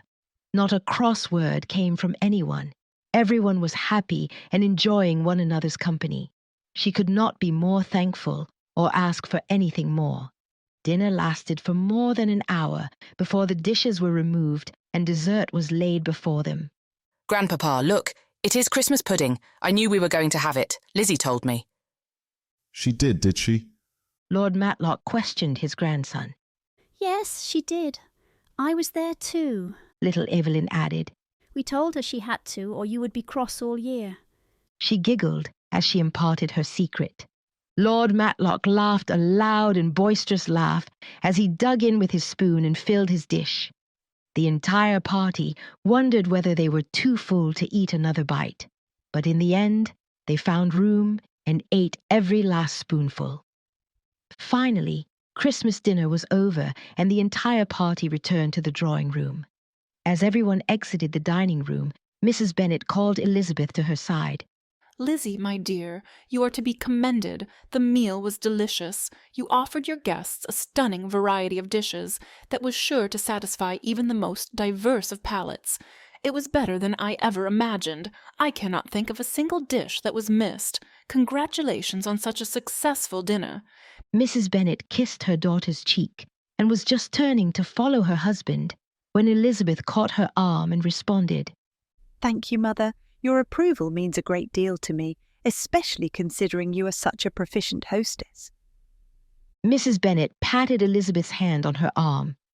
I think you are in a fair way to becoming a proficient hostess yourself.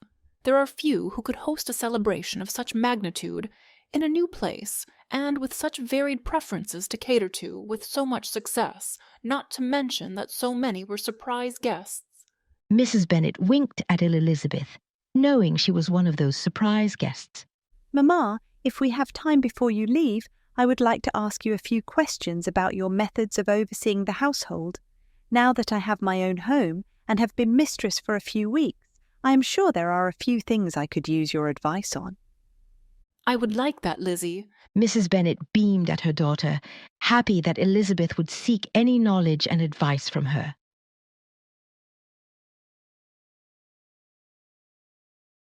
Chapter 15.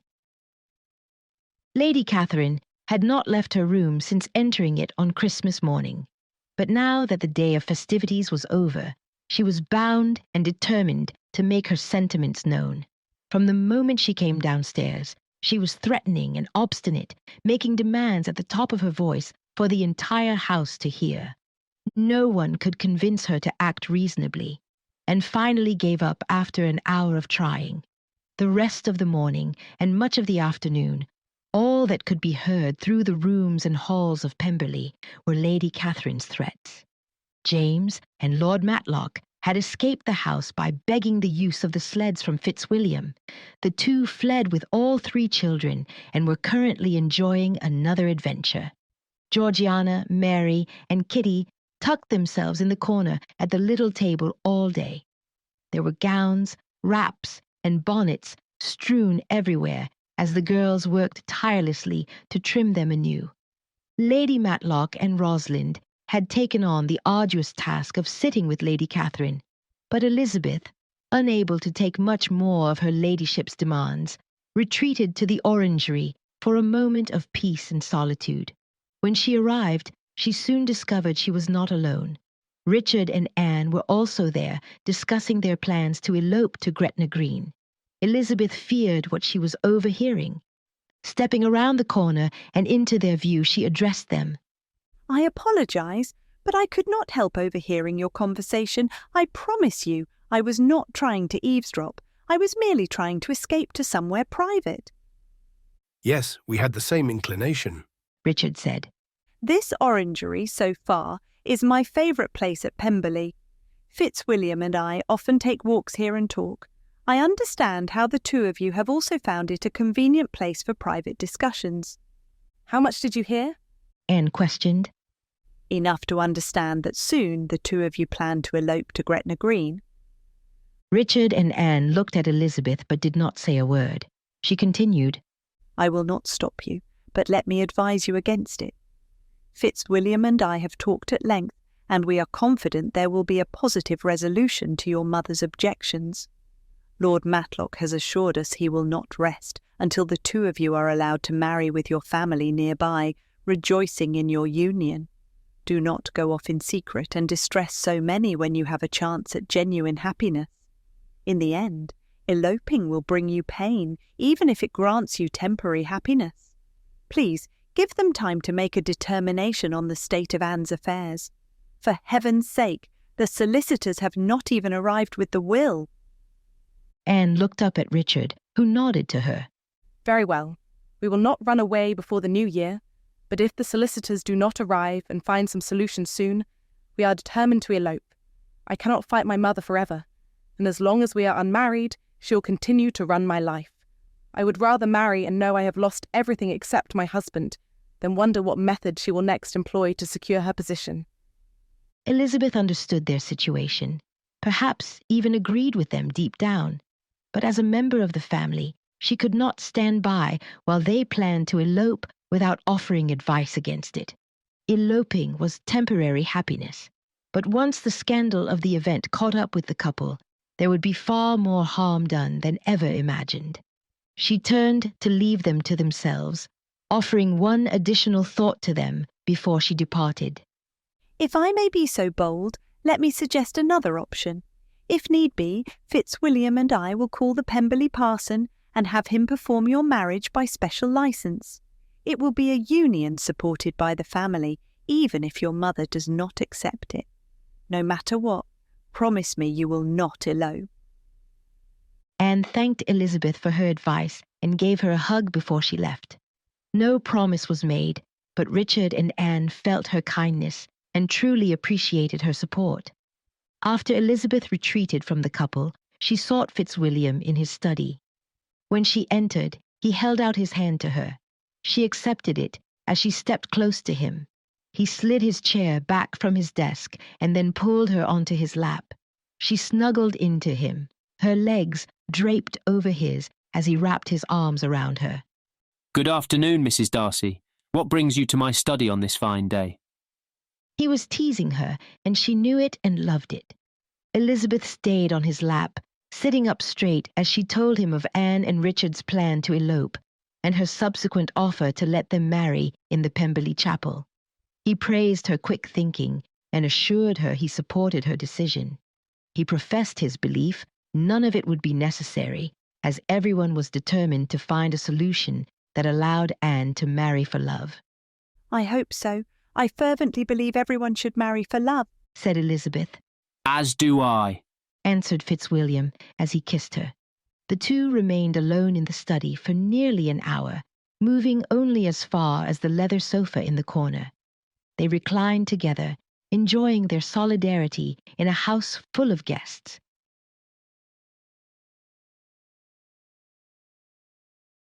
Chapter 16. Sunday was as equally disappointing as the day before. Lady Catherine continued to storm around the manor as if she owned it, making demands of everyone who crossed her path. The more impatient she grew, the more unreasonable her demands became. Everyone was relieved on Monday, when both solicitors and stewards arrived from London. They offered the 4 men rooms to rest in and meals to warm and fill them. Shortly thereafter, the 4 men came downstairs and were prepared to start the business they were summoned to Pemberley for. Lord Matlock thanked them all for coming. Mr. Macintyre, Sir Lewis de Bourgh's attorney, and Mr. Brown, his own solicitor, were both there to provide legal advice. He explained to Mr. Macintyre that they needed to understand Sir Lewis's will as it read regarding his daughter, Anne de Bourgh. He further explained that Mr. Brown was there to advise him on his options should he desire, as patriarch of the family, to petition the will. Mr. Macintyre's shocked expression met Lord Matlock's gaze as he asked, "Why would you want to petition the will? Sir Lewis provided handsomely for his daughter. I helped him to draft her provisions, and I assure you he was specific in every detail." Yes, well, it is that specificity I am concerned about. My goal is to empower Anne in decisions impacting her life, ensure she is not forced or coerced into doing something she does not desire. Yes, sir, that was her father's intent as well. Lord Matlock looked at the man skeptically. It is my understanding from my sister, Sir Lewis de Bourgh's widow, Lady Catherine de Bourgh, that Anne does not have a say in those matters that affect her life most significantly. Her marriage, for instance. Yes, she does. Come, let us read the will. Sir Lewis de Bourgh firmly believed that Anne should never be forced to marry where she did not want. He is quite clear, you shall see. Lord Matlock, James, Richard, and Fitzwilliam all eyed each other. Their feelings were a mixture of scepticism and hope. Mr. McIntyre opened his satchel and pulled out a large stack of documents. All the men listened closely as he read aloud from the pages. They could scarcely believe their ears. Sir Louis de Bourgh's will detailed the provisions Anne was to receive in a detail none of them ever imagined. "Catherine!" bellowed Lord Matlock through the halls of Pemberley. Maids and footmen alike scurried and hid from his path. His countenance was darker than December storm clouds, and no one wanted to deter him from his object. Anne rushed from the drawing-room, her gaze shifting from her uncle to Richard with concern. Her eyes pleaded for him to tell her what was the matter, but he could not. The shock was still too great. Fitzwilliam came to the couple's side and assured Anne, "All is well. Uncle will reveal all in due time. Rest assured the two of you will marry." Anne's knees weakened with relief. Had Fitzwilliam not been there to catch her, he doubted Richard would have come to his senses in time to perform the service. He supported Anne until she had regained her composure, and then turned her over to Richard, who had recovered enough from his shock to care for her. Elizabeth approached her husband and asked, "Is all well, Fitzwilliam? Is it true that Richard and Anne are free to marry?" He nodded, but would not say more. Could not, for the disclosure was so contrary to all they had ever known that he did not know where to start. 10 minutes later, an exceedingly angry Lord Matlock led his scolded sister into Fitzwilliam's study and called the whole family in to witness. Anne, Lady Matlock, Rosalind, and Elizabeth all entered the room and stood next to the men they loved. The room was silent until finally Lord Matlock spoke. "Mr. McIntyre has brought with him a copy of Sir Louis de Bourgh's will. I must admit, at least for my part, that it vastly differs from anything I have been led to believe or even imagined." He looked scathingly at his sister. "Anne, I am sorry to be so blunt, but your mother has lied to you for many years, and I am happy to say you are free to marry the man of your choice without fear of being disinherited." Anne's knuckles were white as she gripped Richard's hand in her own. "I think it best if we have Mr. McIntyre read you the relevant sections of your father's will. I think you will be happy to discover how much your esteemed father loved you, my dear." Anne smiled at her uncle and turned her wondering eyes to Mr. McIntyre. The beginning of his last will and testament is all the usual legal jargon and evidence of witnesses. Let me see. I think this is a good place to start. Mr. McIntyre situated his glasses upon the end of his nose and read aloud a section of the will. Upon conclusion of the section, he looked up from the documents and said, "To make sure the ladies understand, I would like to speak in gentler terms and clarify. This section means Anne is free to marry anyone she chooses. Her marriage portion is to be £50,000. In addition, upon her marriage, she assumes full responsibility with her husband of Rosings Park. In addition, if she is still unmarried at 8 and 20, Anne will assume full responsibility for all aspects of Rosings Park." Yes, we all understand what the will says. We are, all of us, intelligent women. Anne turned her fierce eyes on her mother. "Mother, how could you? You have known all these years what father's will said, and yet you maintained I must marry cousin Fitzwilliam. Not only that, but once he married Elizabeth, you continued to make me think it was you who would choose my husband, when all this time it should have been my choice. Richard and I could have been married years ago if we hadn't been waiting for Fitzwilliam to make his choice. We have lost years of happiness because of your cruelty." Anne took a deep breath, her ire rising even more as she considered the attorney's words. "I was supposed to assume full responsibility for Rosings Park over 8 months ago. I want to know why you never told me. Please explain it so I understand. You led me to believe I would be cast away from Rosings Park if I did not marry whom you wanted, when in fact I should already be mistress of Rosings Park." Then, turning to Mr. McIntyre, she addressed him. "And why have you never told me? I understand that my father's brother was executor of my father's will, and should have been the one to tell me, but he has been dead for years. When I came of age, was it not your responsibility to inform me? Your responsibility to ensure my father's will was executed appropriately in the absence of my uncle? Mr. McIntyre was concerned. She was right, and truth be told, he had tried to speak to her on several occasions, but her mother had always claimed she was sick. He had never questioned Lady Catherine or dared to intrude upon Anne under such conditions. Lord Matlock placed a calming hand on his niece's arm. Come, Anne, please allow Mr. McIntyre to finish. I think you will be mightily interested in learning what else your father set forth in his will for you. What there is more? Anne questioned. Mr. McIntyre continued, his voice a little hesitant, for he did not want to increase the ire of Miss de Bourgh. Yes, Mr. Bourgh, there is more. Upon your marriage or your 8th and 20th birthday, whichever comes first, you become responsible for the decision of where your mother is to live. She would, of course, have her marriage portion, which was £25,000, and all cumulative interest, but you choose whether she is to remain at Rosings Park, or move to the London Townhouse, or the Rosings Dowager House. Your mother, however, has lost her marriage settlement of £25,000, and all its cumulated interest due to the financial distress the estate is currently in. Financial distress? Anne questioned. What do you mean? All eyes turned towards Mr. Johnson, the steward of Rosings Park. With a hint of fear, Mr. Johnson addressed Anne, while Lady Catherine silently stood by, glaring. Miss de Bourgh, he started.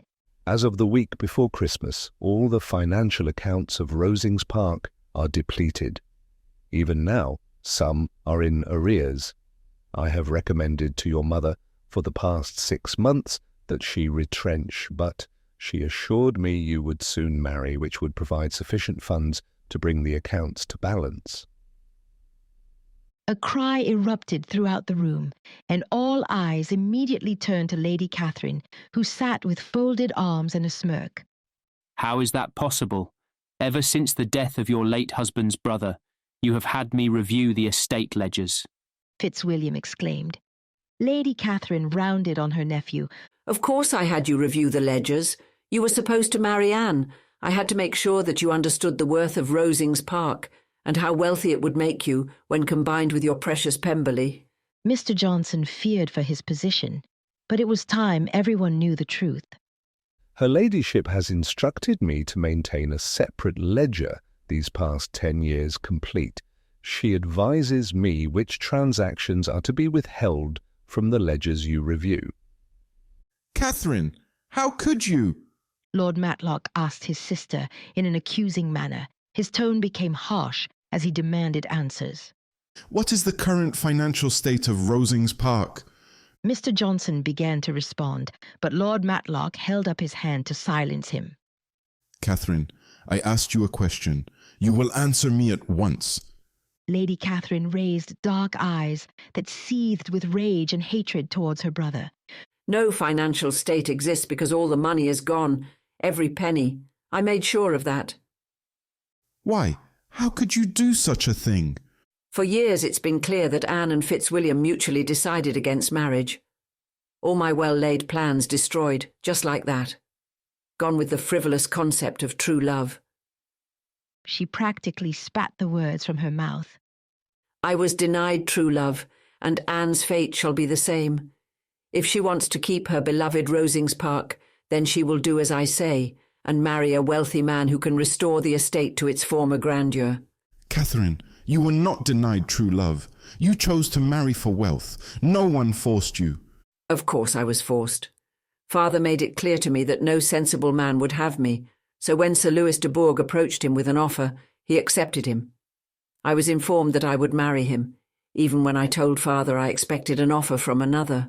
Father didn't agree. He claimed the man would never ask and demanded that I marry Louis. Well, I did it. I gave up true love and married Louis, and for what? Nothing. I would have happily embraced spinsterhood even without the other man's request. In fact, I should have preferred it. Truth was, he asked, the very next day, but Father rejected him because he was not wealthy enough.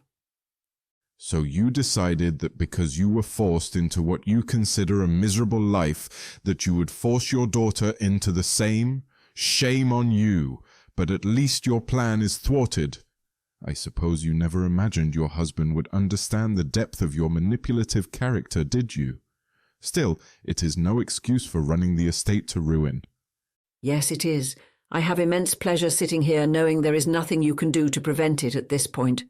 Anne must marry a man of fortune, or she loses it all. Looking at Anne, she steepled her fingers and tapped them against her pursed lips as she chanted, Choices, choices, choices.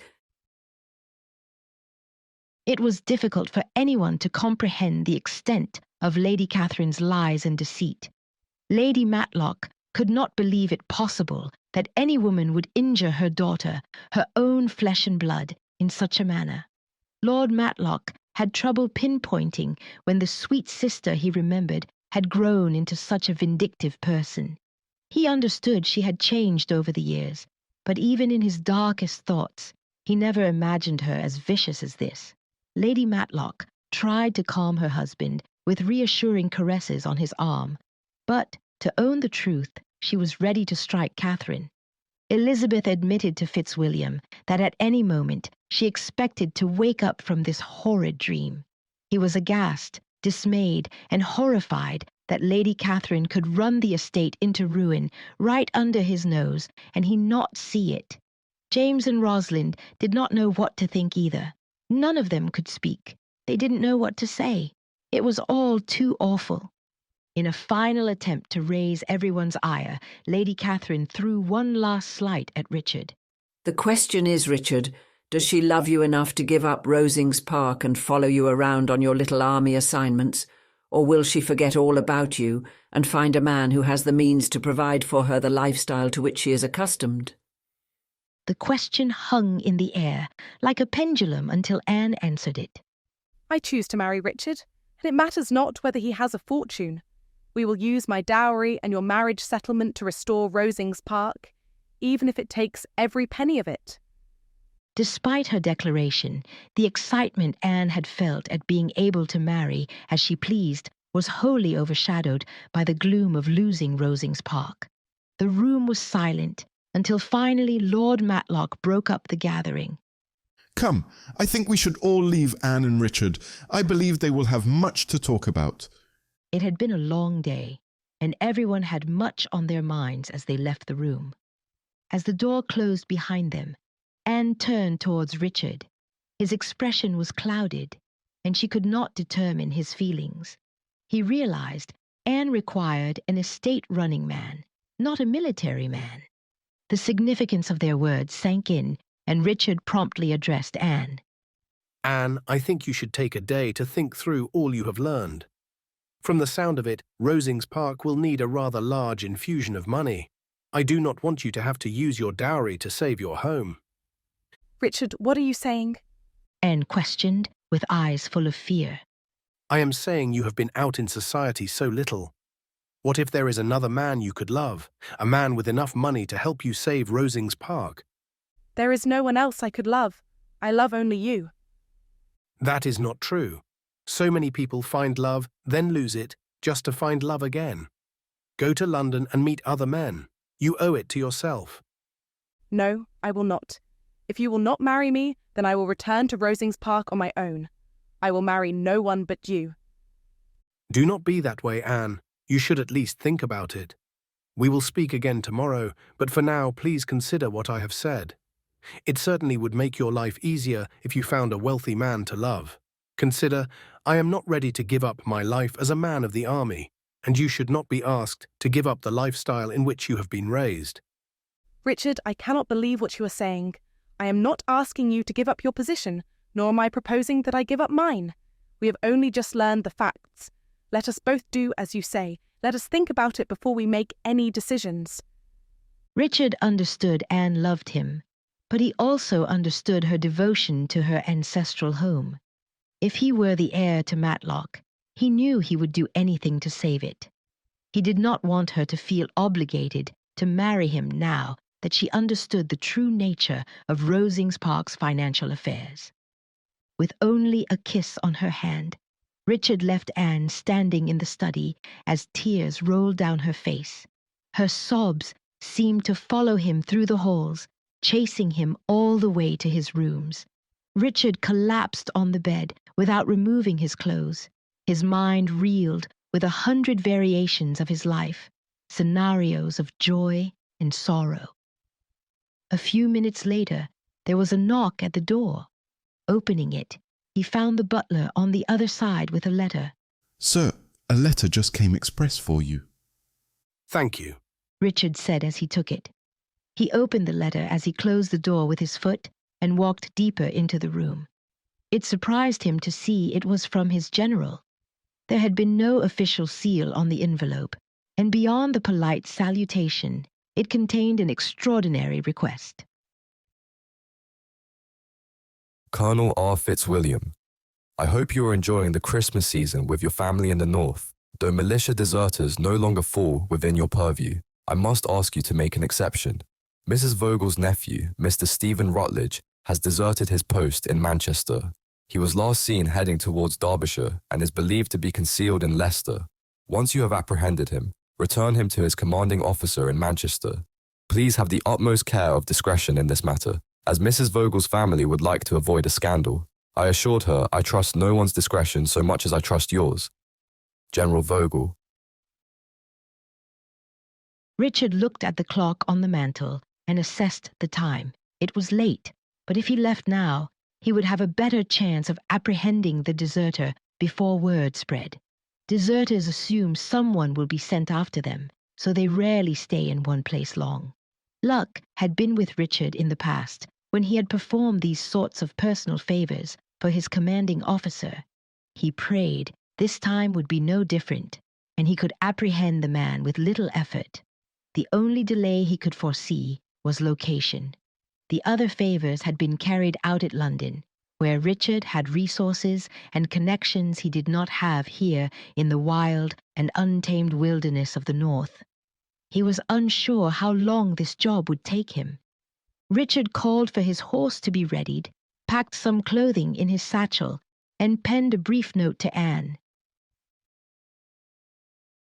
Dearest Anne, my general has called me away on business that cannot be delayed.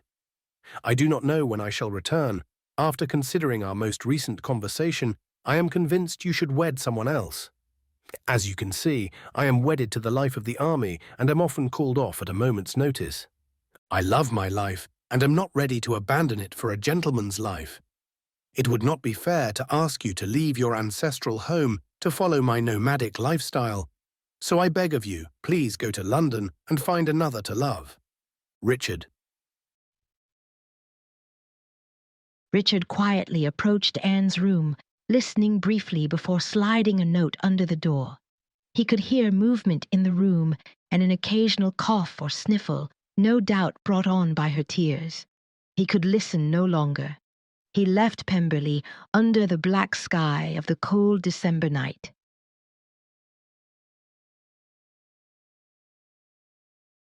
Chapter 17. The day of the Bennets' departure soon came, and Mrs. Bennet was forced to submit to a separation which seemed all the worse because her dear Jane had announced her imminent relocation to the north. Their departure was far more vocal than when the Darcys had left Longbourn the day of their wedding, for she did not have the enjoyment of the day's events to distract her. "Oh, my dear Lizzie," she cried, "when will we meet again?" "Soon, Mamma.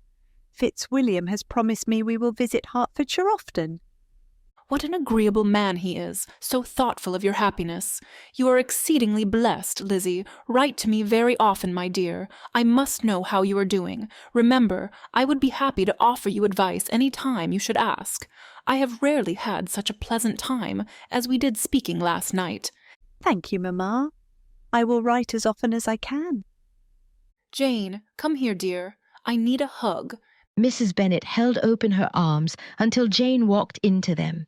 Embracing her tightly, Mrs. Bennet prattled, "Now, you make sure Mr. Bingley's carriage is warm enough. I would not want you to catch a chill on your way home. When you return, I will come and visit you."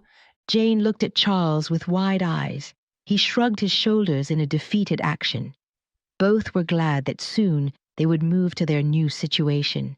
Fitzwilliam's adieus were heartfelt. Never had he imagined he would come to love his wife's family as he had. despite the turmoil and contention that they had caused. He advised Mrs. Lacroix to have a basket of food prepared for their journey home, and he had extra pillows, warming stones, and rugs added to their carriage. He had thought of everything to make their trip more pleasant. Georgiana, Mary, and Kitty cried. It distressed them they knew not when they would see one another again. Even a promise from Fitzwilliam that Georgiana could go with them on their next trip to Hertfordshire did not satisfy, for they had not yet set a date. The girls promised to write regularly, and soon Fitzwilliam was considering the economy of hiring his own man to carry letters between Pemberley and Longbourn, for there were bound to be many. Once the Bennet carriage pulled away from the drive, Elizabeth and Jane stood at the drawing-room window, watching it clatter down the road until it was no longer visible. Fitzwilliam and Charles both knew their wives already missed their parents and younger sisters, though they tried not to show it. Soon after, their attention was drawn to a commotion on the staircase. "Uncle, uncle!" Anne shouted in a frenzy. "Oh, where is my uncle?" Elizabeth stepped from the drawing-room just in time to hear Fitzwilliam address her. I do not think he has come down yet this morning. What is the matter? Anne waved a piece of paper towards him, which he took from her. Turning it over, he read as Anne provided Elizabeth with a summary. "It is Richard. He has left on army business. That is not all of it either. He has broken our engagement. The worst part about it is he penned it in a letter. The least he could have done was have the decency to wake me and tell me in person." Anne paced back and forth in front of them. "The presumption of Richard to think I would allow him to break our engagement so easily. No, I will not have it. I know he loves me and I love him. He says he agrees with my mother that I should marry a wealthy man who can save Rosings Park. I will not have it. My mother shall not triumph and ruin my chance for happiness." Elizabeth tried to calm Anne and get her to stop rambling, but she would not. Anne had worked herself into a frenzy, and nothing but Richard returning to Pemberley would put her at ease. "Of course I shall triumph, I always do." Lady Catherine cooed from the top of the stairs. She had overheard her daughter and was pleased with the situation. "Richard has more sense than I gave him credit for. I am mightily proud of him for understanding the situation and taking matters into his own hands." "I hate you, Mother," Anne said through clenched teeth, and then turned towards her uncle's room. It was a full hour before Fitzwilliam, Lord Matlock, and James located the stable boy who had saddled Richard's horse late last night. The boy knew little, just that Richard had called for his horse to be saddled, and that he had left in his uniform with a full set of saddlebags. He had not given the boy any indication of when he would return, nor did he say where he was going. The entire party was left to await his return and console a distraught Anne.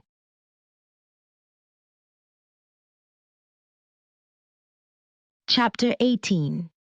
The Departure of the Bennets. The day before had been the beginning of the Pemberley guests returning to their homes after the holiday. Today, James and Rosalind were leaving with their 3 adorable children.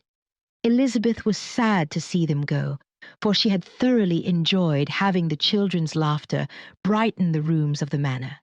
With the distressing matters of the financial affairs of Rosings Park and the wedding of Anne and Richard being unresolved, Lord and Lady Matlock felt it prudent to extend their stay.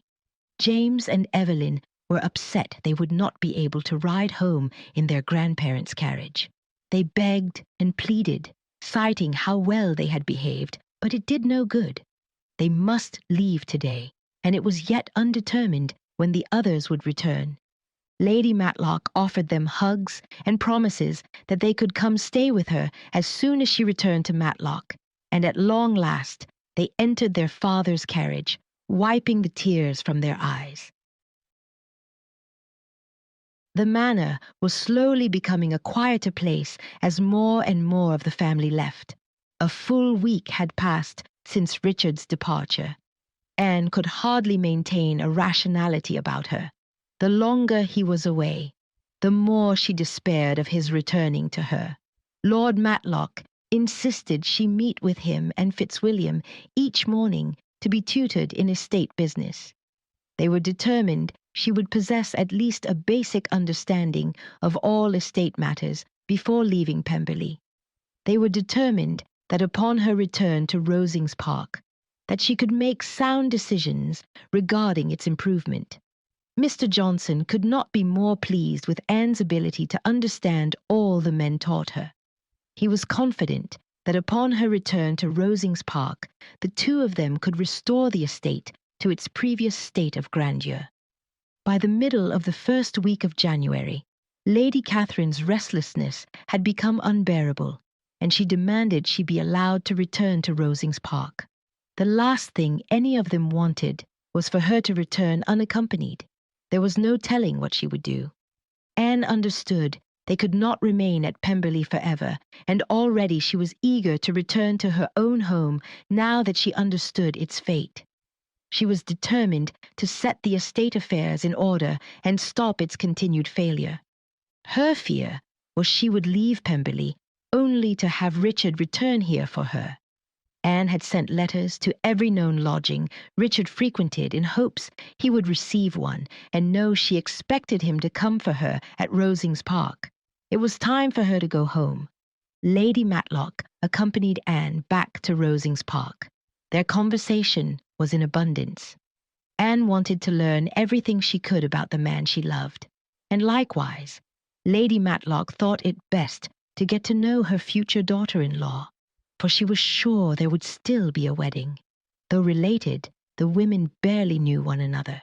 The overbearing Lady Catherine, the distance between their homes and their brief visits in the past, had not provided them ample opportunity to know one another as well as they ought. The conversation in the second carriage, however, was stilted. Mile after mile passed in silence between Lord Matlock and his sister. The closer they came to Rosings Park, the more indignant she became. Lady Catherine had already been informed by Anne that she would have 2 days to gather her belongings and move to the Dower House. Anne had begged help from her uncle to monitor her mother. No one trusted Lady Catherine simply to pack her belongings and leave the place. They all feared she would cause more damage to Rosings Park. The third carriage conveyed the Darcys. It had not been their intent to leave Pemberley this winter, but under the present circumstances, Fitzwilliam felt a sort of responsibility to Anne. He had not taken lightly the charge from his aunt to review the Rosings Park ledgers, and he was appalled that he did not notice her duplicity. That his aunt had pulled the wool over his eyes angered him beyond reason. Fitzwilliam planned to assist his uncle and Anne in any way he could. Elizabeth cared not where they travelled, even if the destination was Rosings Park, so long as they were together. Georgiana remained behind with the Bingleys, who were invited to stay at Pemberley as long as they wanted. Their continued presence would provide company for Georgiana until her companion returned the following week. As an added bonus, it would offer the newly married couple the privacy they had been missing in at Netherfield. They were happy to accept the invitation and took the opportunity to drive to their newly let estate, where Jane took measurements for her new curtains and spoke to Charles about how she would like the furniture placed. Both of them were counting the days until they could take up residence there, sure that it would offer them every bit of happiness they dreamed of. Richard had been in Leicester for 10 days. He already knew where the deserter was.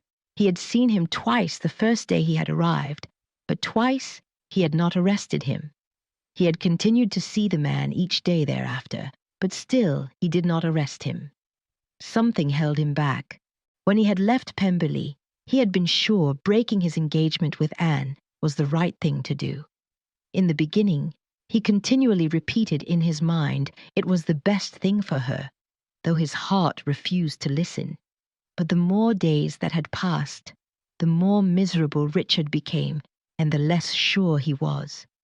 In previous assignments, he had easily apprehended deserters, returned them to their commanding officers, filed the requisite paperwork, and returned to his lifestyle of leisure, all within 3 days' time. Not this time. His heart just was not in it. Once he arrested the deserter and returned him. What then? Would he return to Pemberley, London? His lack of resolve regarding his own life made it nearly impossible for him to complete his assignment. Finally, he could wait no longer. If he did not apprehend the man and take him in, then General Vogel would send another. In any case, he was tired of sleeping in a bed that was not his own and wearing the same clothing day in and day out. If nothing else, apprehending the man would allow him to return to civilized society, even if he was miserable and discontent with his life. At last, he arrested Mr. Rutledge. Carrying it out was easy.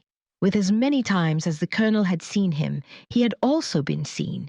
The man had at first suspected the colonel was there to apprehend him, but as the days passed and the colonel had never made his move, the man had relaxed and let down his guard. Colonel Fitzwilliam escorted Mr. Rutledge's transport to Manchester, where he handed him over to his commanding officer and then went to the local office to file the required paperwork. Good God, man, what took you so long? The militia secretary squawked as Colonel Fitzwilliam entered and sat down at a vacant desk across from the man who had been his friend for many years. Colonel Fitzwilliam grumbled something incoherent and picked up a pen, dipping it in ink. What is the matter? You are not acting like yourself, man. What has got into you? Nothing. Ah, I see. A woman has slighted you. A woman has not slighted me. Colonel Fitzwilliam barked back, but then he breathed out a sigh of resignation. I was the one doing the slighting, and I wholeheartedly regret it. Would you believe that 10 days ago I was engaged? Engaged, not you. Yes, it is true, but alas, I was a fool and broke it off. Why? His friend questioned. Because, as I said, I am a fool. That is why. Well, at least the ladies of London will not have to experience the pain of broken hearts because the infamous Colonel Fitzwilliam is off the marriage market, he retorted. Do not be callous, man. I am in serious pain here. I am not being callous. I have heard the ladies speak of you often. The day you publicly announce your engagement, the streets of London will be flooded by the tears of wailing women. Fear not, for that day will never come. I have lost my only true love. I shall never marry another. She must be some woman to have you pining away over her as you are. She is. No more was said between the two until Colonel Fitzwilliam handed the man his paperwork and rose to leave.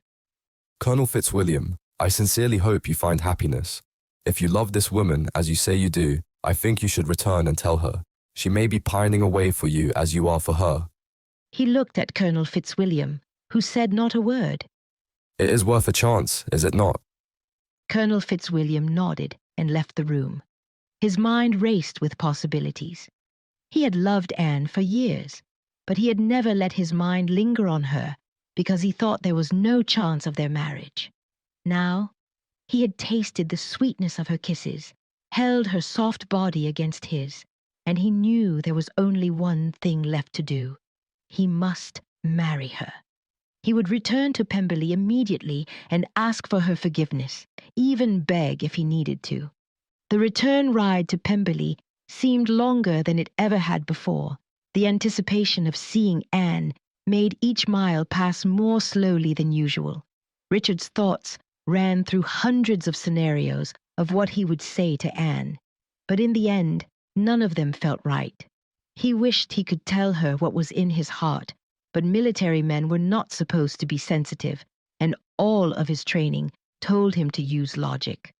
In the end, as Pemberley came into view, his heart won out. He was determined to seek Anne and tell her just how much he loved her.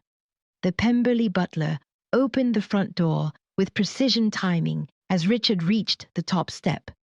Georgiana knew of his riding up the drive and was there with the Bingleys to greet him. Richard, you are back. We did not expect you, Georgiana said as she reached out and wrapped him in a hug. You did not? Why not? I said I would return. I just assumed you would have received word that everyone left for Rosings Park and joined them there. Richard's face fell at the news. Anne is not here. No, she is not, and you should be ashamed of yourself, Georgiana scolded. Had you been here, Mr. Borg very well may have taken your head off. Charles jested. You put that woman through more misery than you can imagine. She was upset then. Upset? Harumph. That is an understatement. Not only did she have to deal with the distress of a broken engagement, but then she had to listen to her gloating mother. I think you will have some serious explaining to do when you return to her, said Charles. She is very angry then. Not angry per se, Jane chimed in with all her sweetness. but all her hopes of happiness were shattered as soon as they had been realised. The poor dear. If it were me, I would not want to see you again unless you had changed your mind, said Georgiana. I have, Georgie, I have. Richard spoke quickly, trying to emphasize how he had changed. I rode back here as fast as I could with the intent of telling Anne how much I love her. Then you had better get cleaned up, have something to eat, rest well tonight, and then make haste to Rosings Park. It is likely to take you 4 days complete to get there in this weather. I will make sure a carriage is ready for you in the morning. No, Georgie, I will go on horseback. On horseback? Richard, it is too far to go on horseback in this weather. You should use the carriage. I assure you we will not miss it. It is safer this way. I can travel much faster on horseback. It is likely I can take off a full day, perhaps 2 from my journey if I ride. Very well, but if you get sick with pneumonia, do not say I did not warn you.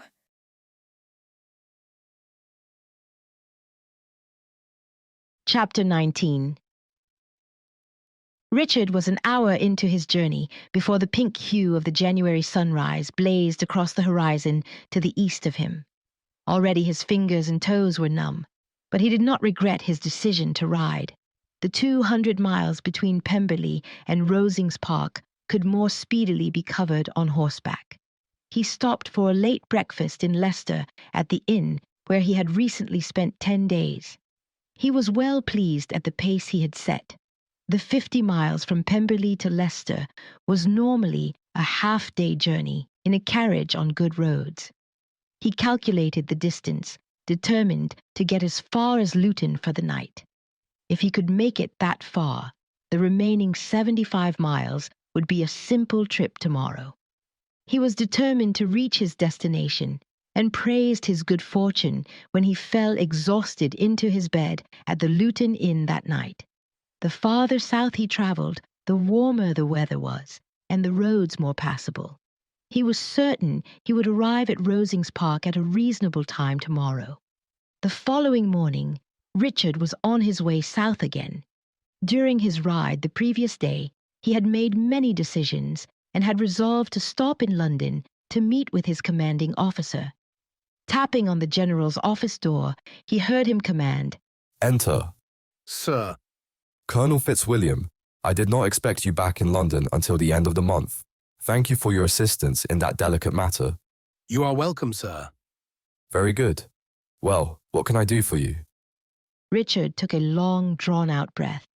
Once he made his request, there would be no going back. Sir, I have had the happy fortune of meeting a lady. Congratulations. Do I know her? The general had long been a married man and highly approved of all his officers having wives. A woman calmed even the most wild man and gave him a sense of responsibility. No, sir, I do not believe you do, though you may have heard of her family, the de Bourghs of Rosings Park in Kent. De Bourgh. No, I do not believe I know them. Yes, well, that is not the part I came here to discuss. Miss de Bourgh is the heiress to Rosings Park, and when we marry, I will take up the responsibilities of the master of her estate. General Vogel was beginning to understand just what the colonel had come to discuss. Ah, I see. You wish to sell your commission. Yes, sir, I do. Today I want only to notify you of my intent, but I will return before the end of the month to file the paperwork. When is the wedding? Richard assessed his general and then resolved to tell him the absolute truth. Sir, may I be frank? Of course. General Vogel said, eyeing Colonel Fitzwilliam suspiciously. Miss de Bourgh is my cousin. We have known one another since infancy. The past 10 years complete, we have loved one another, but we could never declare ourselves because of family politics. You know how it is. The general nodded and gestured for the colonel to continue. This Christmas, we were able to come to an understanding. But a few days later, we found out her mother has run her rather large and once profitable estate to ruin. All of Mr. Borg's inheritance, except her dowry, is gone, and she is faced with the possibility of losing her estate. Though her dowry is a rather large one, I felt it prudent to break our engagement to allow her the opportunity to find a wealthier man. One who could bring a fortune to their marriage and help her restore her home. However, I have since determined I was wrong. I simply cannot allow the woman I love to marry another. I am on my way to Kent to reunite with her, beg her forgiveness, and see if she will take me back. Well, that is quite a story you have there. I thought sagas such as this only took place in those books my wife likes to read. He laughed heartily and leaned forward in his chair. Do you think she will take you back? I certainly hope so. What would you do if she does not? Richard's shoulders sagged as he slowly replied, Work by her side to help her restore her home, begging her forgiveness night and day until she relents. So, you are determined to give up your commission even if she will not immediately take you back? I am. Very well. I will make some inquiries and have the papers ready when you return. Send me word a few days before you arrive. Thank you, sir. Is that everything? Said General Vogel. Yes, sir, it is. You are dismissed. Richard nodded and turned to leave the room. He paused when General Vogel addressed him as his hand reached for the door. Colonel Fitzwilliam, I will be sad to see you leave the army, but I approve of your decision. I always say a man needs the love of a good woman. I hope your Mr. Borg will be a loving wife for you. Thank you, sir. There is no one else I could ever imagine being with. Richard was in high spirits when he rode the remaining 40 miles to Kent. He had a plan, and every good soldier knew that the way to win a war was to have a clear plan. It was nearing 3 o'clock in the afternoon when Richard espied the chimneys of Rosings Park peeking through the trees. He urged his horse on, both eager and apprehensive to see Anne again. When the stable boy took his horse, Richard threw his saddlebags over his shoulder and walked up the front stairs. Ringing the bell, he heard a commotion on the other side, but no one came to the door. Richard stood a moment, waiting, until finally he gave up and opened the door himself. He stepped inside to find his parents and Anne arguing with Lady Catherine. The Darcys were standing off to the side, trying to keep out of the fray. No one noticed him at first, and he soon gathered the reason for the argument. Anne was adamant her mother should leave the manor and move into the dower house. Mother, you should have left days ago. I have been lenient until now, but I will not allow you to question my authority or advise the servants in opposition to my desires. No, Anne, I will not. I have far too many memories here, and I refuse to leave. Lady Catherine sat down in the chair near the door, determined to stay put. It was clear to Richard that her stubbornness was acting in her favor, and unless his parents and Anne changed their methods, the outcome was inevitable. Richard made his presence known when he reined in his aunt and turned the tides of the battle in their favor. He had the element of surprise, which was highly in his favor as he commanded their attention. Aunt, you will desist your offensive behaviour and act as a guest should, for that is what you are, a guest at Rosings Park. Richard, said Anne when she saw him. She hurried to where he stood and threw her arms around him. Not a word was spoken. She simply commanded a kiss from him in front of the entire party. Lord Matlock cleared his throat to garner their attention, but then he had to grab his side in pain as his wife elbowed him. You have returned to me. I knew you would. I am so glad. Oh, Anne, I have much to tell you. But first we must settle the problem of your mother. Richard kissed her forehead gently, and then returned his attention to his aunt. Taking Lady Catherine by the elbow, he pulled her to her feet and led her to the door. Then, calling to the footman to follow him with her trunks, he escorted her all the way to the estate's dower house. Anne paced the foyer, counting each second he was away from her. The past fortnight had been the hardest she had ever endured. The fear of losing her ancestral home was nothing to the heartbreak she had been experiencing by having Richard break their engagement and leave her alone. She had been at Rosings Park for little more than a week, but already she, her uncle, Fitzwilliam, and Mr. Johnson had made ample progress towards ceasing the financial drains on the estate. They were close to knowing the full extent of the deficit, and would then be able to determine what would be needed to restore the estate to its previous state of profitability. Anne prayed it would not be more than her dowry. It eased her mind when her uncle told her that no matter the cost, he would ensure she did not lose Rosings Park. When the door opened and admitted Richard for a second time that afternoon, Anne stopped her pacing and looked at him. She feared her eyes were deceiving her, that he was not actually there, until his strong arms circled her and drew her close. Anne, I am a fool. Can you ever forgive me? Anne looked into his eyes, willing to forgive him anything if he would promise to stay with her. Her heart was too overcome to let her speak, but she nodded. How could I ever believe I could live without you? The past 2 weeks have been torturous for me. My heart longed to be with you, but my head said I should not be so selfish. I reasoned you needed a man with fortune. But then in the very next moment, my heart would take over again, and I knew so long as we are together, everything will work out. I know together we can restore Rosings Park.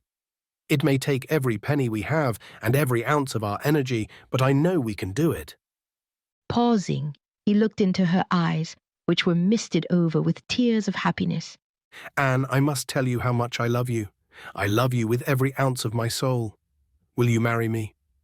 Yes, Richard, nothing could make me happier. The two shared a passionate embrace. A moment later, Richard stepped out of Anne's arms and said, I have more to tell you. More? What else can you possibly have to say that cannot wait until later? I would prefer another kiss. As tempting as that is, I must tell you everything. On my way here, I stopped in London and told my general I want to sell my commission. I want to help you restore your home and make it my own. Though it was not what she expected, nothing he could have said would have made Anne happier. She raised up on her tiptoes and commanded another kiss from him. His tender kisses were a balm to her troubled soul. With him, everything was possible.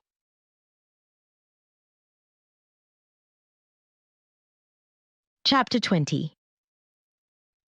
Although Anne had always considered him handsome in his uniform, when she entered the chapel on the arm of her uncle and saw Richard standing at the front in his grey coat, she thought he had never been so handsome. She could hardly believe she was finally marrying her true love, and she rejoiced that she and Richard would never be parted again.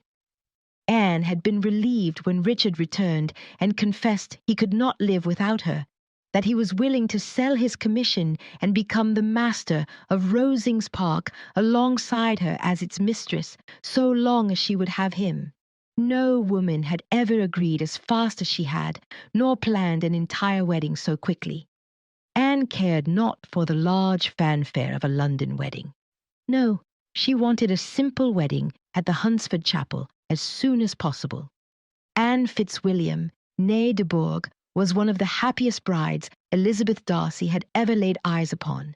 Her entire being glowed with warmth and happiness whenever she looked upon her new husband. It was a look Elizabeth knew well, for after 2 full months of being married, she still looked upon her husband in the same way. The Darcys left Kent not long after Richard and Anne's wedding. Their return trip would take 3 days, but happily for them, the weather was mild and the roads well maintained. Elizabeth reclined in the seat against Fitzwilliam, his arms wrapped tightly around her as she rested her head against his chest, a rug placed across their laps for warmth. Fitzwilliam, Elizabeth said, though our first Christmas was much more exciting than we thought it would be, I think it turned out well. I agree, Fitzwilliam responded, kissing the top of Elizabeth's head. Elizabeth tilted her head to look into his eyes. Smiling, she asked, Do you think we will ever be able to top it? Fitzwilliam laughed, strengthening his hold around Elizabeth. I certainly hope not. I prefer that our next Christmas be fraught with dullness. Oh no, I would never want that. I love the pomp and fanfare of a festive season. Elizabeth continued to hold the gaze of her loving husband. Oh, I have the perfect solution, she exclaimed. And what would that be? Fitzwilliam asked curiously. I think we should fill the house with children and enjoy an intimate family party. A broad smile spread across Fitzwilliam's face as he responded. What a perfect idea. Then, tipping his head towards his beautiful wife, he kissed her in such a manner there was no question whether he agreed with her proposal.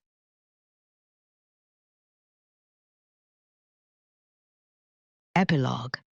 With the Darcys, Richard and Anne were always on the most intimate terms.